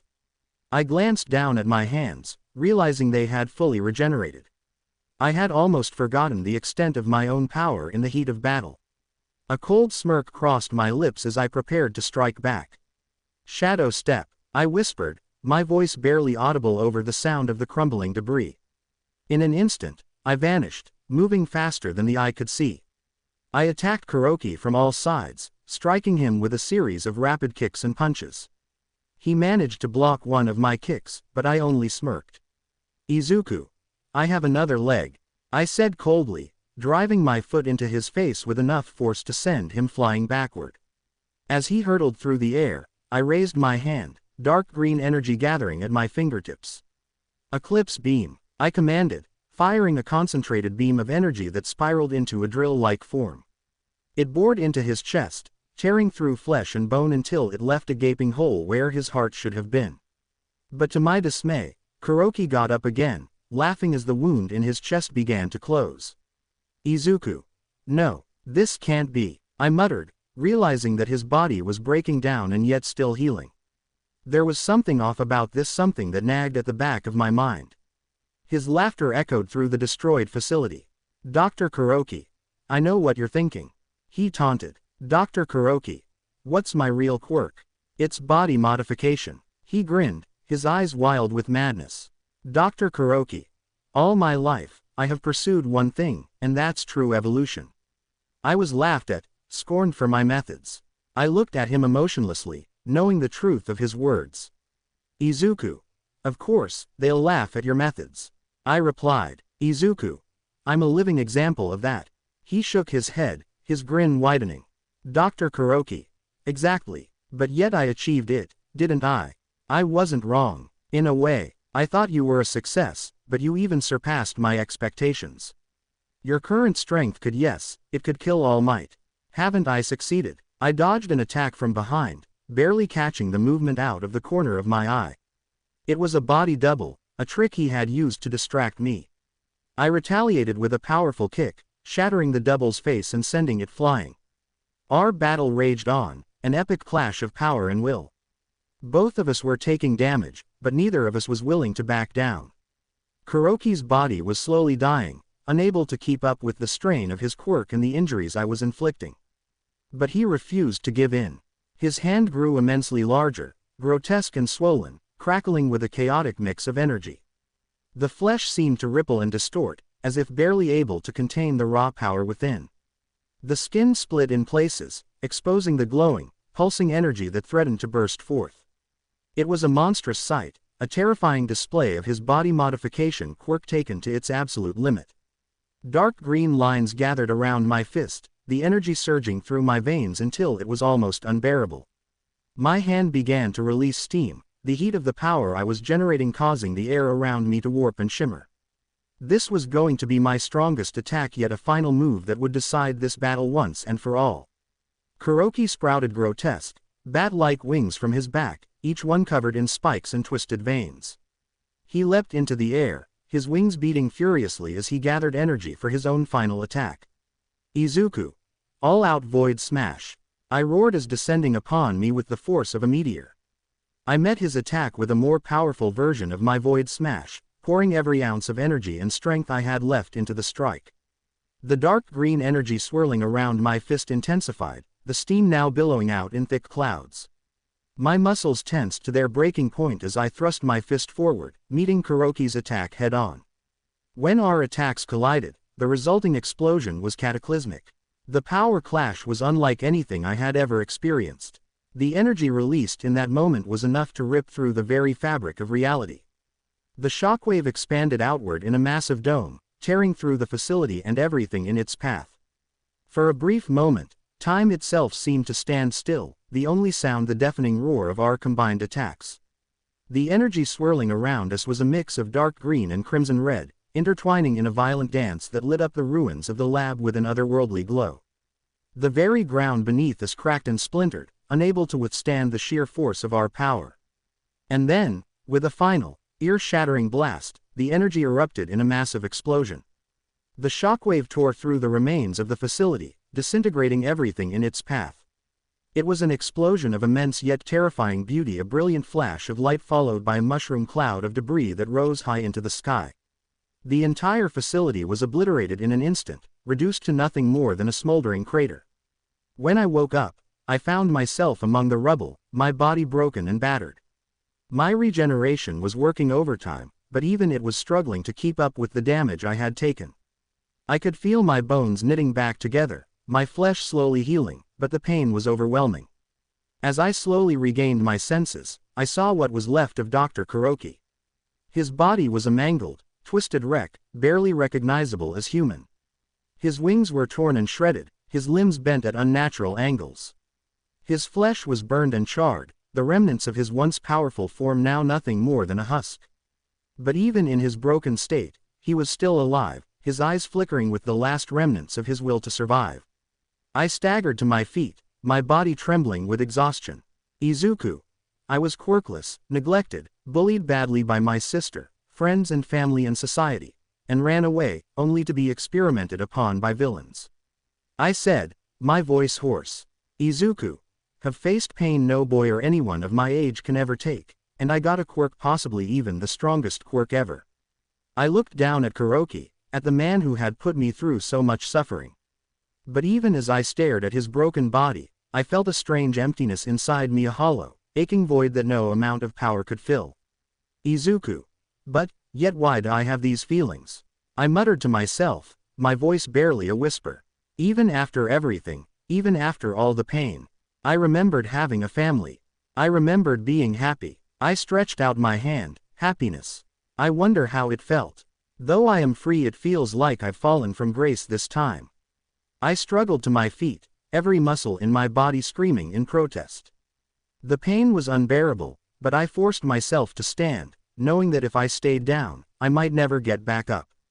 My lungs burned as I coughed up blood, the metallic taste filling my mouth. I was alive, but just barely. The facility around me was nothing more than a smoldering ruin, the remnants of our battle strewn across the ground like the debris of a forgotten war. Everything was gone. I turned my head slightly, my gaze falling on the broken figure of Dr. Karoki. He was still alive, barely, his body a grotesque mockery of what it once was. His flesh was peeling away, revealing the bone and muscle underneath, his once terrifying form now crumbling into dust. Serve, he rasped, his voice barely audible over the sound of the crackling flames that surrounded us. I fell to the ground, my strength finally giving out. I landed hard on my butt, too exhausted to even feel the impact. My vision blurred as I looked at him, my mind struggling to make sense of everything that had happened. He had been trying to kill me, no, more than that. He had been trying to push me, to force me to adapt, to become something more. Izuku. So this was all part of your plan? I said, my voice hollow and devoid of emotion. Izuku. Let me guess, body modification combined with an imperfect one above all and supplemented it with other quirks hoping it would slow or stop your demise. You were slowly dying the whole time, weren't you? You were hoping that the next experiment would work. Isn't that right? Once it was a success, you were going to fight me, get me to adapt and even become stronger. There was a long silence, broken only by the distant sound of collapsing walls and the flickering of flames. Karoki's lips twitched into a faint smile, a look of twisted satisfaction crossing his face. Dr. Karoki. You're one smart boy, he whispered, his voice a mere breath of what it once was. His body was crumbling before my eyes, falling apart piece by piece. Izuku. So, in a way, I won. Izuku, you hate me. Yes, you have every reason to hate me, but still, thank you. Thank you for being my success. And with that, the last remnants of life drained from his eyes. His body collapsed inward, disintegrating into dust that was carried away by the wind. There was nothing left of him, nothing but the echoes of his final words and the empty void he left behind. I didn't move, I didn't even react. After everything I had been through, after all the pain, the suffering, the torment, I couldn't bring myself to care. The man who had put me through hell was dead, and yet there was no sense of victory, no feeling of closure. Just emptiness. I slowly turned my attention to a small metal frame on the ground, barely visible beneath the rubble. With what little strength I had left, I staggered to my feet and made my way over to it. My hand trembled as I reached out, brushing away the debris to reveal a hidden compartment beneath the frame. Fallen star, I muttered to myself, activating the mechanism. With a soft click, the compartment opened, revealing a small, weathered bag hidden inside. I pulled it out, feeling the weight of it in my hands. This was it, the one thing I had managed to hide from Karoki. The one thing that might give me some semblance of justice for everything I had been through. I opened the bag and pulled out its contents. My file, filled with detailed notes on every experiment that had been done to me, every violation of my body and mind. And at the bottom of the bag, a flash drive. It was old, battered, but intact. This drive contained the information, videos, and images of everything that had been done to me. Every twisted experiment, every moment of agony, every cry for help that had gone unanswered. I stared at the file and the flash drive in my hands, feeling the weight of them pressing down on me. This was my proof, my evidence. It was everything I needed to expose Karoki and the monsters who had turned me into what I was now. But as I stood there, surrounded by the ruins of the facility, I couldn't help but feel a deep, gnawing sense of dread. What was I supposed to do with this? Who would even believe me? The world had forgotten about me, abandoned me to the darkness. What was the point of exposing the truth when the world didn't care? I clenched my fists, my body trembling with a mixture of anger and despair. I had faced pain no one my age should have to endure. I had been given a quirk, possibly the strongest quirk ever, but it had come at a price. It had cost me everything: my childhood, my innocence, my very humanity. And now, even with this proof in my hands, I didn't know what to do next. I could hear Karoki's voice in my head, taunting me even in death. You were my success, Izuku, he had said, but what are you now? What will you do with that power? What will you do now that you're free? Free. The word felt foreign, strange. I wasn't free, not really. I was still trapped in this twisted body, in this broken mind. I was still a prisoner of the pain and suffering that had been inflicted upon me. But I had to keep moving forward. I had to survive, not for Karoki, not for anyone else, but for myself. For the boy I used to be, for the boy who had been taken away and replaced with this monster. I had to keep going, no matter how much it hurt. I tucked the file and the flash drive back into the bag, securing it tightly. I would need this later, I told myself. There would come a time when I could use this, when I could expose the truth. But for now, I had to focus on what came next. I took a deep breath, steeling myself for the long road ahead. There was still so much I didn't know, so much I didn't understand. But I couldn't let that stop me. I had to find a way to use this power, to control it, to make it my own. And maybe, just maybe, I could find a way to reclaim the life that had been stolen from me. I turned away from the ruins, my body still aching, but my resolve stronger than ever. I would survive, I would adapt, and one day, I would find a way to make things right. No matter how long it took, no matter what it cost me. With one final glance at the destroyed facility, I began to walk away, the weight of my past heavy on my shoulders. But I carried it with me, knowing that it would be my guide, my reminder of what I had endured. And as I walked into the unknown, I made a silent promise to myself. I would not let the darkness consume me. I would fight, I would survive, and I would find a way to live again. For me, for the boy I used to be, and for the future that had been stolen from me. The air around me was cool as I zoomed across the desolate landscape, the wind whipping against my battered body. Each step felt like freedom, each leap a reminder that I was no longer chained to that facility. Activating Shadow Step, combined with the immense power of the One above all, allowed me to move at speeds that defied logic, but even with all that power, I felt the weight of the past clinging to me. As I shot into the air, landing on the hard ground before dashing away again, it hit me, I was free. The realization washed over me, a mixture of relief and hollow victory. I was finally free, free from the experiments, the endless suffering, the nightmare that had been my life for so long. But at what cost? The scenery blurred around me as I moved, but no matter how fast I went, I couldn't outrun the memories. They were burned into my mind, playing on an endless loop. The scars on my body, both visible and invisible, were reminders of everything I had endured. Every cut, every bruise, every agonizing moment, it was all there, just beneath the surface. I was still alone. Even now, with the world stretched out before me, I couldn't shake the feeling of isolation. The world outside the facility was vast, but it felt empty, devoid of meaning. I was still the same person, depressed, broken, lost. What was my fate now? What was I supposed to do? Where was I supposed to go? I stopped running, skidding to a halt in the middle of nowhere. The vast expanse of land stretched out before me, and for the first time in what felt like forever, I was truly alone. No one chasing me, no one trying to hurt me. But that didn't make the pain go away.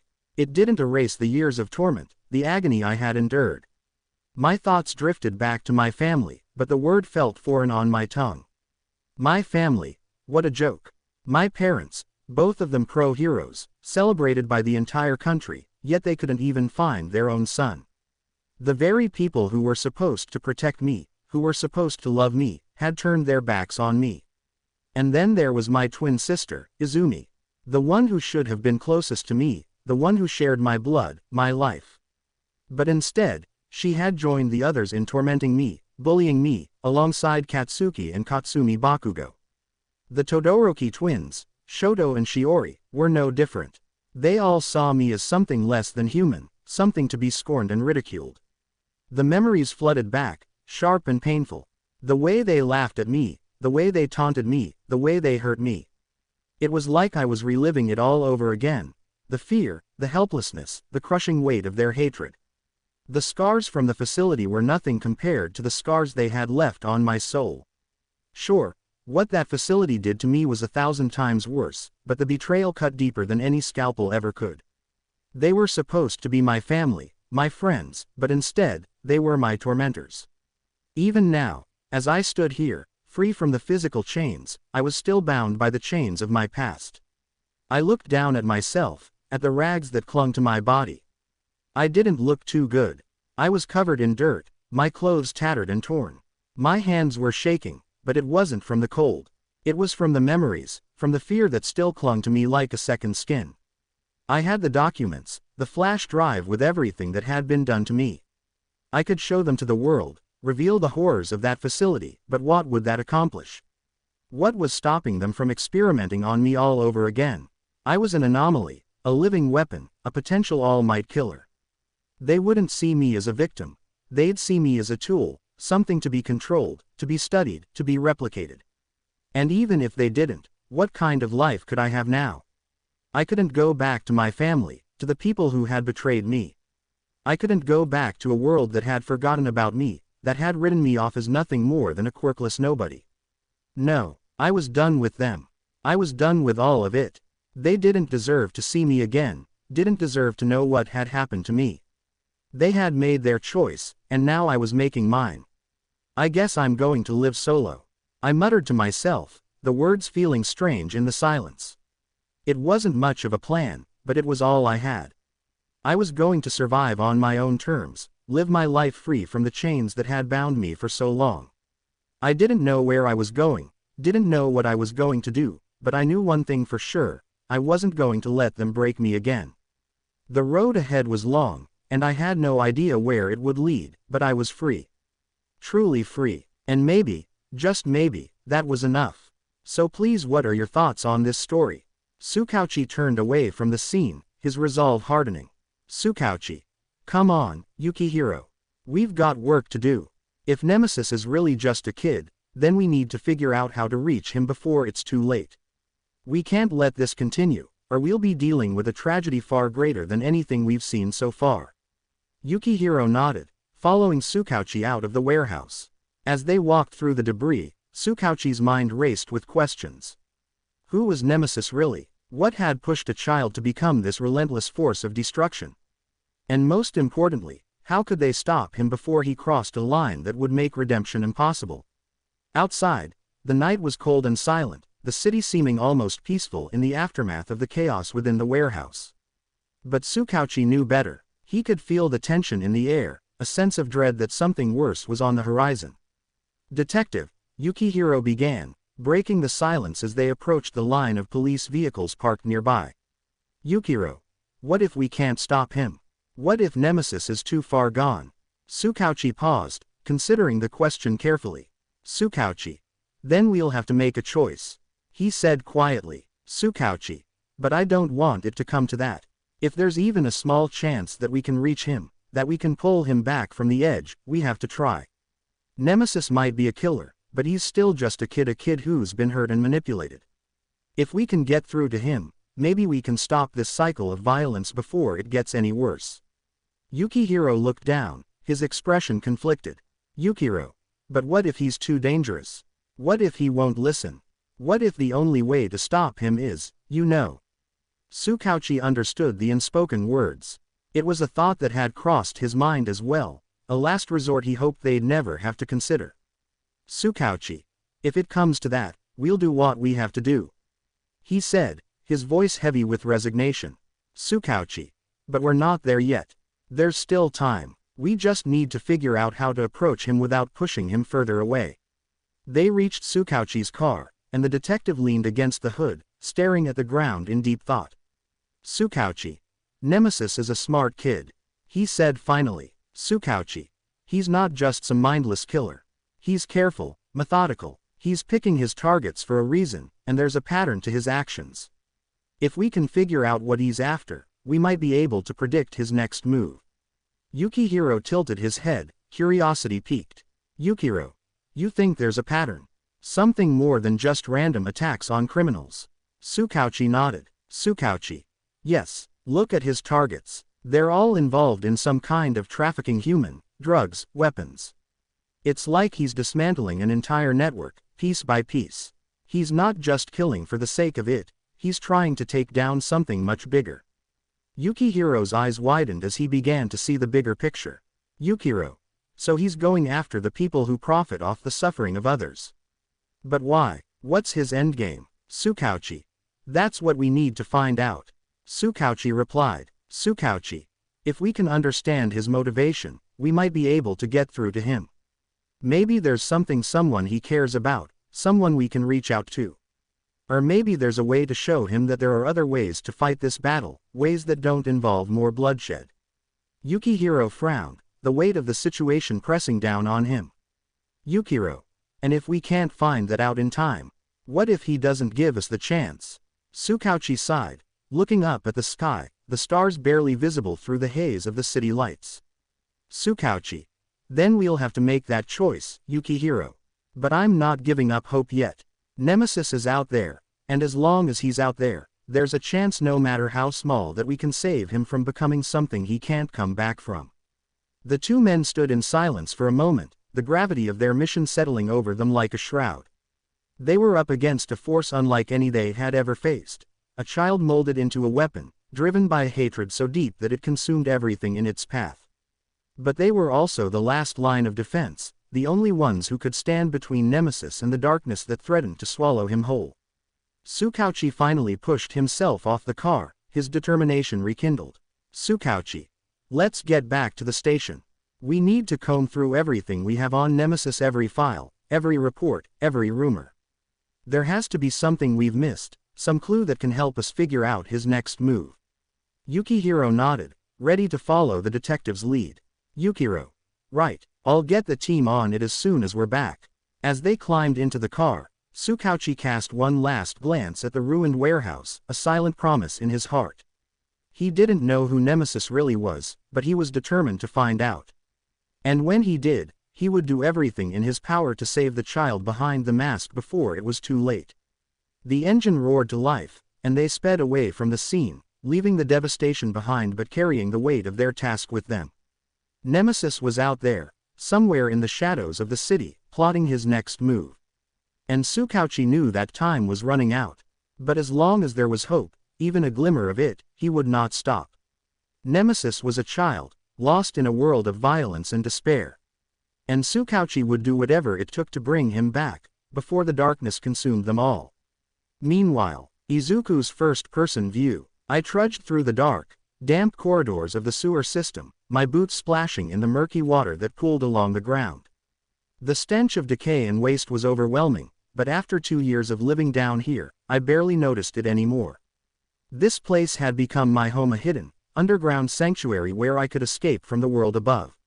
The walls were slick with moss and grime, the air thick with the smell of rot and mildew. But it was quiet, secluded, and most importantly, safe. I rounded a corner, the faint glow of a makeshift lantern illuminating the entrance to my lair. I had carved out this space over time, using what little I could scavenge or steal. It wasn't much, but it was mine. The main room was small, with a low ceiling that forced me to crouch slightly. The floor was covered in old, torn blankets that served as both a bed and a place to sit. A few crates were stacked against one wall, filled with supplies, canned food, water, and medical supplies. A small table held an assortment of tools and weapons, things I'd gathered over the years for my nightly hunts. On the far wall, a tattered curtain hung, concealing a small alcove where I kept my gear. I walked over to the alcove, my body aching from the night's battle. I could still feel the adrenaline coursing through my veins, the thrill of the fight mingling with the exhaustion that gnawed at my bones. With a sigh, I reached up and began to remove my mask, the worn leather straps creaking as I undid them. The mask fell away, revealing my face pale, gaunt, and marked by dark circles under my eyes. I could barely recognize myself in the cracked mirror that hung on the wall. As I started to take off the rest of my suit, I suddenly tensed, my senses going on high alert. There was a presence nearby, someone watching me. My muscles coiled, ready to strike, but I forced myself to relax as a familiar voice broke the silence. "Oh hey, Dabi," I muttered, my voice low and hoarse. Not too far from where I stood, leaning against the damp wall, was a figure dressed in black Todoroki, though he preferred the name Dabi. His face, with its patchwork of burned skin and metal staples, was mostly hidden in the shadows, but I could see the glint of his icy blue eyes as he studied me. Dabi was one of the few people I trusted, if you could call it that. Over the past 2 years, he had become something of a big brother to me, though our relationship was far from conventional. "Dabi. Damn, this place stinks," Dabi remarked, wrinkling his nose as he pushed off the wall and walked closer. I rolled my eyes, pulling off the rest of my suit and tossing it into a corner. "Izuku. Not like I have any guests to impress." Dabi smirked, but there was something darker lurking behind his expression, concern, maybe, though he would never admit it. "Dabi. Damn, kid. You've been pushing yourself too hard."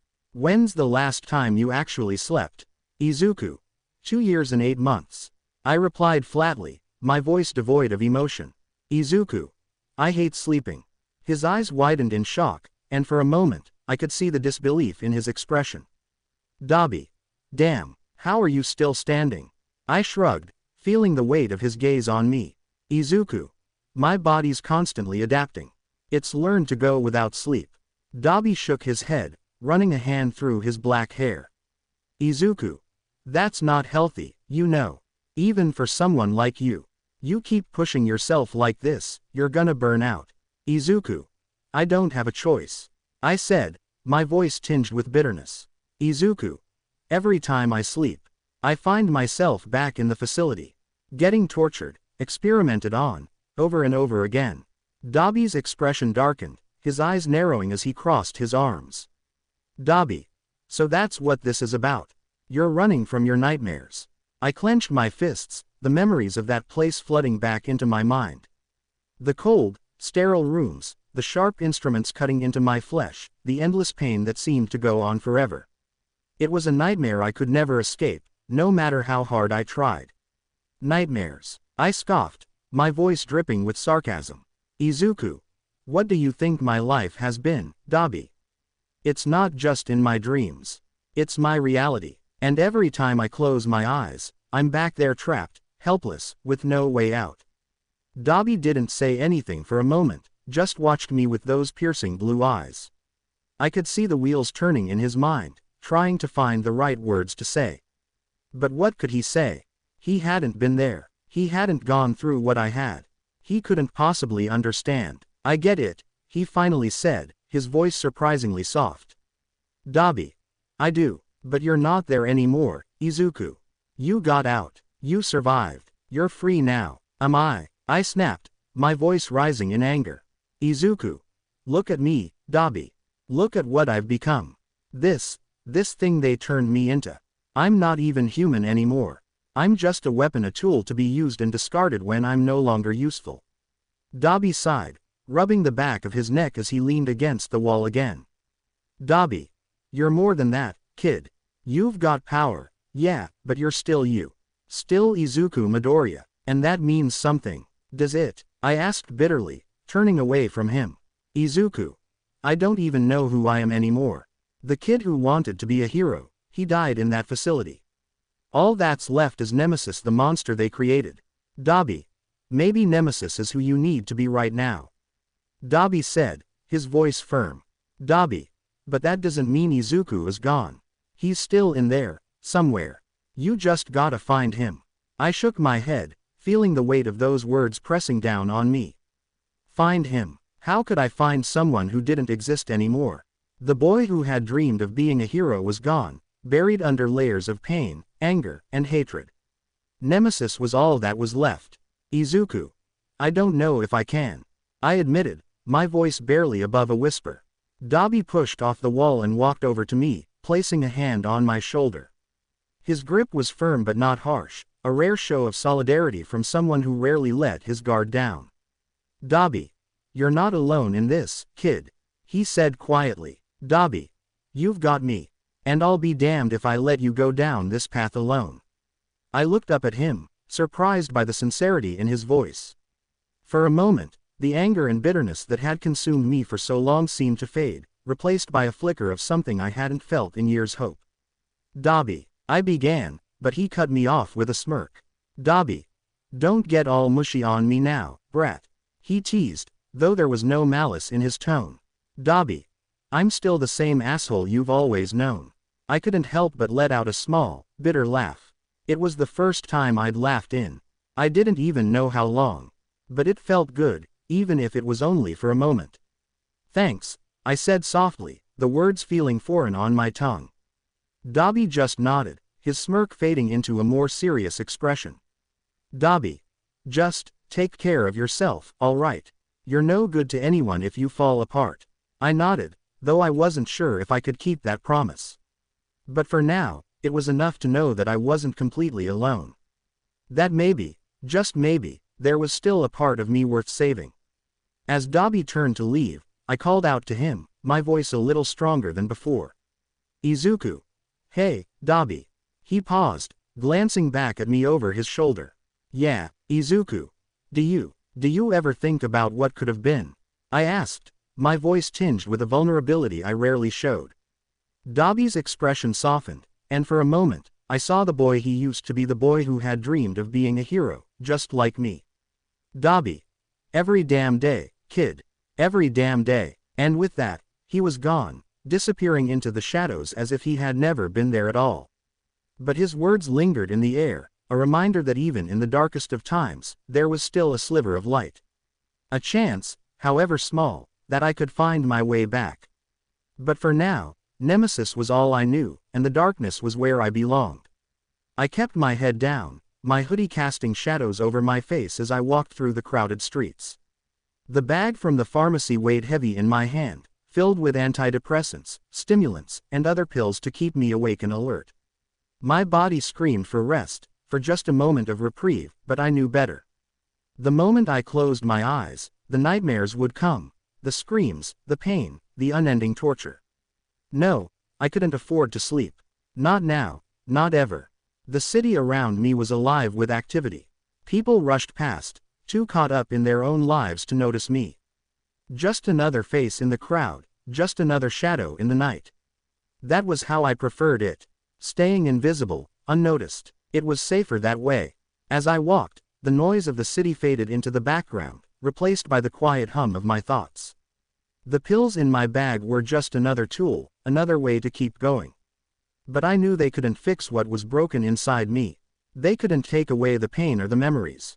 They were just a bandage, covering up the wounds that would never fully heal. My thoughts were interrupted by a flash of color from a nearby restaurant. I glanced up, my eyes catching on the large TV screen inside. The volume was up, and the news anchor's voice was clear even from the sidewalk. Breaking news. The vigilante known as Nemesis has struck again. Reports are coming in from across the city about a violent confrontation at a known criminal hideout. Authorities have confirmed multiple fatalities and significant property damage. The police are currently investigating the scene, but details remain scarce.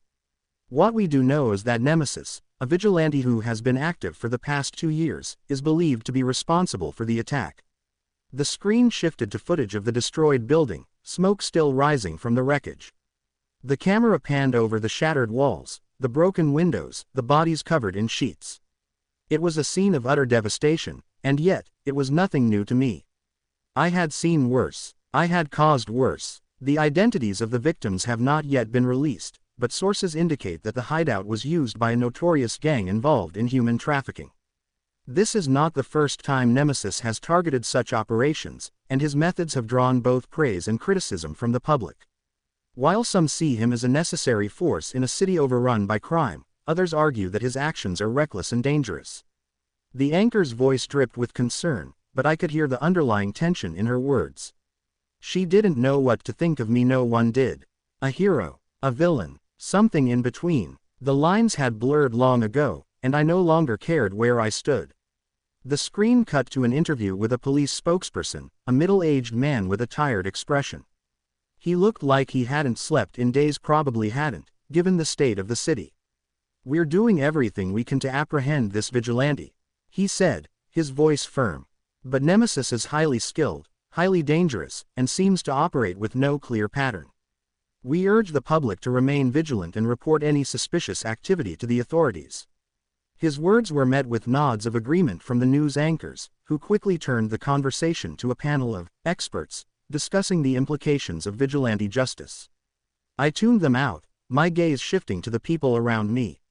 A group of teenagers stood near the entrance of the restaurant, their faces glued to the screen. They were whispering to each other, their eyes wide with excitement. "Did you see that? Nemesis is insane. He took out that whole gang by himself. Yeah, but he's, like, a total psycho. Did you hear how he just kills people? That's not what a hero's supposed to do. Who cares? The cops weren't doing anything about those scumbags. Someone's gotta clean up this city." The conversation drifted into arguments about whether I was a hero or a monster, their voices growing louder as they debated my actions. It was a familiar refrain, one I had heard countless times before. The world couldn't decide what to make of me, And frankly, I didn't care. Their opinions didn't matter, nothing did, except the mission. As I continued walking, I caught snippets of conversations from other people. A young mother pushing a stroller was talking on her phone. I heard he's just a kid, can you believe that? How messed up do you have to be to do the things he does? An older man at a newspaper stand shook his head as he glanced at the headlines.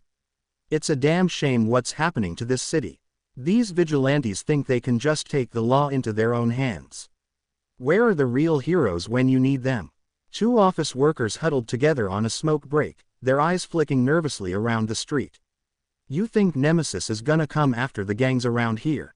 My cousin said he saw him last week, just a shadow on the rooftops. Scared the hell out of him. The words washed over me, a constant barrage of opinions and judgments. Some were afraid, others were intrigued, and a few even seemed to admire what I was doing. But none of them understood. None of them knew what it was like to be trapped in a living hell, to be turned into something less than human, to be consumed by hatred so deep it drove you to the brink of madness. I kept walking, letting the noise of the city fade into the background once more. My destination was clear in my mind, a small alleyway, hidden from view, where I could slip into the sewers and disappear from the world above. The pills in my bag were a reminder of the life I was forced to lead, a life where every day was a battle to survive. As I reached the alley, I paused for a moment, my gaze drifting to the sky. The sun was setting, casting long shadows across the city. It was almost time for Nemesis to come out again, to continue the hunt. But for now, I allowed myself a brief moment of respite, a fleeting second of peace before the darkness consumed me once more. The city continued to buzz with life around me, oblivious to the storm that raged within. I pulled up my hood, took a deep breath, and stepped into the shadows, disappearing from sight. Time skip. I ducked underneath the knife that sliced through the air inches from my face, and in one swift motion, I grabbed the arm holding it, yanking the person forward. With a forceful twist, I slammed them onto the cold, hard ground. The impact echoed through the narrow alleyway, and I pinned them down, ready to strike. But then, I heard a familiar, soft giggle, a sound that could only belong to one person. Izuku. Oh, it's you. I said in a cold, detached voice, recognizing the blonde hair and manic smile. Himiko Toga. She lay beneath me, a wild grin on her face as she looked up at me with those wide, unblinking eyes, filled with a twisted affection. Himiko. Hehehe, can't I see my Izuku? She purred, her voice dripping with a strange, almost childlike glee. I sighed, the tension in my body easing slightly as I let go of her and stood up. Izuku. What am I going to do with you? I muttered under my breath. Toga was unpredictable, dangerous, and utterly broken in a way that mirrored my own fractured existence. And yet, I couldn't bring myself to push her away. Maybe it was because, deep down, I understood her better than I cared to admit. As she sat up, still smiling at me, I reached into my pocket and pulled out a syringe attached to a large storage container. The sight of it made her eyes light up with anticipation. Izuku. You really shouldn't be here, Toga. I said, my tone carrying a hint of sternness. Izuku. This city is dangerous for people like you. Himiko. But I like danger, Izuku. She exclaimed, her voice almost gleeful. Himiko. And I like you even more. I ignored her comment and focused on the task at hand. Carefully, I inserted the syringe into my arm, wincing slightly as it pierced my skin. As the blood began to flow into the container, I glanced down at her. Izuku. You know, the first time you tried my blood, it almost killed you. I reminded her. Izuku. The energy and artificial enhancers in my blood they injected into me aren't exactly meant for people like you. It was so bad and yet good. She had a quirk awakening. She gains the quirks of the owner of the blood she drinks. And also she can use several transformation and change from different ones, even gaining some of their memories she had seen, some of mine. She had traumatized her. But the downside, she's even more addicted to blood. She tilted her head, still smiling as if my words were nothing but sweet nothings to her. Himiko. But your blood, it's so special, Izuku. It makes me feel whole. Izuku. Yeah, well, you're lucky I figured out how to neutralize the energy. I said, watching as the storage slowly filled with my blood. Izuku. Otherwise, you'd be dead by now. She pouted playfully, her eyes gleaming with something close to adoration. "Hamiko. You're always looking out for me, Izuku. That's why I love you so much." I didn't respond to that. What was there to say? Toga's feelings for me were complicated, to say the least. She was obsessed, infatuated in a way that bordered on dangerous. And yet, she was also dependent on me. My blood had become her lifeline, calming the violent urges that had once driven her to kill. It was the only thing that kept her grounded, that made her somewhat sane if she could even be called that. I met her a few months back, in an alley much like this one. I had been on a mission, tracking down a small-time villain when I came across her. She had been covered in blood, her eyes wild and desperate, like a feral animal. I was ready to kill her, to end her life and move on without a second thought. But then, something in her eyes stopped me. Her eyes, they had mirrored mine. There was a brokenness in them that I recognized all too well. I saw myself in her, saw the same pain, the same abandonment. It was ironic, really. She had been cast out by her family because of her quirk, while I had been abandoned for not having one. Two sides of the same coin. That night, instead of ending her life, I made her a deal. She could have my blood, as much as she needed, but in return, she had to stop killing. I wasn't sure if it was pity or something else, but I couldn't bring myself to let her go. She was broken, just like me, and in some twisted way, I had grown to accept her. She needed me immensely, and maybe I needed her too, though I'd never admit it out loud. We were two lost souls clinging to each other in a world that had no place for us. And as much as I hated to admit it, I couldn't abandon her. She was the only one I had, and I was the only one she had. The syringe beeped, signaling that it was full. I carefully removed it from my arm, the container now filled with the dark red liquid that Toga craved so much. I handed it to her, and she took it eagerly, her eyes practically glowing with excitement. "Here," I said, my voice softer now. "Izuku. This should last you for a while." She hugged the container to her chest, a blissful smile spreading across her face. "Hamiko. Thank you, Izuku. You're always so good to me." I watched her for a moment, the way she held onto that container like it was the most precious thing in the world. It was strange. She was a killer, a villain by all accounts, and yet, here she was, relying on me, trusting me. It was almost surreal. As she stood up to leave, I called out to her. "Hey." She turned back, her smile still in place. "Hamiko." "Yes, Izuku." I reached into my bag and pulled out several cans of store-bought food. It wasn't much, but it was something. "Izuku. You might get hungry," I said, holding the cans out to her.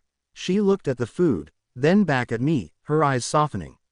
For a moment, I thought I saw a glimmer of something gratitude, perhaps. It was hard to tell with her. "Hamiko. Thank you, Izuku," she said, taking the cans from me. "Hamiko. You're always thinking of me." I shrugged, trying to play it off like it was nothing. "It's no big deal." But it was, because as much as I tried to deny it, I cared about her. I cared about what happened to her, about whether she was okay. Maybe it was because I had no one else. Maybe it was because, in some twisted way, I saw a reflection of myself in her. Whatever the reason, I couldn't just let her go. Not when I knew she needed me. She turned to leave, but before she did, she glanced back at me, her smile a little less manic, a little more genuine. "Hamiko. I'll see you around, Izuku." I nodded, watching as she disappeared into the shadows of the alley. I stood there for a moment, alone once again, the cold air biting at my skin. The weight of everything I carried pressed down on me, but for some reason, it didn't feel as heavy as it usually did. I sighed, pulling my hood back over my head as I turned and walked away. The night was still young, and there was work to be done. But for now, at least, I knew I wasn't completely alone. I had someone who needed me, someone who relied on me. And maybe, just maybe, that was enough to keep me going. Meanwhile, Detective Tsukauchi Naomasa sat at his cluttered desk in the police station, sifting through a pile of case files. The room was dimly lit, the harsh fluorescent lights above flickering slightly, casting long shadows across the room. The air was thick with the smell of coffee and old paperwork, a constant reminder of the endless hours spent tracking down the city's worst criminals. His eyes were heavy from lack of sleep, but he forced himself to stay focused. The Nemesis case had consumed him for months now, and he wasn't about to let it slip through his fingers. Suddenly, the door to his office burst open, and a young officer rushed in, clutching a stack of papers in his hand. He was breathing heavily, clearly having sprinted through the station to get to Tsukauchi. "Tsukauchi, what's your problem?" Tsukauchi asked, his tone stern but not unkind. "Tsukauchi, calm down and catch your breath before you speak." The officer nodded, leaning against the doorframe as he tried to steady his breathing. After a few moments, he straightened up and looked Tsukauchi in the eye, his face flushed with urgency. "Sir, we have a breakthrough in the Nemesis case," the officer said, his voice trembling slightly with excitement. Tsukauchi's heart skipped a beat at the words. This was the moment he had been waiting for. He leaned forward in his chair, his tiredness forgotten as adrenaline surged through him. "Tsukauchi, you discovered his secret identity?" Tsukauchi asked, unable to keep the excitement from his voice. The officer hesitated, shaking his head slightly. "Sir, not exactly. But hear me out. Remember the incident 2 years ago when there was an explosion of light at that location? The one where we discovered an abandoned facility that was destroyed beyond recognition. We only found corpses, no survivors, no other clues." Tsukauchi nodded, the memories flooding back. That incident had been one of the most perplexing cases he had ever encountered. The facility had been completely obliterated, the bodies inside charred and mutilated beyond recognition. Whatever had happened there, it was something powerful, something terrifying. "Tsukauchi. Yes, I remember," Tsukauchi said, his voice low. "Tsukauchi. We found residual energy at the site, and we concluded that they were experimenting on something or someone that broke free, killed everyone, and destroyed the facility in the process." The officer nodded eagerly, flipping through the papers in his hands. "Exactly, sir. We initially thought that whatever or whoever it was had either died in the explosion or escaped, but we had no leads to follow. We couldn't determine the source of that energy or its nature." Tsukauchi's eyes narrowed as he listened, his mind racing. "Tsukauchi. And now you're telling me you've found a connection?" "Yes, sir," the officer said, his voice trembling with excitement. "During our recent investigations into Nemesis, we analyzed the energy signatures left at his crime scenes, and we found something shocking. The residual energy from the facility 2 years ago, it matches the energy used by Nemesis." Tsukauchi's eyes widened in surprise, his mind reeling. "Tsukauchi, are you telling me that Nemesis might be the result of those experiments? That he's the one who destroyed that facility?"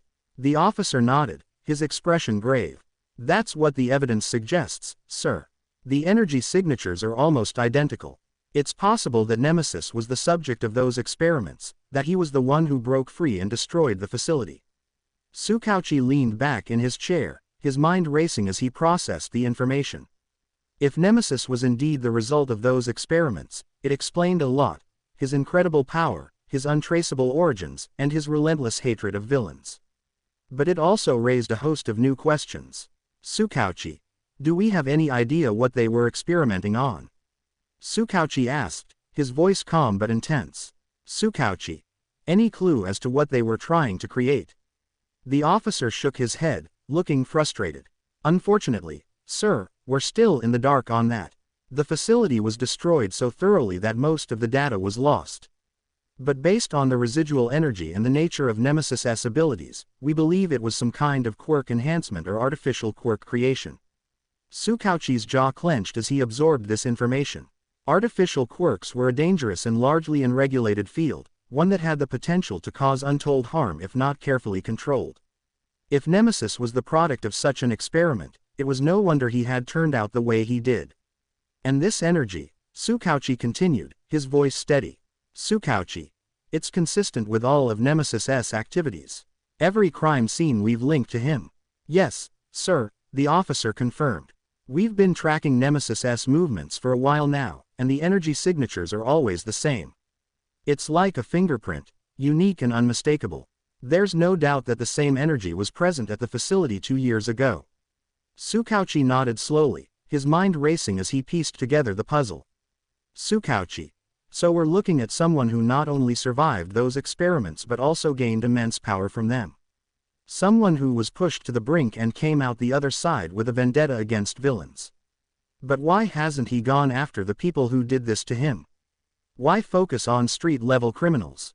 The officer hesitated, clearly thinking through his response. Sir, it's possible that Nemesis sees all villains as responsible for what happened to him. Or maybe he's working his way up the chain, taking out the smaller targets before going after the big ones. We can't know for sure, but it's clear that he's driven by something personal, something that's fueling his hatred. Tsukauchi rubbed his temples, feeling the weight of the case pressing down on him. Tsukauchi. And we still don't have a clue about his identity. No leads on who he might have been before the explosion. The officer shook his head, looking frustrated. No, sir, whoever he was, he's done a good job of erasing his past. We've run every possible scenario, but without more information, we're stuck. Tsukauchi let out a heavy sigh, leaning back in his chair. Tsukauchi. This case just keeps getting more complicated. If Nemesis is as powerful as we think he is, and if he's fueled by this kind of rage, we could be dealing with something far more dangerous than we ever anticipated. The officer nodded solemnly. Sir, with all due respect, we might be looking at someone who's beyond anything we've ever faced. Nemesis isn't just a vigilante, he's something else, something more. Tsukauchi stared at the papers on his desk, his mind churning with possibilities. Nemesis was an enigma, a ghost with the power to level entire buildings and the skill to evade capture time and time again. But now, with this new information, the pieces were starting to come together. Keep digging, Tsukauchi ordered, his voice firm. Tsukauchi. I want everything we have on that facility, every scrap of information, every report, every witness statement. If there's even a hint of who Nemesis might have been, I want to know it. Yes, sir, the officer said, snapping a salute before turning to leave. As the door closed behind him, Tsukauchi sat back in his chair, staring at the files in front of him. Nemesis was no ordinary vigilante, and this case was no ordinary investigation. It was a labyrinth of secrets and lies, one that he was determined to navigate, no matter the cost. But as he sat there, the weight of it all pressing down on him, he couldn't shake the feeling that they were only scratching the surface. Nemesis was out there, somewhere in the city, waging his own private war. And Tsukauchi knew that if they didn't find him soon, the consequences could be catastrophic. The city was on the brink, teetering between order and chaos. And Nemesis was the catalyst, the wild card that could tip the balance in either direction. Tsukauchi wasn't sure what drove the vigilante, whether it was vengeance, justice, or something else entirely, but he knew one thing for certain: the game was far from over. And in this game, the stakes were higher than ever before. Tsukauchi Naomasa stood in the dimly lit briefing room, facing a group of the most prominent heroes in Japan. The atmosphere was tense, the weight of the discussion heavy on everyone's shoulders. The once invincible symbol of peace, All Might, stood with a somber expression, his eyes shadowed with concern. Endeavor, Japan's current #1 hero, wore a scowl, his fiery demeanor tempered by years of responsibility. Beside him, Inferno, whose presence once radiated with pride and power, looked like a shell of his former self, his face marked by deep lines of grief and regret. Hawks leaned casually against the wall, though his usual light-hearted air was absent, replaced by an intense focus. Best Jeanist stood with his arms crossed, his sharp gaze reflecting the gravity of the situation. Inferno, his voice low and laced with bitterness, was the first to speak. Inferno. Why are we here? He asked, his tone dark and annoyed. Inferno. I'm not in the mood for any more bureaucratic nonsense, Tsukauchi. It was no secret that Inferno had changed ever since the loss of his son. The grief had hollowed him out, leaving behind a man who now lived with a perpetual sense of anger and guilt. Tsukauchi knew this, and he understood that calling Inferno here was a risk. But he also knew that the situation with Nemesis required the attention of heroes who had seen it all, who could handle the unimaginable. Tsukauchi. Please, bear with me, Inferno. Tsukauchi said calmly. He glanced around the room, making eye contact with each hero. Tsukauchi. You're all here because the situation with Nemesis has taken a turn we didn't expect. All Might's voice broke through the silence, filled with concern. All Might. Nemesis. I've heard about him. A vigilante, right, but from what I understand, he's only been targeting criminal gangs. Why are we involved now? Tsukauchi nodded, acknowledging All Might's question. Tsukauchi. Yes, that's correct. Until now, Nemesis has focused on taking down criminal organizations, particularly those involved in human trafficking, illegal drug trades, and other heinous crimes. He's been operating in the shadows, dealing with threats that the police often struggle to control. Endeavor grunted, crossing his arms over his chest. Endeavor. So he's a rogue hero. We've dealt with those before. What makes him different? Why does it require us to get involved if he's only cleaning up the streets? Tsukauchi took a deep breath, preparing to drop the bombshell. Tsukauchi. The reason you're all here today is because we've uncovered new evidence that ties Nemesis to an old case, one that dates back 2 years. A case involving a mysterious facility that was destroyed in an explosion of light. At the time, we found nothing but corpses and residual energy that we couldn't trace back to any known quirk.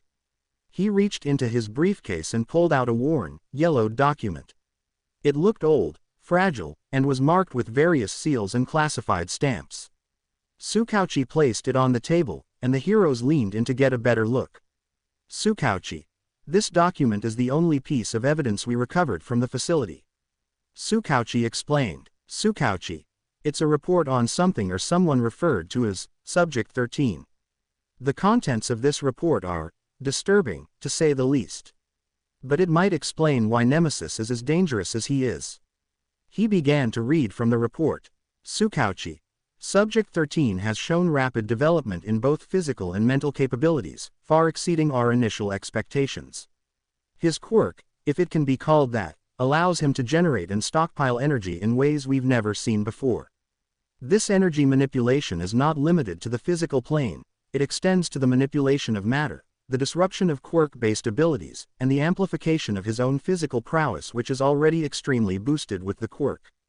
The heroes exchanged uneasy glances as Tsukauchi continued. Tsukauchi. Strength tests indicate that Subject 13 can exert force equivalent to or greater than All Might at his peak. His speed and reflexes are unparalleled, allowing him to react to threats almost instantaneously. Additionally, his body seems to possess a rapid adaptation mechanism, enabling him to recover from injuries at an accelerated rate. This regenerative ability makes him nearly impossible to incapacitate through conventional means. Tsukauchi paused, letting the gravity of the information sink in before moving on to the more unsettling parts of the report. Tsukauchi. It has also been observed that Subject 13's mental state is deteriorating as his power grows. He exhibits signs of extreme stress, paranoia, and dissociation. Despite these symptoms, his intelligence remains intact, and he is capable of complex strategic thinking. He has, on multiple occasions, demonstrated the ability to outmaneuver and neutralize groups of pro-heroes in simulated combat scenarios. There was a collective intake of breath as Tsukauchi reached the final, most critical part of the report. Tsukauchi. The potential of Subject 13 is terrifying. If left unchecked, he could pose a threat not only to villains but to society as a whole. His power, if harnessed and controlled, could reshape the world. But if he were to turn against us, it's unclear if anyone could stop him. Tsukauchi set the document down, the silence in the room thick with tension. Now, from what we've gathered, he continued, Subject 13 is Nemesis. And based on the evidence we've collected, Nemesis is a child, a young boy, no older than 15. The room erupted in stunned disbelief. A child. Hawks was the first to speak, his usually calm demeanor replaced by shock. You're telling me this vigilante, who's been taking down entire criminal organizations, is just a kid? That's insane. Endeavor growled, slamming his fist on the table. How could a child possess that level of power? And how did he slip under our radar for so long? Tsukauchi remained calm, though he understood their reactions. I understand how hard this is to believe, but the evidence points to it. The facility was conducting illegal experiments, and they created something, or rather, someone, far more powerful than they anticipated. Nemesis broke free, destroyed the facility, and has been on the run ever since. Inferno, who had been silent up until now, spoke in a low, trembling voice. Inferno. If he's just a child, and if what you're saying is true, then he's been living on his own, using this power, fighting, all alone. Tsukauchi nodded solemnly, Tsukauchi. Yes, and it's likely that he's been deeply traumatized by whatever they did to him in that facility. His actions, while targeting criminals, are still those of someone who is acting out of pain, fear, and anger. All Might looked down at the table, his expression one of deep sadness. All Might. A child. To think he's been carrying this burden, fighting this fight all by himself. And we had no idea. Best Jeanist, who had been listening intently, finally spoke. Best Jeanist. If this is true, then he's more than just a threat. He's a victim. We need to approach this with caution. If we go after him with force, we might push him over the edge. Hawks nodded in agreement. Hawks. Yeah, this kid's been through hell. We need to help him, not just stop him. But if he's as powerful as this report says, it won't be easy. He won't trust us. Tsukauchi looked at each of them in turn. Tsukauchi. That's why you're all here. Nemesis is incredibly powerful, but he's also a scared, traumatized child. We need to find a way to reach him, to help him before he loses himself completely. But make no mistake, if he views us as a threat, he won't hesitate to fight back. And given his capabilities, that could have disastrous consequences. Endeavor clenched his fists, the flames around him flickering slightly. Endeavor. Then what's the plan? How do we approach a kid who's strong enough to take down pro-heroes and has every reason to hate us? Tsukauchi sighed, rubbing his temples. Tsukauchi. We need to gather more information. We need to find out where he's been hiding, what his current mental state is, and if there's anyone he trusts. We need to be prepared for the worst, but our goal should be to reach out to him, to show him that we're not his enemies. Inferno's gaze was distant, his mind clearly elsewhere. Inferno. A child who's lost everything. I can't even imagine what that's like. Tsukauchi nodded, understanding the weight of those words. Tsukauchi. Which is why we need to act with compassion as well as caution. We're not just dealing with a vigilante, we're dealing with a child who's been hurt, betrayed, and left to fend for himself in a world that's been nothing but cruel to him. All Might, the former symbol of peace, straightened up, his resolve clear. All Might. Then let's find him. Let's bring him home. We'll do whatever it takes to make sure this child knows he's not alone anymore. The others nodded in agreement, though the tension in the room remained palpable. They were facing an unprecedented challenge, one that would test not just their strength but their humanity. Nemesis was a force to be reckoned with, but he was also a child who needed help, even if he didn't realize it. Tsukauchi could only hope that when the time came, they would be able to reach Nemesis before it was too late. Time skip. The abandoned industrial building was shrouded in an eerie silence, the kind that made your skin crawl. The rumors I'd heard were sickening, children being sold to organ traffickers and other monsters. I had no doubt in my mind that I was going to burn this place to the ground, but as I moved deeper into the building, it became clear that something was off. The area was almost too quiet, as if everyone had already cleared out. Nemesis. What the hell is going on? I muttered under my breath, my senses on high alert. Then, out of nowhere, I felt a sudden disturbance in the air. My instincts kicked in, and I barely had time to react as several threads, almost invisible in the dim light, shot toward me. I dodged every single one with ease, my movements fluid and precise. Nemesis. If it isn't Best Jeanist, I said with a snort, recognizing the threads as his signature attack. Nemesis. You're quite skilled. There was no immediate response, but I knew I wasn't alone. The tension in the air was thick, and my mind raced as I realized what this meant. A pro-hero, I thought. That means Hawks. Subject 13 or Nemesis. A voice called out, and I recognized it instantly as Hawks. My heart pounded in my chest as the realization hit me. They'd finally figured it out. They knew who I was. Anger surged through me, dark green energy crackling around my body as I activated one above all, the artificial quirk that had been grafted onto me during those hellish experiments.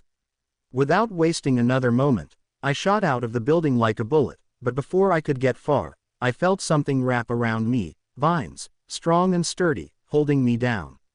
I glanced down and saw the wood constricting around me. Kamui woods, I thought with a snarl. But it was completely ineffective. With a burst of power, I broke free of the vines as if they were made of paper, splinters flying in every direction. As I landed on the ground outside the building, my eyes swept over the group of heroes assembled before me. Hawks hovered in the air, his wings flared out behind him. Best Jeanist stood ready, threads poised to strike again. Mount Lady and Kamui Woods were positioned on either side, prepared to use their quirks at a moment's notice. But my eyes were drawn to the two figures at the forefront: Endeavor, the current #1 hero, and Inferno, the man who had once been known as Hisashi Midoriya. The same man who had abandoned me, his own son, because I was quirkless. The man who had given me the pathetic name, Deku, branding me as useless. Rage filled me, and I could feel the energy inside me building to a dangerous level. I knew that if I didn't control it, it could consume me, but at that moment, I didn't care. All I wanted was to make them pay, to make them understand the pain they had caused. Hawks. Nemesis, stand down. It was Hawks again, his tone calm but firm. Hawks. We don't want to hurt you. At least let us reason. But I wasn't listening. My focus was entirely on the man standing in front of me. Inferno. I roared, my voice filled with all the anger and hatred I'd been holding back for years. I launched myself at him, my fist glowing with dark energy as I prepared to deliver a blow that would make him regret ever laying eyes on me. Void Smash. I yelled as my fist connected with Inferno's side. He barely had time to react, and although he activated his flame-breathing quirk, it was too late. The impact sent him flying through the air, crashing into the side of the building with a force that shattered the wall. Flames erupted around him as he tried to recover, but I was already on him, not giving him a moment to catch his breath. My fist slammed into his gut again, and I could feel his ribs crack under the pressure. The flames around him flickered weakly as he struggled to maintain his composure. Nemesis. Not so powerful now, are you? I snarled, grabbing him by the throat and lifting him off the ground. Nemesis. All those years you called me worthless, how does it feel to be on the receiving end? Before I could land another blow, a flash of red feathers zoomed past me, forcing me to release my grip on Inferno. Hawks was in front of me in an instant, his wings spread wide as he tried to push me back. Hawks. Stop this, Nemesis. You don't have to do this. He shouted, his voice tinged with desperation. I gritted my teeth, the dark energy around me crackling more violently. Nemesis. You think you can stop me? I growled. Nemesis. You're just as guilty as he is. I swung at him, but Hawks was fast. He dodged my punch, his feathers slicing through the air toward me. I twisted my body, dodging most of them, but a few cut into my arm, drawing blood. I ignored the pain, it would regenerate anyways, focusing on the hero in front of me. But before I could retaliate, the ground beneath me suddenly erupted with massive vines, courtesy of Kamui Woods. They wrapped around my legs and torso, trying to pin me down. I struggled against them, but then Best Jeanist's threads joined the attack, reinforcing the vines and binding my arms to my sides. Damn it, I snarled, feeling the pressure of the combined restraints. Let go of me, All Might. Nemesis, please. It was All Might this time, his voice strong yet filled with concern. All Might. We're not your enemies. We're here to help you. I laughed bitterly. Nemesis. Help. Where was your help when I was being tortured? Where were you when I needed saving? I screamed, the rage boiling over as I felt the energy inside me reach its peak. Nemesis. I don't need your help. With a deafening roar, I unleashed the full power of One Above All. Dark green energy exploded from my body in a massive shockwave, obliterating the vines and threads that held me. The sheer force of the blast sent all the heroes flying back, struggling to stay on their feet. I was free. Before anyone could react, I launched myself at Inferno again, who was still recovering from the initial attack. His flames flared up, but they were nothing compared to the power I was wielding. My fist collided with his chest, and this time, I didn't hold back. The impact created a shockwave that rippled through the air, sending Inferno crashing to the ground with a sickening thud. Enough. Endeavor's voice boomed as he unleashed a massive wave of fire in my direction, the heat intense enough to melt steel. But I wasn't fazed. With a flick of my wrist, I sent a blast of dark energy to meet the flames, the two forces colliding in a blinding flash of light. I could feel the energy surging through me, growing more unstable with each passing second. It was intoxicating, this power, this ability to make them all pay. But it was also tearing me apart, pushing me closer to the edge of losing control. Hawks came at me again, his feathers aiming for my vital points, trying to subdue me without causing lethal damage. But I was faster. I sidestepped his attack and grabbed him by the collar, slamming him into the ground with enough force to create a crater. Before he could recover, I raised my fist, ready to deliver the final blow. But then I hesitated. In that split second, I saw something in Hawk's eyes: fear, yes, but also something else. Something I hadn't seen in a long time. Compassion. Nemesis, he gasped, his voice strained. Hawks. I'm sorry, for everything. The words hit me like a punch to the gut. The anger inside me faltered for just a moment, and in that moment of hesitation, I was hit by a massive wave of water that knocked me off my feet. Mount Lady had transformed into her giant form and was using the fire hydrant nearby as a makeshift weapon to douse the area, creating a steam cloud that obscured my vision. I scrambled to my feet, disoriented, but before I could regain my bearings, I felt the ground shake beneath me. The next thing I knew, a wall of fire was coming straight at me. Endeavor's doing. He was using everything he had to push me back, to overwhelm me. But I wasn't going to let that happen. With a roar, I unleashed another wave of dark energy, cutting through the fire and creating a path straight to him. I rushed forward, my mind focused on one thing: making him pay. But as I got closer, I noticed something in his eyes, something that gave me pause. It was the same look Hawks had given me. Compassion. But before I could react, I was hit by a powerful blow from the side. All Might had finally joined the fight. The intensity of the battle escalated as I darted through the chaotic scene, my focus razor sharp. Hawk's feathers whistled through the air, homing in on me with deadly precision. I could see the determination in his eyes as he aimed to take me down without causing lethal harm. But I wasn't going to let him or anyone else stop me.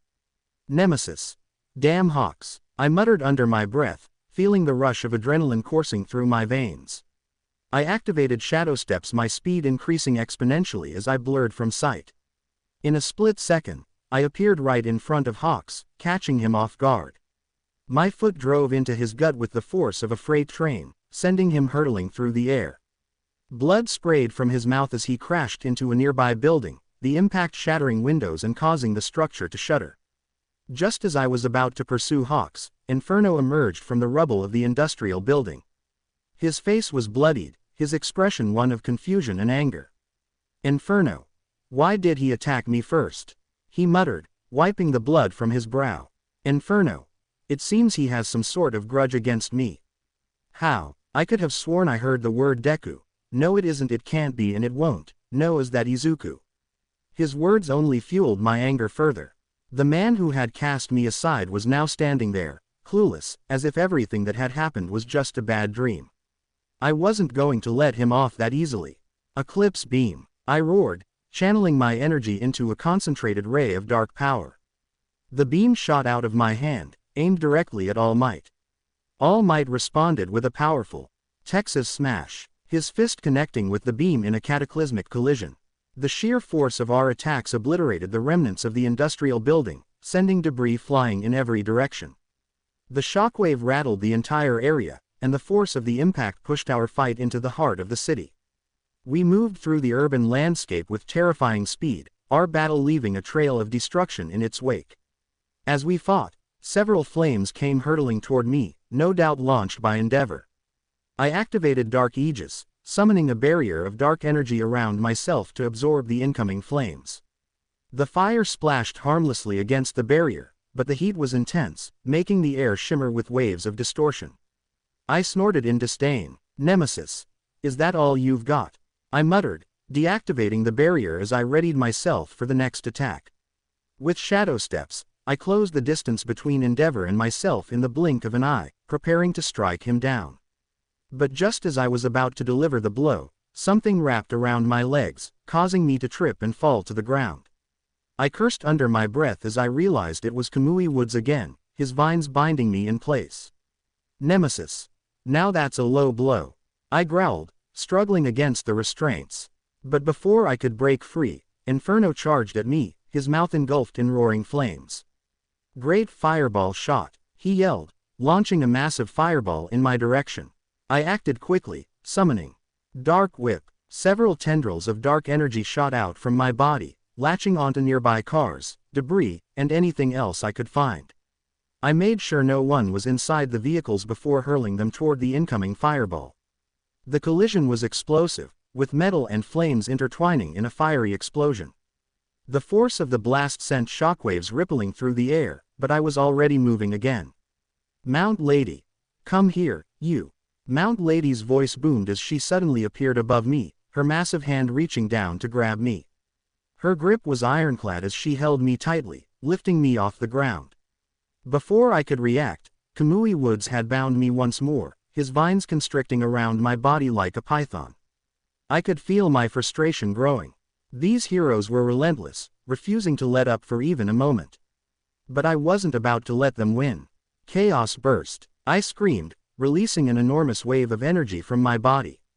The force of the blast was so intense that it shattered Mount Lady's grip, her massive arm breaking with a sickening crack as she released me with a pained grunt. I was free, and I wasn't about to waste the opportunity.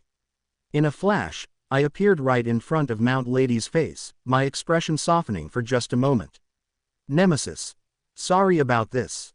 I'm still a fan," I admitted with a small smirk, my eyes briefly lingering on her large chest. "Hate puberty." With that, I kicked her hard in the face, sending her flying backward.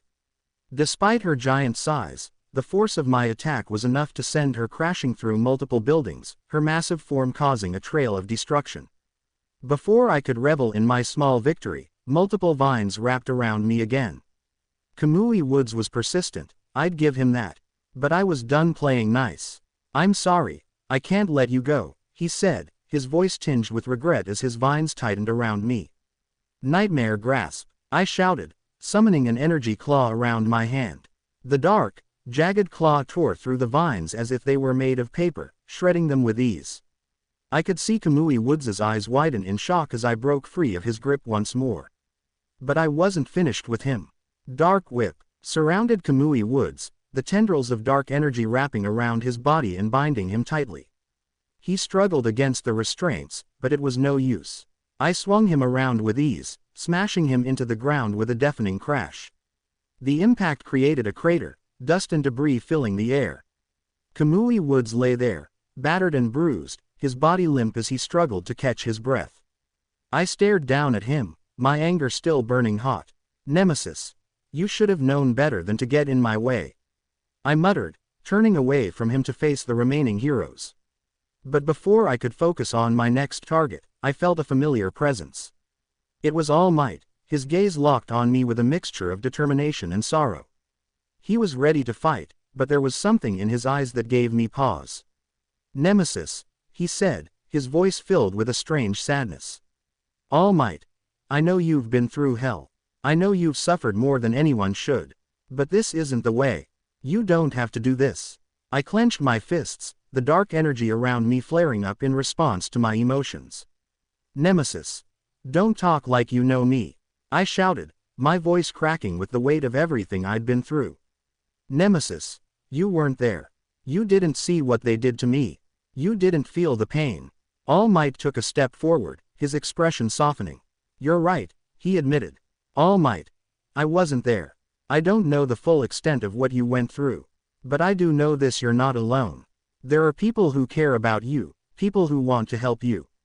Those eyes, why are they so familiar? Could I have met Nemesis before he became all this and I failed to see it?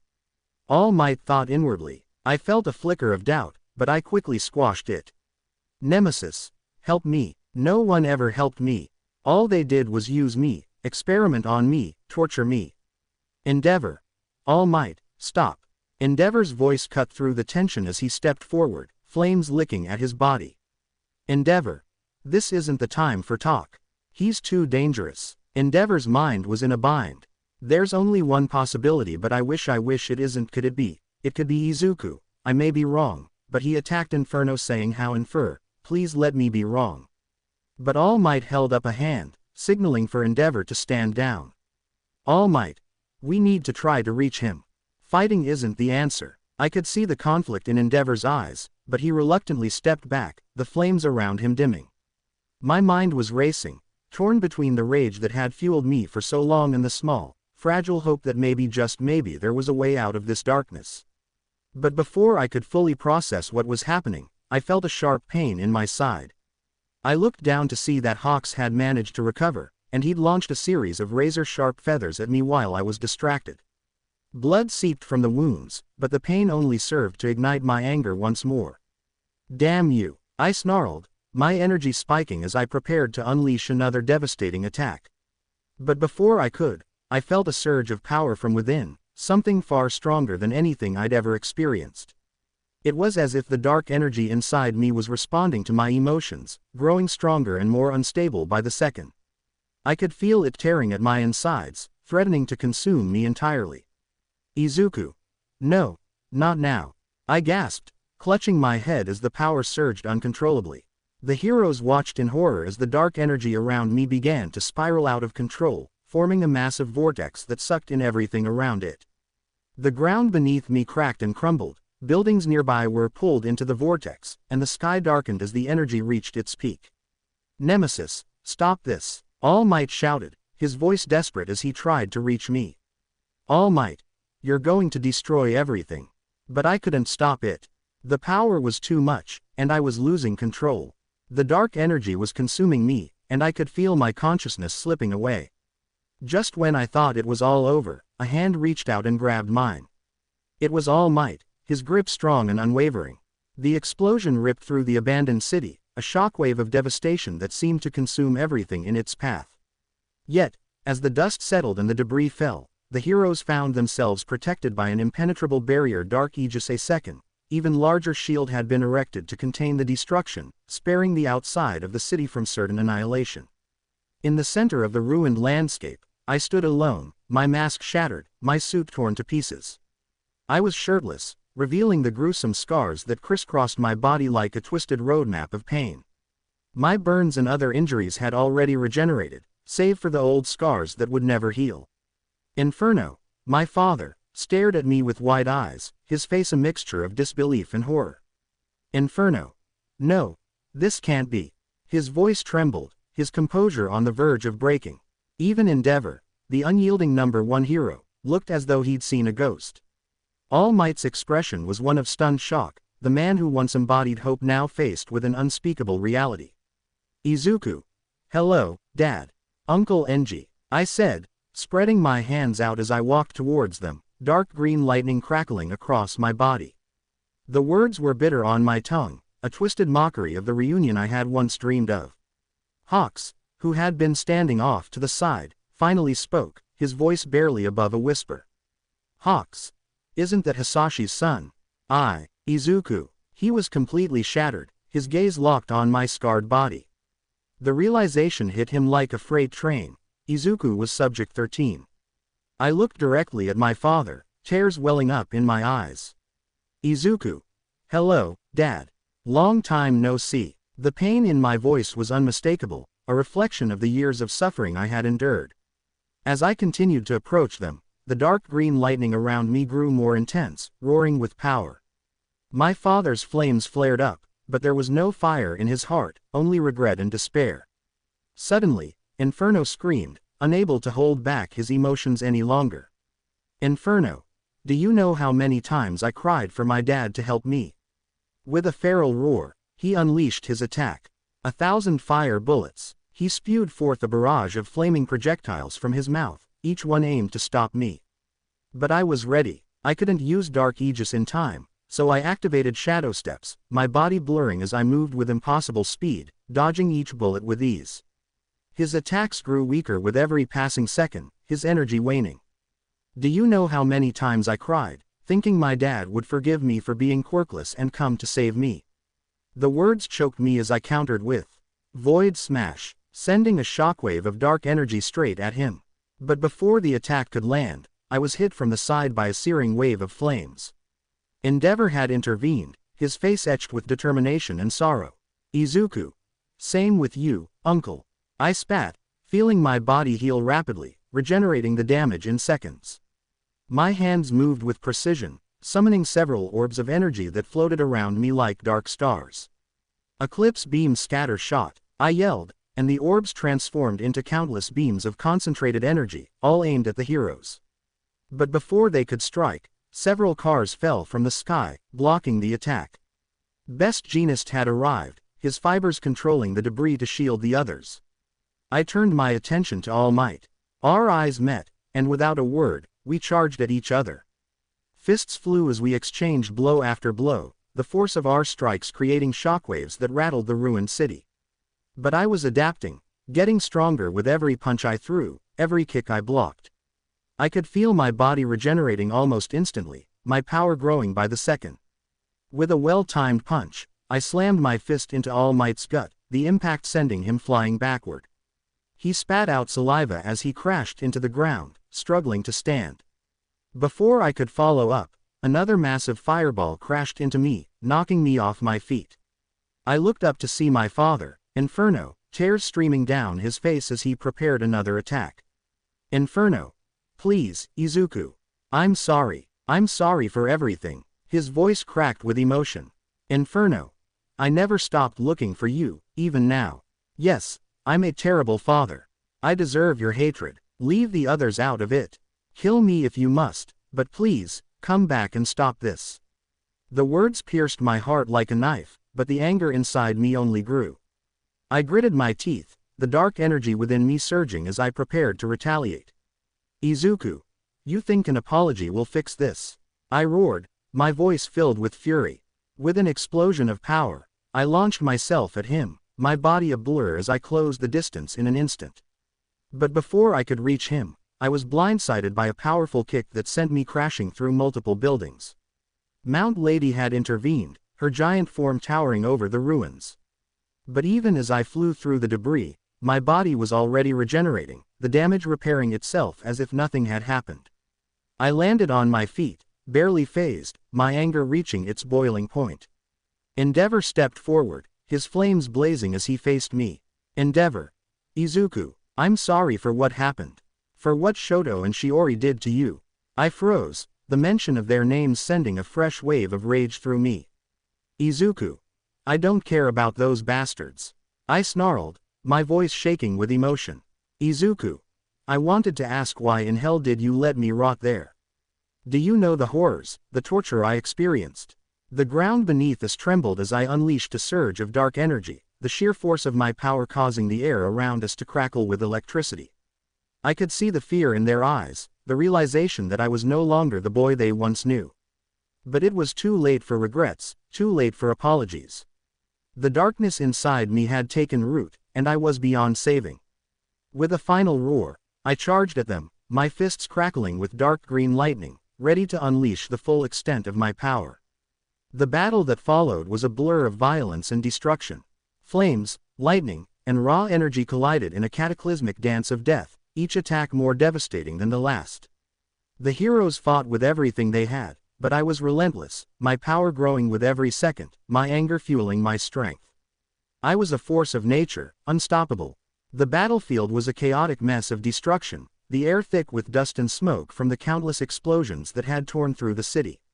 Yet, amid the ruins, the fight raged on, and this time, All Might wasn't holding back. His once hopeful eyes were now clouded with determination and regret, his muscles tensed as he prepared for the next round. Izuku.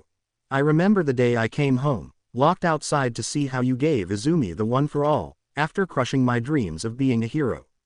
I spat, my voice dripping with venom. Izuku. You chose her, the same person who abused me, who maltreated me over me. You shattered my hopes, and now you want to stop me.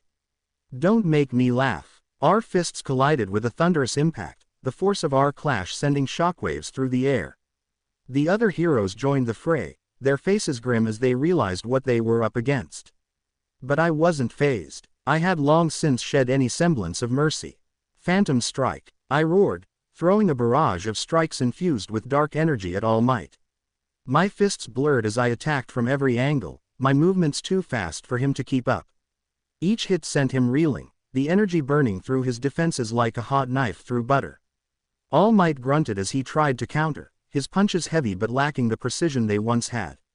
He was fighting on the back foot, his resolve wavering as he faced the monster I had become. But I wasn't done. I turned my attention to Inferno, my so-called father, who was barely able to stand after my last attack. I knew his weakness, his throat was vulnerable, and if he kept using his flames, he would destroy it. But the stubborn bastard would never stop, not even at the cost of his own life. Piercing fire shot, he yelled, his voice hoarse as he fired a long beam of condensed flames at me. The attack was powerful, but I could see the strain it put on him. Blood splattered from his mouth as he pushed himself beyond his limits. I leapt into the air, my body crackling with energy. Fallen star, I screamed, covering myself in a dark aura before smashing into the ground with all my might. The impact was catastrophic, the ground shattering beneath me as a massive shockwave tore through the battlefield. Giant rocks and debris were flung in every direction, the force of the explosion heading straight for my father. Eclipse beam. I unleashed a concentrated blast of dark energy that tore through the explosion, its trajectory aimed directly at Inferno. But before it could reach him, Endeavor stepped in, using his own signature move to block the attack. The collision of our powers resulted in another massive explosion, the shockwave ripping through the already devastated city. The impact was so intense that both Inferno and Endeavor were sent flying, their bodies battered and broken. But I wasn't about to let up. My attention shifted to the remaining heroes: Hawks, Kamui Woods, Mount Lady, Best Jeanist, and, of course, All Might. They surrounded me, their expressions a mix of determination and desperation. They knew they were outmatched, but they had no choice but to fight. Izuku. It's quite ironic, All Might, I said, my voice dripping with bitterness as I glared at him. Izuku. I looked up to you as the symbol of peace, and you crushed my dreams of being a hero. You gave one for all to my sister, the bane of my existence, just me for me, kidnapped and experimented on to create an even stronger quirk. The one above all was designed to kill you, but I don't care what those dead bastards wanted. So, All Might, get out of my way. My words hit him like a sledgehammer, his face pale with shock. The other heroes exchanged uneasy glances, their confidence faltering in the face of my unrelenting rage. But they didn't back down. Hawks was the first to move, his wings flaring as he launched a barrage of razor-sharp feathers at me. I dodged them effortlessly, my body a blur as I closed the distance between us. In a flash, I was in front of him, my fist connecting with his gut in a devastating uppercut. He choked, blood spurting from his mouth as he was sent crashing into the ground. Kamui Woods tried to ensnare me with his wooden tendrils, but I cut through them with a swipe of my hand, dark energy shredding the wood to splinters. He barely had time to react before I was upon him, delivering a spinning kick that snapped his neck with a sickening crack. His body crumpled to the ground, lifeless. Mount Lady, in her giant form, tried to stomp me into the ground, but I sidestepped her attack, moving with inhuman speed. I jumped onto her leg and ran up her body, delivering a powerful punch to her temple. She let out a pained cry as she stumbled backward, her massive form collapsing as I leapt off her, landing gracefully on the ground. Best Jeanist tried to use his fibers to restrain me, but I grabbed them with my bare hands, channeling my dark energy through the threads. They unraveled and disintegrated in my grasp, leaving him defenseless. I moved in for the kill, but before I could strike, All Might intervened, his fist slamming into my side. The impact sent me skidding across the ground, but I quickly regained my footing, my body healing almost instantly. All Might's face was a mix of anguish and resolve as he charged at me, his fists blazing with the remnants of his once great power. I met his charge head-on, our fists colliding in a series of earth-shattering blows. The ground cracked and splintered beneath us, the air around us humming with the raw power of our clash. I could see the pain in his eyes, the regret for what had been done to me, but I didn't care. My anger had consumed me, and all that mattered now was the fight. Izuku. Why did you give up on me? I shouted, my voice raw with emotion as I delivered a powerful uppercut to his jaw. Izuku. Why did you choose her over me? All Might staggered back, blood dripping from his mouth as he struggled to find his footing. All Might. I thought I was doing the right thing, he gasped, his voice barely audible. I wanted to protect you. Liar. I roared, my fist smashing into his gut with enough force to lift him off the ground. He coughed up blood, his eyes wide with shock as I delivered a follow-up punch that sent him crashing into a nearby building. But before I could press the attack, Inferno fired another. Quote, piercing fire shot at me, the flames searing through the air. I barely managed to dodge, the intense heat singing my skin even as my body healed. I turned to face him, my eyes blazing with fury. Izuku, I told you to get out of my way. I snarled, my voice dripping with malice. Izuku, you had your chance to save me, and you failed. Now, it's too late for apologies. With a flick of my wrist, I summoned a massive orb of dark energy, its surface crackling with power. Eclipse bomb, I yelled, launching the orb at Inferno with all my might. The orb sped towards him, but before it could reach its target, Endeavor threw himself in its path, using his flames to try and deflect it. The resulting explosion was catastrophic, the shockwave tearing through the already devastated city, reducing buildings to rubble and sending both heroes flying. I didn't wait for the dust to settle. I charged at All Might, who was struggling to stand, his once mighty form battered and broken. I could see the defeat in his eyes, the realization that he was no longer the hero he once was. Izuku, you were supposed to be the symbol of peace. I spat, my fist slamming into his face with enough force to shatter bone. Izuku, you were supposed to protect people like me. All Might fell to his knees, blood dripping from his mouth as he looked up at me with hollow eyes. I'm sorry, he whispered, his voice barely audible. But his apology only fueled my rage. Izuku, sorry won't bring back the years I lost. I screamed, delivering a final, devastating punch that sent him crashing to the ground, unconscious. The other heroes watched in horror as I stood over All Might's fallen form, my chest heaving with exertion. I could see the fear in their eyes, the realization that they were outmatched, that they couldn't stop me. But I wasn't done yet. I turned to face Inferno and Endeavor, who were barely able to stand after the explosion. Izuku, this ends now. I growled, my voice cold and unyielding.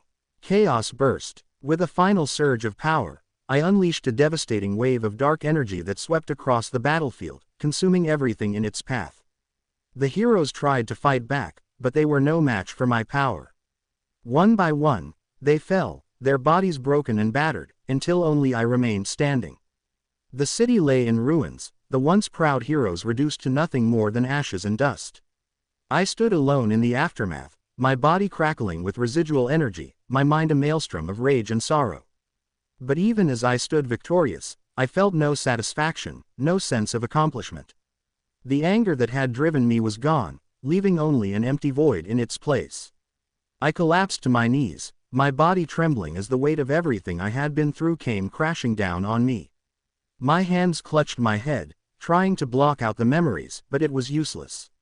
The tears came in torrents, unstoppable, as I cried out in agony. Izuku. Why all this? My voice was raw, broken. Izuku.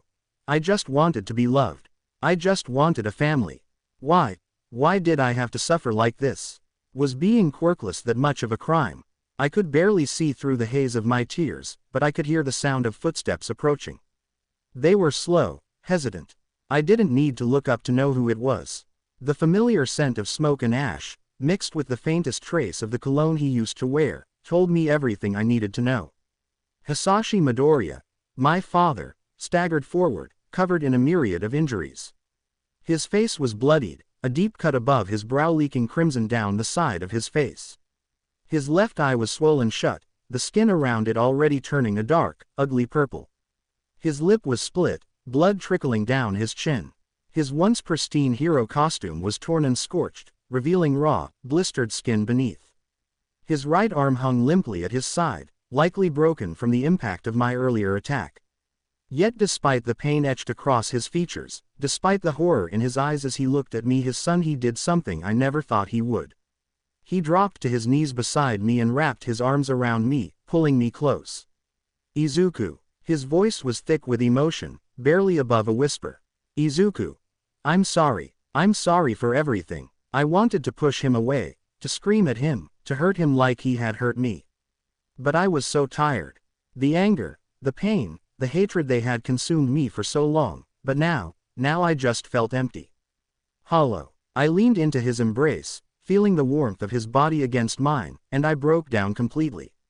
Izuku. I just wanted to be like you, and All Might. I choked out, the words barely making it past the lump in my throat. Izuku. Was that so bad? My vision blurred, and the last thing I remembered before everything went black was the feeling of my father holding me, his tears mixing with mine. Third-person view. Detective Tsukauchi arrived at the scene, his heart pounding in his chest.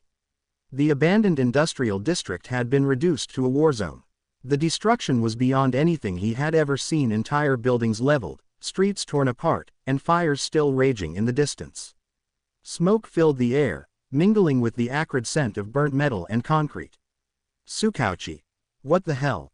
Tsukauchi muttered under his breath, his eyes wide with disbelief as he surveyed the carnage. The heroes who had fought Nemesis no Izuku were scattered across the battlefield, each in a state of disarray. Hawks lay on the ground, his wings bent at odd angles, feathers scattered around him like fallen leaves. His normally vibrant eyes were dulled with pain, his chest rising and falling with shallow breaths. Mount Lady was slumped against a collapsed building, her massive form shrunken down to her regular size. Her face was pale, a nasty gash running across her forehead, blood matting her blonde hair. She cradled her broken arm to her chest, her expression a mix of shock and sorrow. Kamui Woods was entangled in his own vines, his body twisted in an unnatural position. His breathing was labored, each inhale accompanied by a pained wheeze. His costume was torn, revealing the bruises and cuts that marred his wooden skin. Endeavor stood in the middle of the destruction, his flames flickering weakly around him. His once proud figure was hunched, his shoulders slumped in defeat. His face was lined with exhaustion, his usually fiery eyes now dull and distant. Blood dripped from a wound on his side, staining his suit a dark red. And then there was All Might, the symbol of peace. He knelt in the rubble, his eyes filled with a deep sorrow that Tsukauchi had never seen before. His costume was torn, his body battered and bruised, but it was the look on his face that spoke volumes. It was the look of a man who had lost everything he had ever fought for. But it was the sight of Hisashi Midoriya that made Tsukauchi's breath catch in his throat. The once proud hero, now reduced to a broken man, was kneeling in the midst of the devastation, cradling the unconscious form of his son in his arms. Izuku's body was riddled with scars, deep, jagged marks that told the story of years of unimaginable suffering. Hisashi held him close, tears streaming down his face as he whispered apologies over and over again. Tsukauchi approached cautiously, his heart heavy with the weight of what he was witnessing. This was no longer just a case. This was a tragedy, one that had cost so many so much. Hisashi. Tsukauchi's voice was gentle, but firm. Tsukauchi. We need to get him to a hospital. He needs medical attention. Hisashi looked up at Tsukauchi, his eyes filled with a mix of desperation and despair. Hisashi. I can't lose him again, Naomasa. Not again. Please. Tsukauchi placed a reassuring hand on Hisashi's shoulder. Tsukauchi. We'll do everything we can. But right now, we need to move.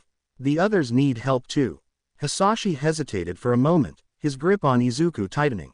But finally, with a shaky breath, he nodded. Okay.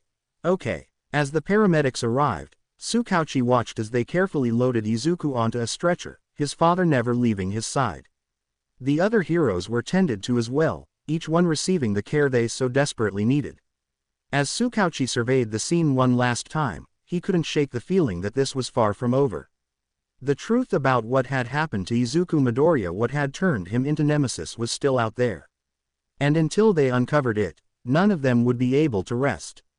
Let's move out, Tsukauchi ordered, his voice filled with determination. Tsukauchi, we need to find out who did this, and we need to stop them before they do it again. The night air was thick with tension as the ambulances sped away, their sirens wailing in the distance. And in the ruins of the abandoned district, the echoes of a battle that had shaken the very foundation of the city lingered, a grim reminder of the horrors that had been unleashed. Detective Tsukauchi stood in the dimly lit hospital corridor, his gaze fixed on the small, fragile figure lying unconscious in the bed before him. Izuku Midoriya, or Nemesis as he had come to be known, looked so much younger, so much more vulnerable than the force of destruction he had witnessed not long ago.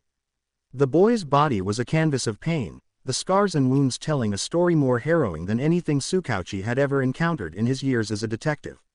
His mind raced, piecing together the fragments of the story that had been unearthed since Izuku's capture. The truth was far more twisted and tragic than he could have ever imagined. Izuku had run away from home, but it wasn't just a case of a rebellious teenager. No, this was something deeper, something far darker. Tsukauchi's hand tightened around the brim of his hat as he recalled the reports, the details of Izuku's kidnapping, the horrific experiments he had been subjected to. It was all too much to bear, especially knowing that this all stemmed from the fact that Izuku had been born quirkless. A fact that had led his family, the people who should have loved and protected him, to turn their backs on him. The anger Tsukauchi felt toward Hisashi Midoriya burned in his chest, a deep, simmering rage that he struggled to contain. Hisashi stood next to the bed, his face a mask of exhaustion and regret.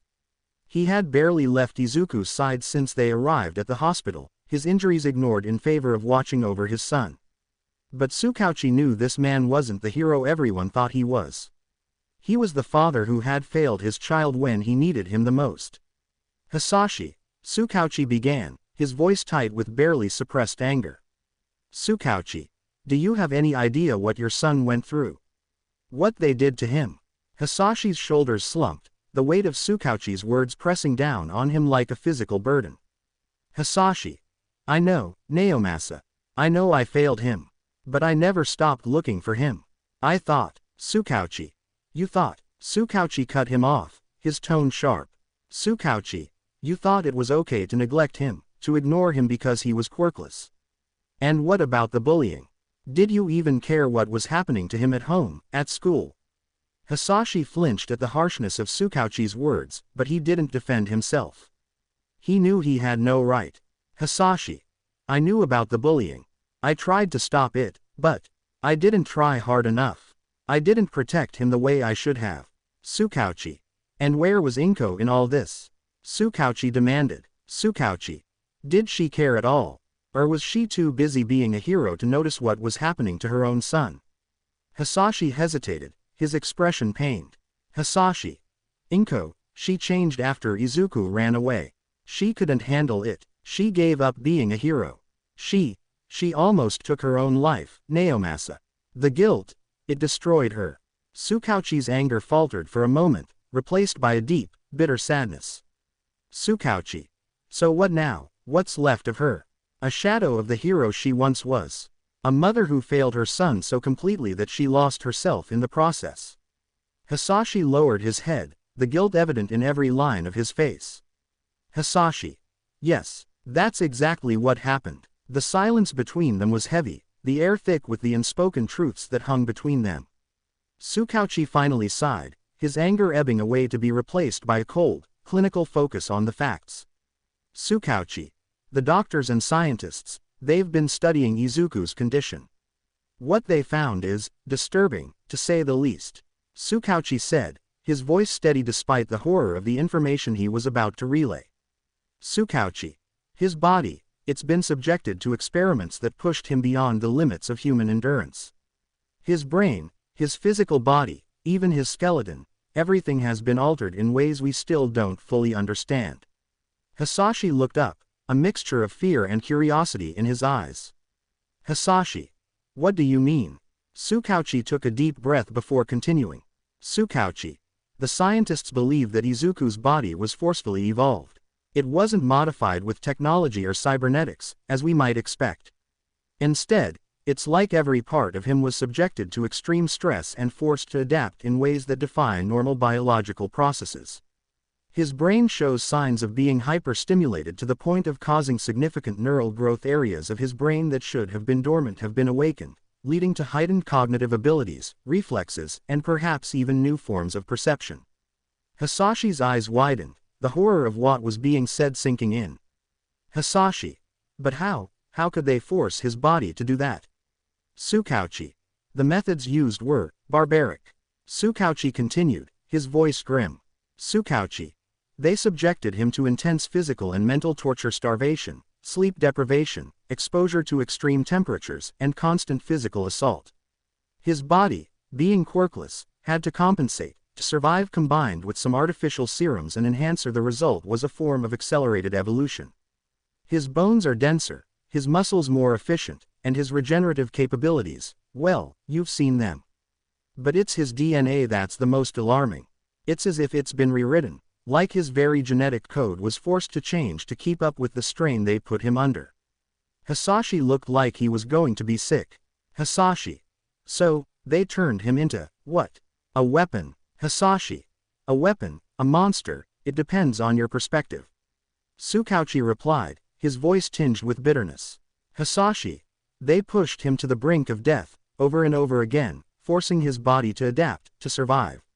And the result is what you see before you. A boy who has been pushed so far beyond the limits of humanity that he barely resembles the child you once knew. Hasashi's knees buckled, and he sank into the chair beside the bed, his head in his hands. Hasashi.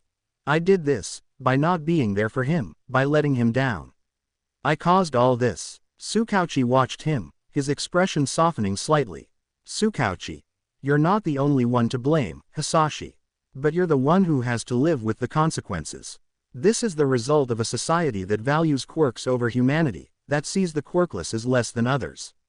Izuku. He was a victim of that mindset, but he was also a victim of his own family's failure to protect him. Hasashi looked up, tears streaming down his face. Hasashi. What can I do, Naomasa? How can I make this right? Tsukauchi didn't have an answer. He wished he did, but there was no easy solution to this nightmare. Tsukauchi. The first step is to face the truth, to accept what's happened and to try to help him heal, if that's even possible. But more than that, you need to make sure that no other child has to go through what Izuku did. You need to make sure that this never happens again. Hasashi nodded, his expression resolute despite the tears. Hasashi. I'll do whatever it takes. I'll make sure no one else has to suffer like he did. Tsukauchi placed a hand on Hasashi's shoulder, a rare gesture of comfort. Tsukauchi. It's going to be a long road, Hasashi. For both of you, but you need to be strong for him now, stronger than you've ever been. Hasashi looked back at Izuku, his expression one of deep sorrow and determination. Hasashi. I will be, Naomasa. I swear it. As Tsukauchi turned to leave the room, he paused at the door, glancing back at the broken man and the boy who had been pushed beyond the brink. There was so much that needed to be done, so many wrongs that needed to be righted. But for now, all they could do was try to pick up the pieces and start the long, painful process of healing. Tsukauchi. Call me if anything changes. Tsukauchi said quietly before stepping out into the corridor, leaving father and son alone in the sterile silence of the hospital room. And as he walked down the hall, the weight of everything that had happened pressed down on him, a constant reminder of the darkness that lurked just beneath the surface of their world. A darkness that had claimed one more victim in its relentless grip. Tsukauchi sat in his dimly lit office, the weight of the world pressing on his shoulders as he sifted through countless files and reports. The stress had been mounting for days, ever since the revelation that the vigilante known as Nemesis was none other than Izuku Midoriya. The implications were staggering, and the burden of keeping it under wraps was immense. A knock on the door broke through his thoughts. He looked up to see one of his officers, a young man with a nervous expression, standing in the doorway. Excuse me, sir, we made another discovery, the officer said, hesitating slightly before stepping into the room. Tsukauchi sighed, rubbing his temples. Tsukauchi. What is it this time? The officer took a deep breath before speaking. Well, since we confirmed that Izuku Midoriya is Nemesis, we've been tracking his movements. We discovered several images of him, mostly buying supplies and food. But there's something else. He always goes into this particular alley. We followed it down and found he's been living in the sewers. Tsukauchi's face hardened, disgust washing over him. Tsukauchi. In the sewers? Are you telling me that he'd rather live in such harsh, filthy conditions than with his own family? The officer nodded grimly. Yes, sir, it appears so. But that's not all. We discovered some sort of home base down there, and we found this. He held up a small flash drive and a file labeled, Project All Might Killer. Tsukauchi's stomach twisted. He motioned for the officer to close the door, his voice low and tense. Tsukauchi. Do not tell anyone about what you found. Not yet. The officer nodded again, his expression serious. Understood, sir. Tsukauchi took the flash drive, feeling the cold plastic in his hand, and plugged it into his laptop. His fingers hovered over the keyboard for a moment before he clicked on the first video file. The screen flickered to life, and what he saw made his blood run cold. A young Izuku Midoriya was strapped down on a metal table, his small body trembling.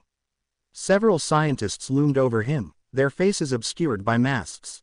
Without hesitation, they began stabbing into his body with long needles, testing his regeneration.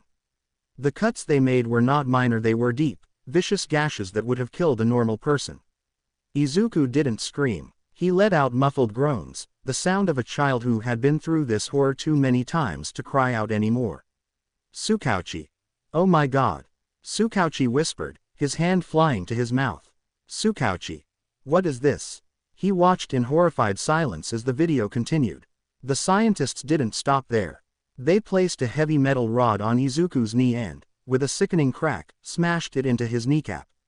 Then his arms, his fingers, every part of his body was subjected to the same brutal treatment. Izuku finally cried out, begging them to stop, but they didn't. They only watched, taking notes as his body slowly, agonizingly, began to heal. The video showed other experiments, each more horrific than the last. Extreme electrocution, where they strapped electrodes to his temples and sent waves of electricity coursing through his brain, causing his body to convulse violently.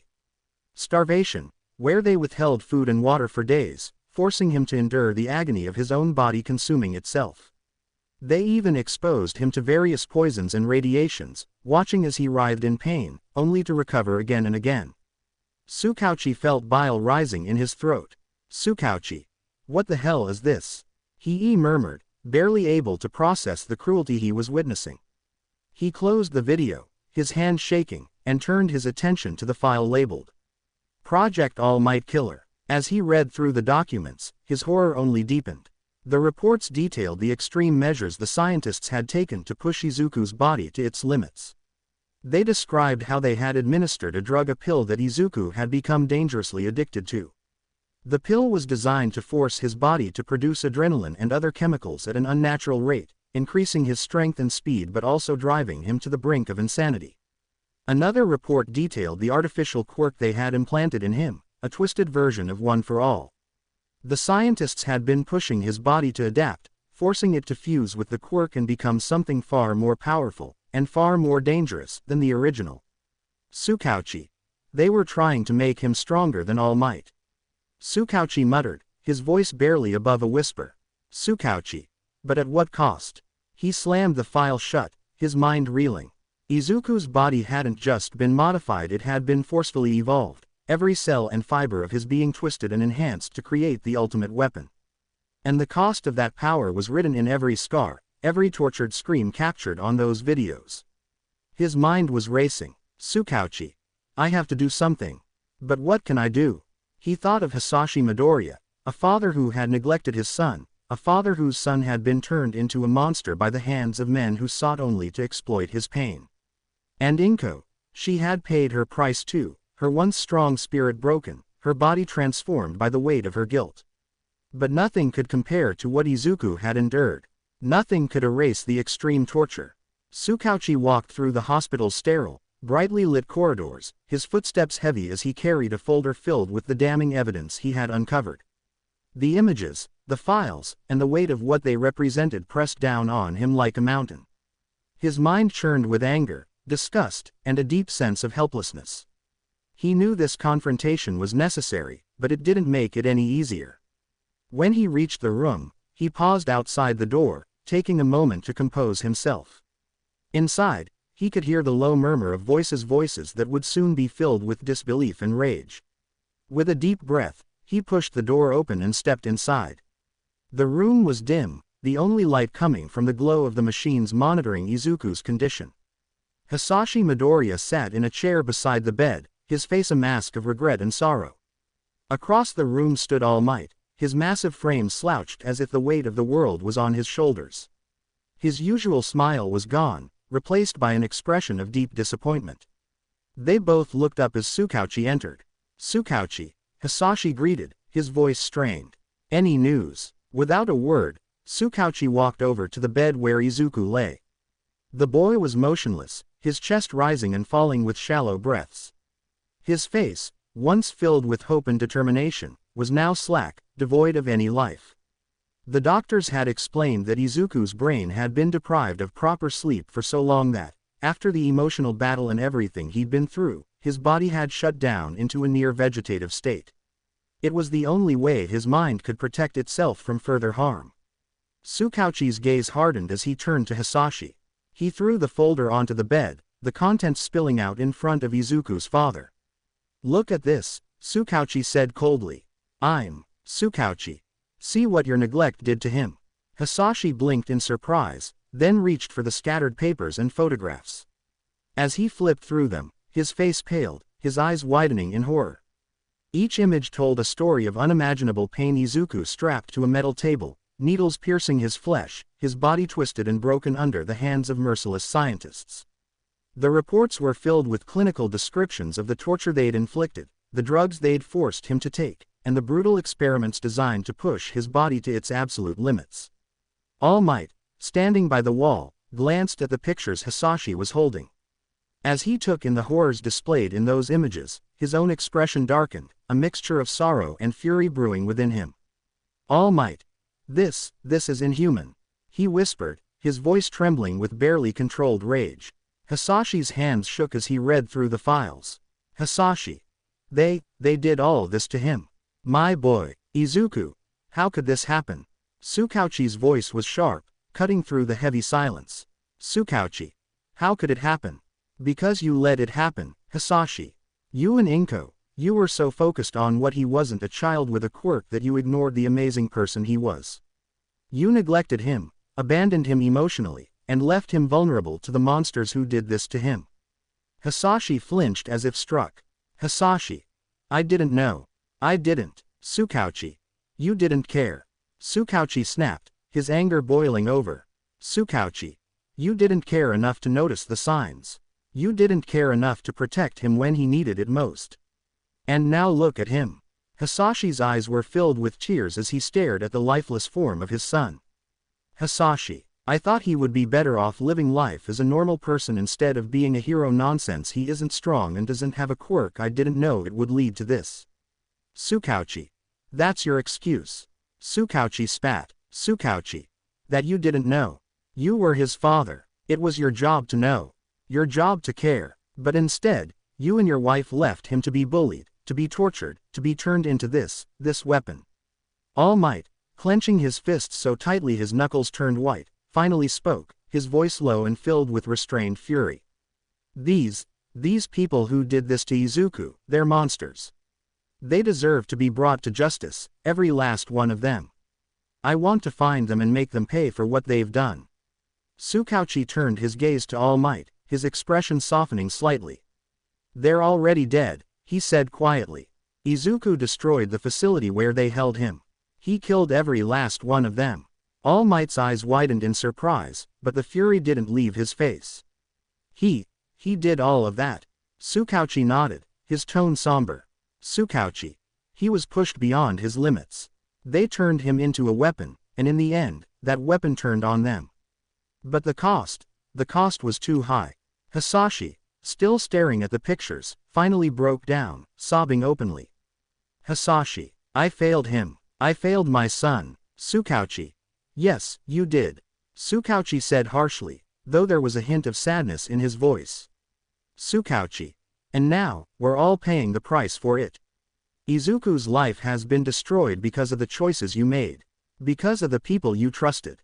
All Might looked down at the sleeping boy, his heart aching with guilt. "All Might. I should have seen it. I should have known something was wrong when I first met him. But I didn't. I was too focused on finding a successor, on passing on my power. I didn't take the time to really see him."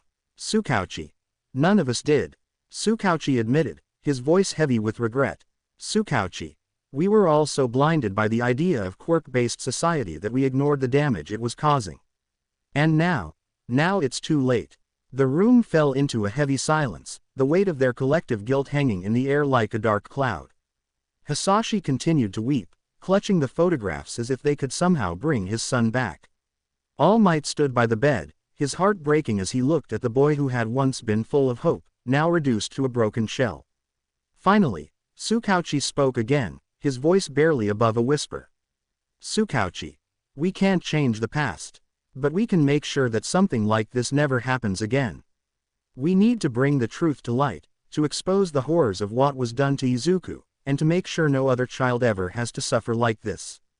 Hisashi nodded weakly, tears streaming down his face. Hisashi. I'll do whatever it takes. I'll help in any way I can. I owe him that much. All Might placed a hand on Hisashi's shoulder, offering him a small measure of comfort. All Might. We'll do it together. He said softly. All Might. Door Izuku's sake. Tsukauchi turned to leave the room, but before he did, he glanced back at Izuku, lying so still in the hospital bed. Tsukauchi. I only hope that, somehow, he can find peace. He's been through enough for 10 lifetimes, and he deserves so much more than this. As he walked out of the room, Tsukauchi knew that the road ahead would be long and difficult. But he also knew that they had to face it head-on, for Izuku, and for all the others who had been forgotten and abandoned by the very society that was supposed to protect them. Major announcement. I saw in a comment about Kamui Woods dead it was a huge mistake both on my part and that of Wattpad. Yes, I planned for Kamui Woods to die but later scrapped the idea and redid that part. After solving the usual issue of Last Saved, I didn't know it was the former one that was being published. Unfortunately, Kamui Woods can't die in this fanfic, at least not now. I woke up to the blinding lights of the hospital room. Everything felt like a dream, a twisted, surreal nightmare I couldn't escape from. My body was heavy, like I had been weighed down by 1,000 chains. But the real shock came when I saw the nurse standing over me, her eyes wide with disbelief. He's actually awake, she whispered, as if she couldn't believe it herself. She turned quickly, calling out for more staff. The room buzzed with activity, but I didn't care. All I could think about was the fact that I was conscious again, that the haze I'd been lost in for what felt like an eternity had finally lifted. Izuku. How long have I been out? My voice was hoarse, barely a croak. The nurse hesitated before responding. Nurse. It's close to 4 months, sir. 4 months. The words hit me like a punch to the gut. I slumped back against the pillows, the weight of that realization settling in. 4 months of nothingness. 4 months where the world kept turning without me, and here I was, stuck in this sterile room like a prisoner. I glanced down at my wrists and noticed the quirk suppression bracelets strapped around them. The irony of it all made me chuckle darkly. Did they really think these flimsy cuffs could hold me? Even without my quirk, I was still far stronger than any normal human. I could break out of this place if I wanted to know, if I needed to. And plus I can adapt to the quirk suppression bracelets and actually become immune to it. Seriously, adaptation is a broken ability. The thought of escape began to form in my mind, but before I could act on it, the door creaked open. Tsukauchi walked in, his face lined with exhaustion and concern. Tsukauchi. Izuku, you're okay. He said, relief evident in his voice. As soon as I saw him, everything came rushing back. The memories, the battles, the blood on my hands, it all slammed into me like a tidal wave. I felt my stomach churn with guilt, but I shoved it down. Now wasn't the time to dwell on that. I had to face the consequences. I stared at him, my eyes narrowing. Izuku. Let me guess. I'm in deep trouble, right? How many years am I supposed to spend in Tartarus? Tsukauchi sighed, his shoulders slumping. Tsukauchi. After what you did, yes, you are going to spend a lot of time there. And, several of the heroes you fought are permanently. I cut him off, a sudden idea sparking in my mind. Izuku. Then use my blood instead. His brow furrowed in confusion. Tsukauchi. Excuse me, my blood, I repeated. Izuku. I can regenerate, even if I'm sliced in half. My blood has a healing factor. Use it to help them. Unlike a silver-haired sorcerer we know. He stared at me, stunned into silence.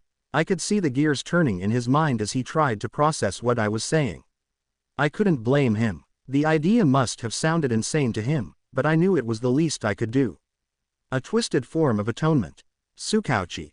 Why did you choose to? His voice trailed off, leaving the question hanging in the air.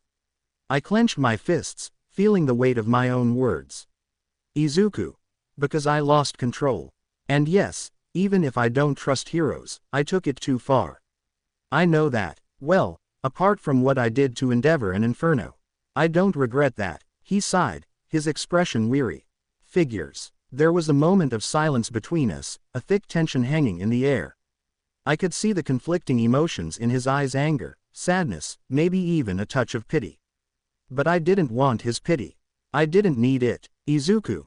Now, why are you here, detective? I asked, my voice cold and detached. Tsukauchi straightened up, taking a deep breath before speaking. Tsukauchi. I'm here because I want to understand, Izuku. I need to understand why you did all of this. Why you became Nemesis. I laughed, a bitter sound that echoed in the sterile room. Izuku. Why? Do you really want to know, Tsukauchi? Or are you just here to ease your own conscience? He flinched at my words but didn't back down. Tsukauchi. I want to know. I need to know. I stared at the ceiling, the memories swirling in my mind like a storm. Izuku. Fine. You want to know why? It's because I was broken. Shattered. They took everything from me, Tsukauchi. My family, my dreams, my future, all of it, gone. He listened intently, his eyes never leaving mine. Izuku. I was quirkless, remember.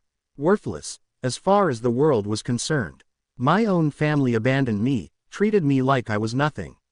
And then the heroes. They turned their backs on me too. The people I looked up to, the ones who were supposed to protect us, they ignored me. They didn't care. Tsukauchi's face was a mask of pain, but I didn't stop. The words kept pouring out of me, like a dam had finally broken. Izuku. Then came the experiments. I continued, my voice shaking with barely suppressed rage. Izuku. They took me, tortured me, all in the name of creating a weapon. Project All Might Killer. That's what they called it. They wanted to turn me into something unstoppable, something that could take down the very heroes I once admired. His eyes widened in shock. Tsukauchi. Project All Might Killer. He remembered the project he had read. Yeah, I spat. Izuku. That's what they did to me. They pushed my body to its limits, injected me with drugs, experimented on me until I was nothing more than a monster in their eyes. And when I finally escaped, I was left with nothing but hatred. Tsukauchi's voice was quiet, almost a whisper. Tsukauchi. But you didn't have to. You didn't have to do what you did. Didn't I? I shot back, my voice rising. Izuku. After everything they did to me, after all the pain and suffering, what was I supposed to do, Tsukauchi? Just let it go. Pretend it never happened. Tsukauchi. You could have sought help. You could have. Help. I interrupted, my laugh sharp and bitter. Izuku. From who? The heroes who ignored me. The society that cast me aside. There was no help for someone like me, Tsukauchi. I was alone. He shook his head, his expression torn. Tsukauchi. You weren't alone. You didn't have to be. Izuku. Don't you get it? I snapped, my anger boiling over. Izuku. I didn't want their help. I didn't want to be saved by the very people who let this happen to me. I wanted revenge. I wanted them to feel the same pain I felt. Hisashi's face flashed through my mind, the image of him crying over those damned files. The father who never cared until it was too late. The one who only realized his mistakes after I was already lost. Tsukauchi took a step closer, his voice pleading. Tsukauchi. Izuku, this isn't you. This hatred, this anger, it's consuming you. It's turning you into something you're not. I glared at him, the fire in my chest burning hotter with every word. Izuku. No, Tsukauchi. This is who I am now. This is who they made me. You don't get to decide that. You don't get to judge me for it. He fell silent, the room heavy with the weight of my words. I could see the conflict in his eyes, the way he wanted to reach out, to pull me back from the edge. But it was too late. I had already fallen. We stood there in silence for what felt like an eternity, the only sound the steady beeping of the machines monitoring my vitals. Finally, Tsukauchi spoke, his voice tired and resigned. Tsukauchi. So, what now? He asked quietly. I shrugged, the cold detachment returning to my voice. Izuku. You know what happens next. I go to Tartarus, I rot in a cell, whatever. It doesn't matter. None of it does. He looked at me with a sadness that cut deep, but I didn't let it show. Tsukauchi, is that really how you want this to end, Izuku? I didn't answer him. Instead, I turned my gaze to the window, watching as the sun began to set in the distance. The world kept turning, indifferent to the pain, the suffering, the destruction. It didn't care about me, about what I had done, about the monster I had become. Tsukauchi let out a heavy sigh, defeated. Tsukauchi, I'll make sure they know about your offer. About using your blood to heal the others. It's the least we can do. Izuku, do whatever you want. I muttered, not really caring. He nodded, turning to leave the room. But before he reached the door, he paused, glancing back at me one last time. Tsukauchi. Izuku, if you ever decide that you want to talk, if you ever want to try and find another way, I'll be here. I'll always be here. I didn't respond. I couldn't. The door closed behind him, and I was left alone in the room, the silence pressing down on me like a shroud. I closed my eyes, the exhaustion washing over me once again. The nurses had said I'd been out for 4 months, but it felt like I hadn't rested in years. I didn't know what would happen next, but in that moment, I didn't care. I was tired, so tired of fighting, of running, of hating. My eyes were heavy with the weight of everything that had happened. The fatigue was crushing, pulling me deeper into a sense of numbness that had become my only refuge. I didn't even bother to look when the door creaked open again. But the faint sound of footsteps, hesitant and slow, told me who it was before he spoke. Izuku. Hisashi's voice was low, raspy, strained probably from the damage he sustained during the battle. I didn't care. I didn't respond at first, keeping my eyes fixed on the ceiling, the sterile white tiles above offering no comfort. Finally, I forced myself to acknowledge him, though my voice was as cold as ice. Izuku. I'm not forgiving you ever, I hope you know that. The words hung in the air, heavy and unforgiving. I could almost hear the way they cut through him, like a knife digging into old wounds. He didn't say anything for a moment, probably trying to find the right words, trying to piece together a response that wouldn't shatter him completely. But I wasn't interested in making this easy for him. Izuku, his voice cracked, and he cleared his throat before continuing. Hisashi. I know you have no reason to forgive me. What I did, or rather, what I failed to do, there's no excuse for it. He took a step closer, and I could see his shadow stretching across the floor. I still didn't look at him, refusing to give him the satisfaction of seeing any reaction on my face. Hisashi. I was supposed to protect you. I was supposed to be there for you, but instead, I left you alone. I didn't listen, I didn't care enough, and for that, I'm so. Don't. I cut him off, my voice sharp. Izuku. Don't you dare say you're sorry. You think that changes anything. You think apologizing now, after everything, will make up for the years you neglected me. For all the times you pretended I didn't exist. He flinched at my words, but I didn't stop. The anger, the bitterness, it all came pouring out like a dam that had finally burst. Izuku. Where were you when I needed you, huh? Where were you when I was being bullied, when I was treated like garbage because I didn't have a quirk? You didn't care, you didn't even notice. You were too busy being a hero, too busy saving everyone else to even look at your own son. Hisashi tried to speak, but I wasn't finished. I sat up, the movement slow and painful, but I didn't care. I wanted him to see the hatred in my eyes, the deep, festering wound that would never heal. Izuku. And then, when I was taken, when they tortured me, experimented on me, you weren't there either. They turned me into a monster, and where were you? Out being a hero, right?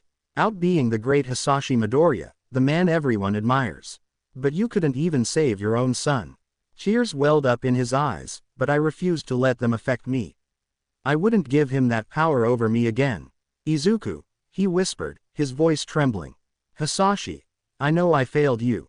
I know I can never make up for what I've done, or what I didn't do. But I want you to know that I'm here now. I'm here, and I'm not leaving you again. Whatever it takes, I'll do it.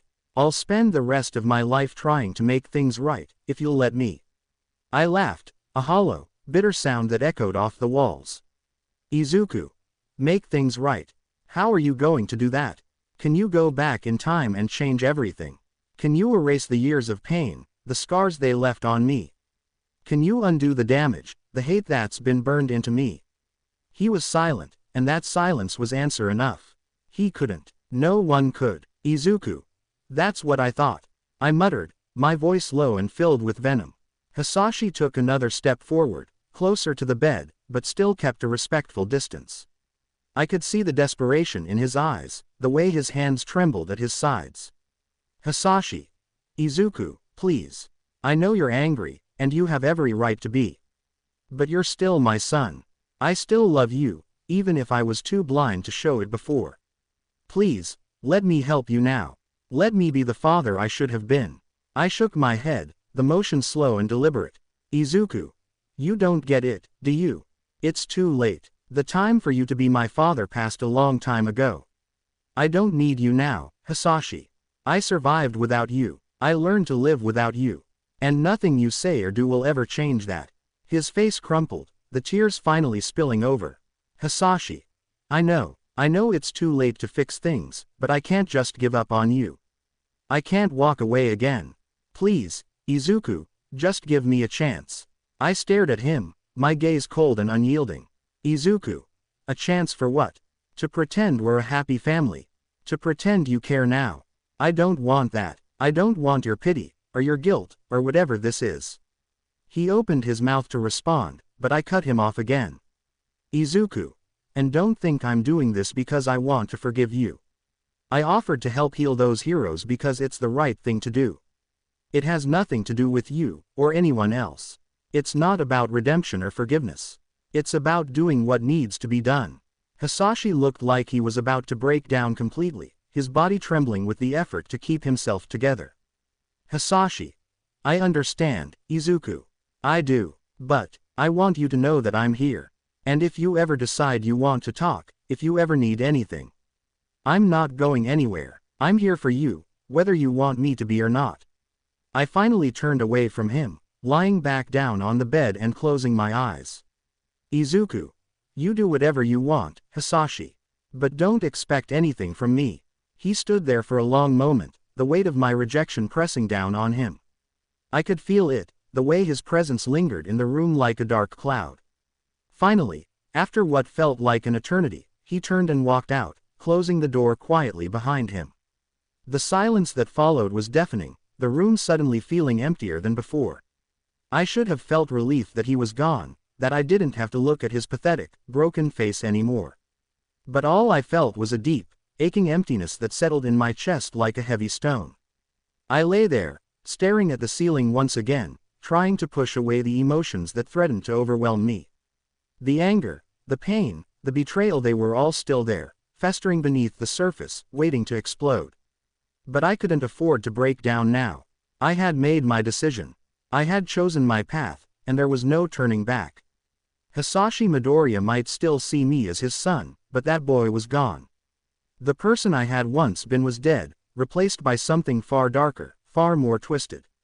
And no amount of tears or apologies could ever bring him back. To be continued. I hope you guys enjoyed this video and make sure to like and subscribe to the channel. Now we will see you in the next video.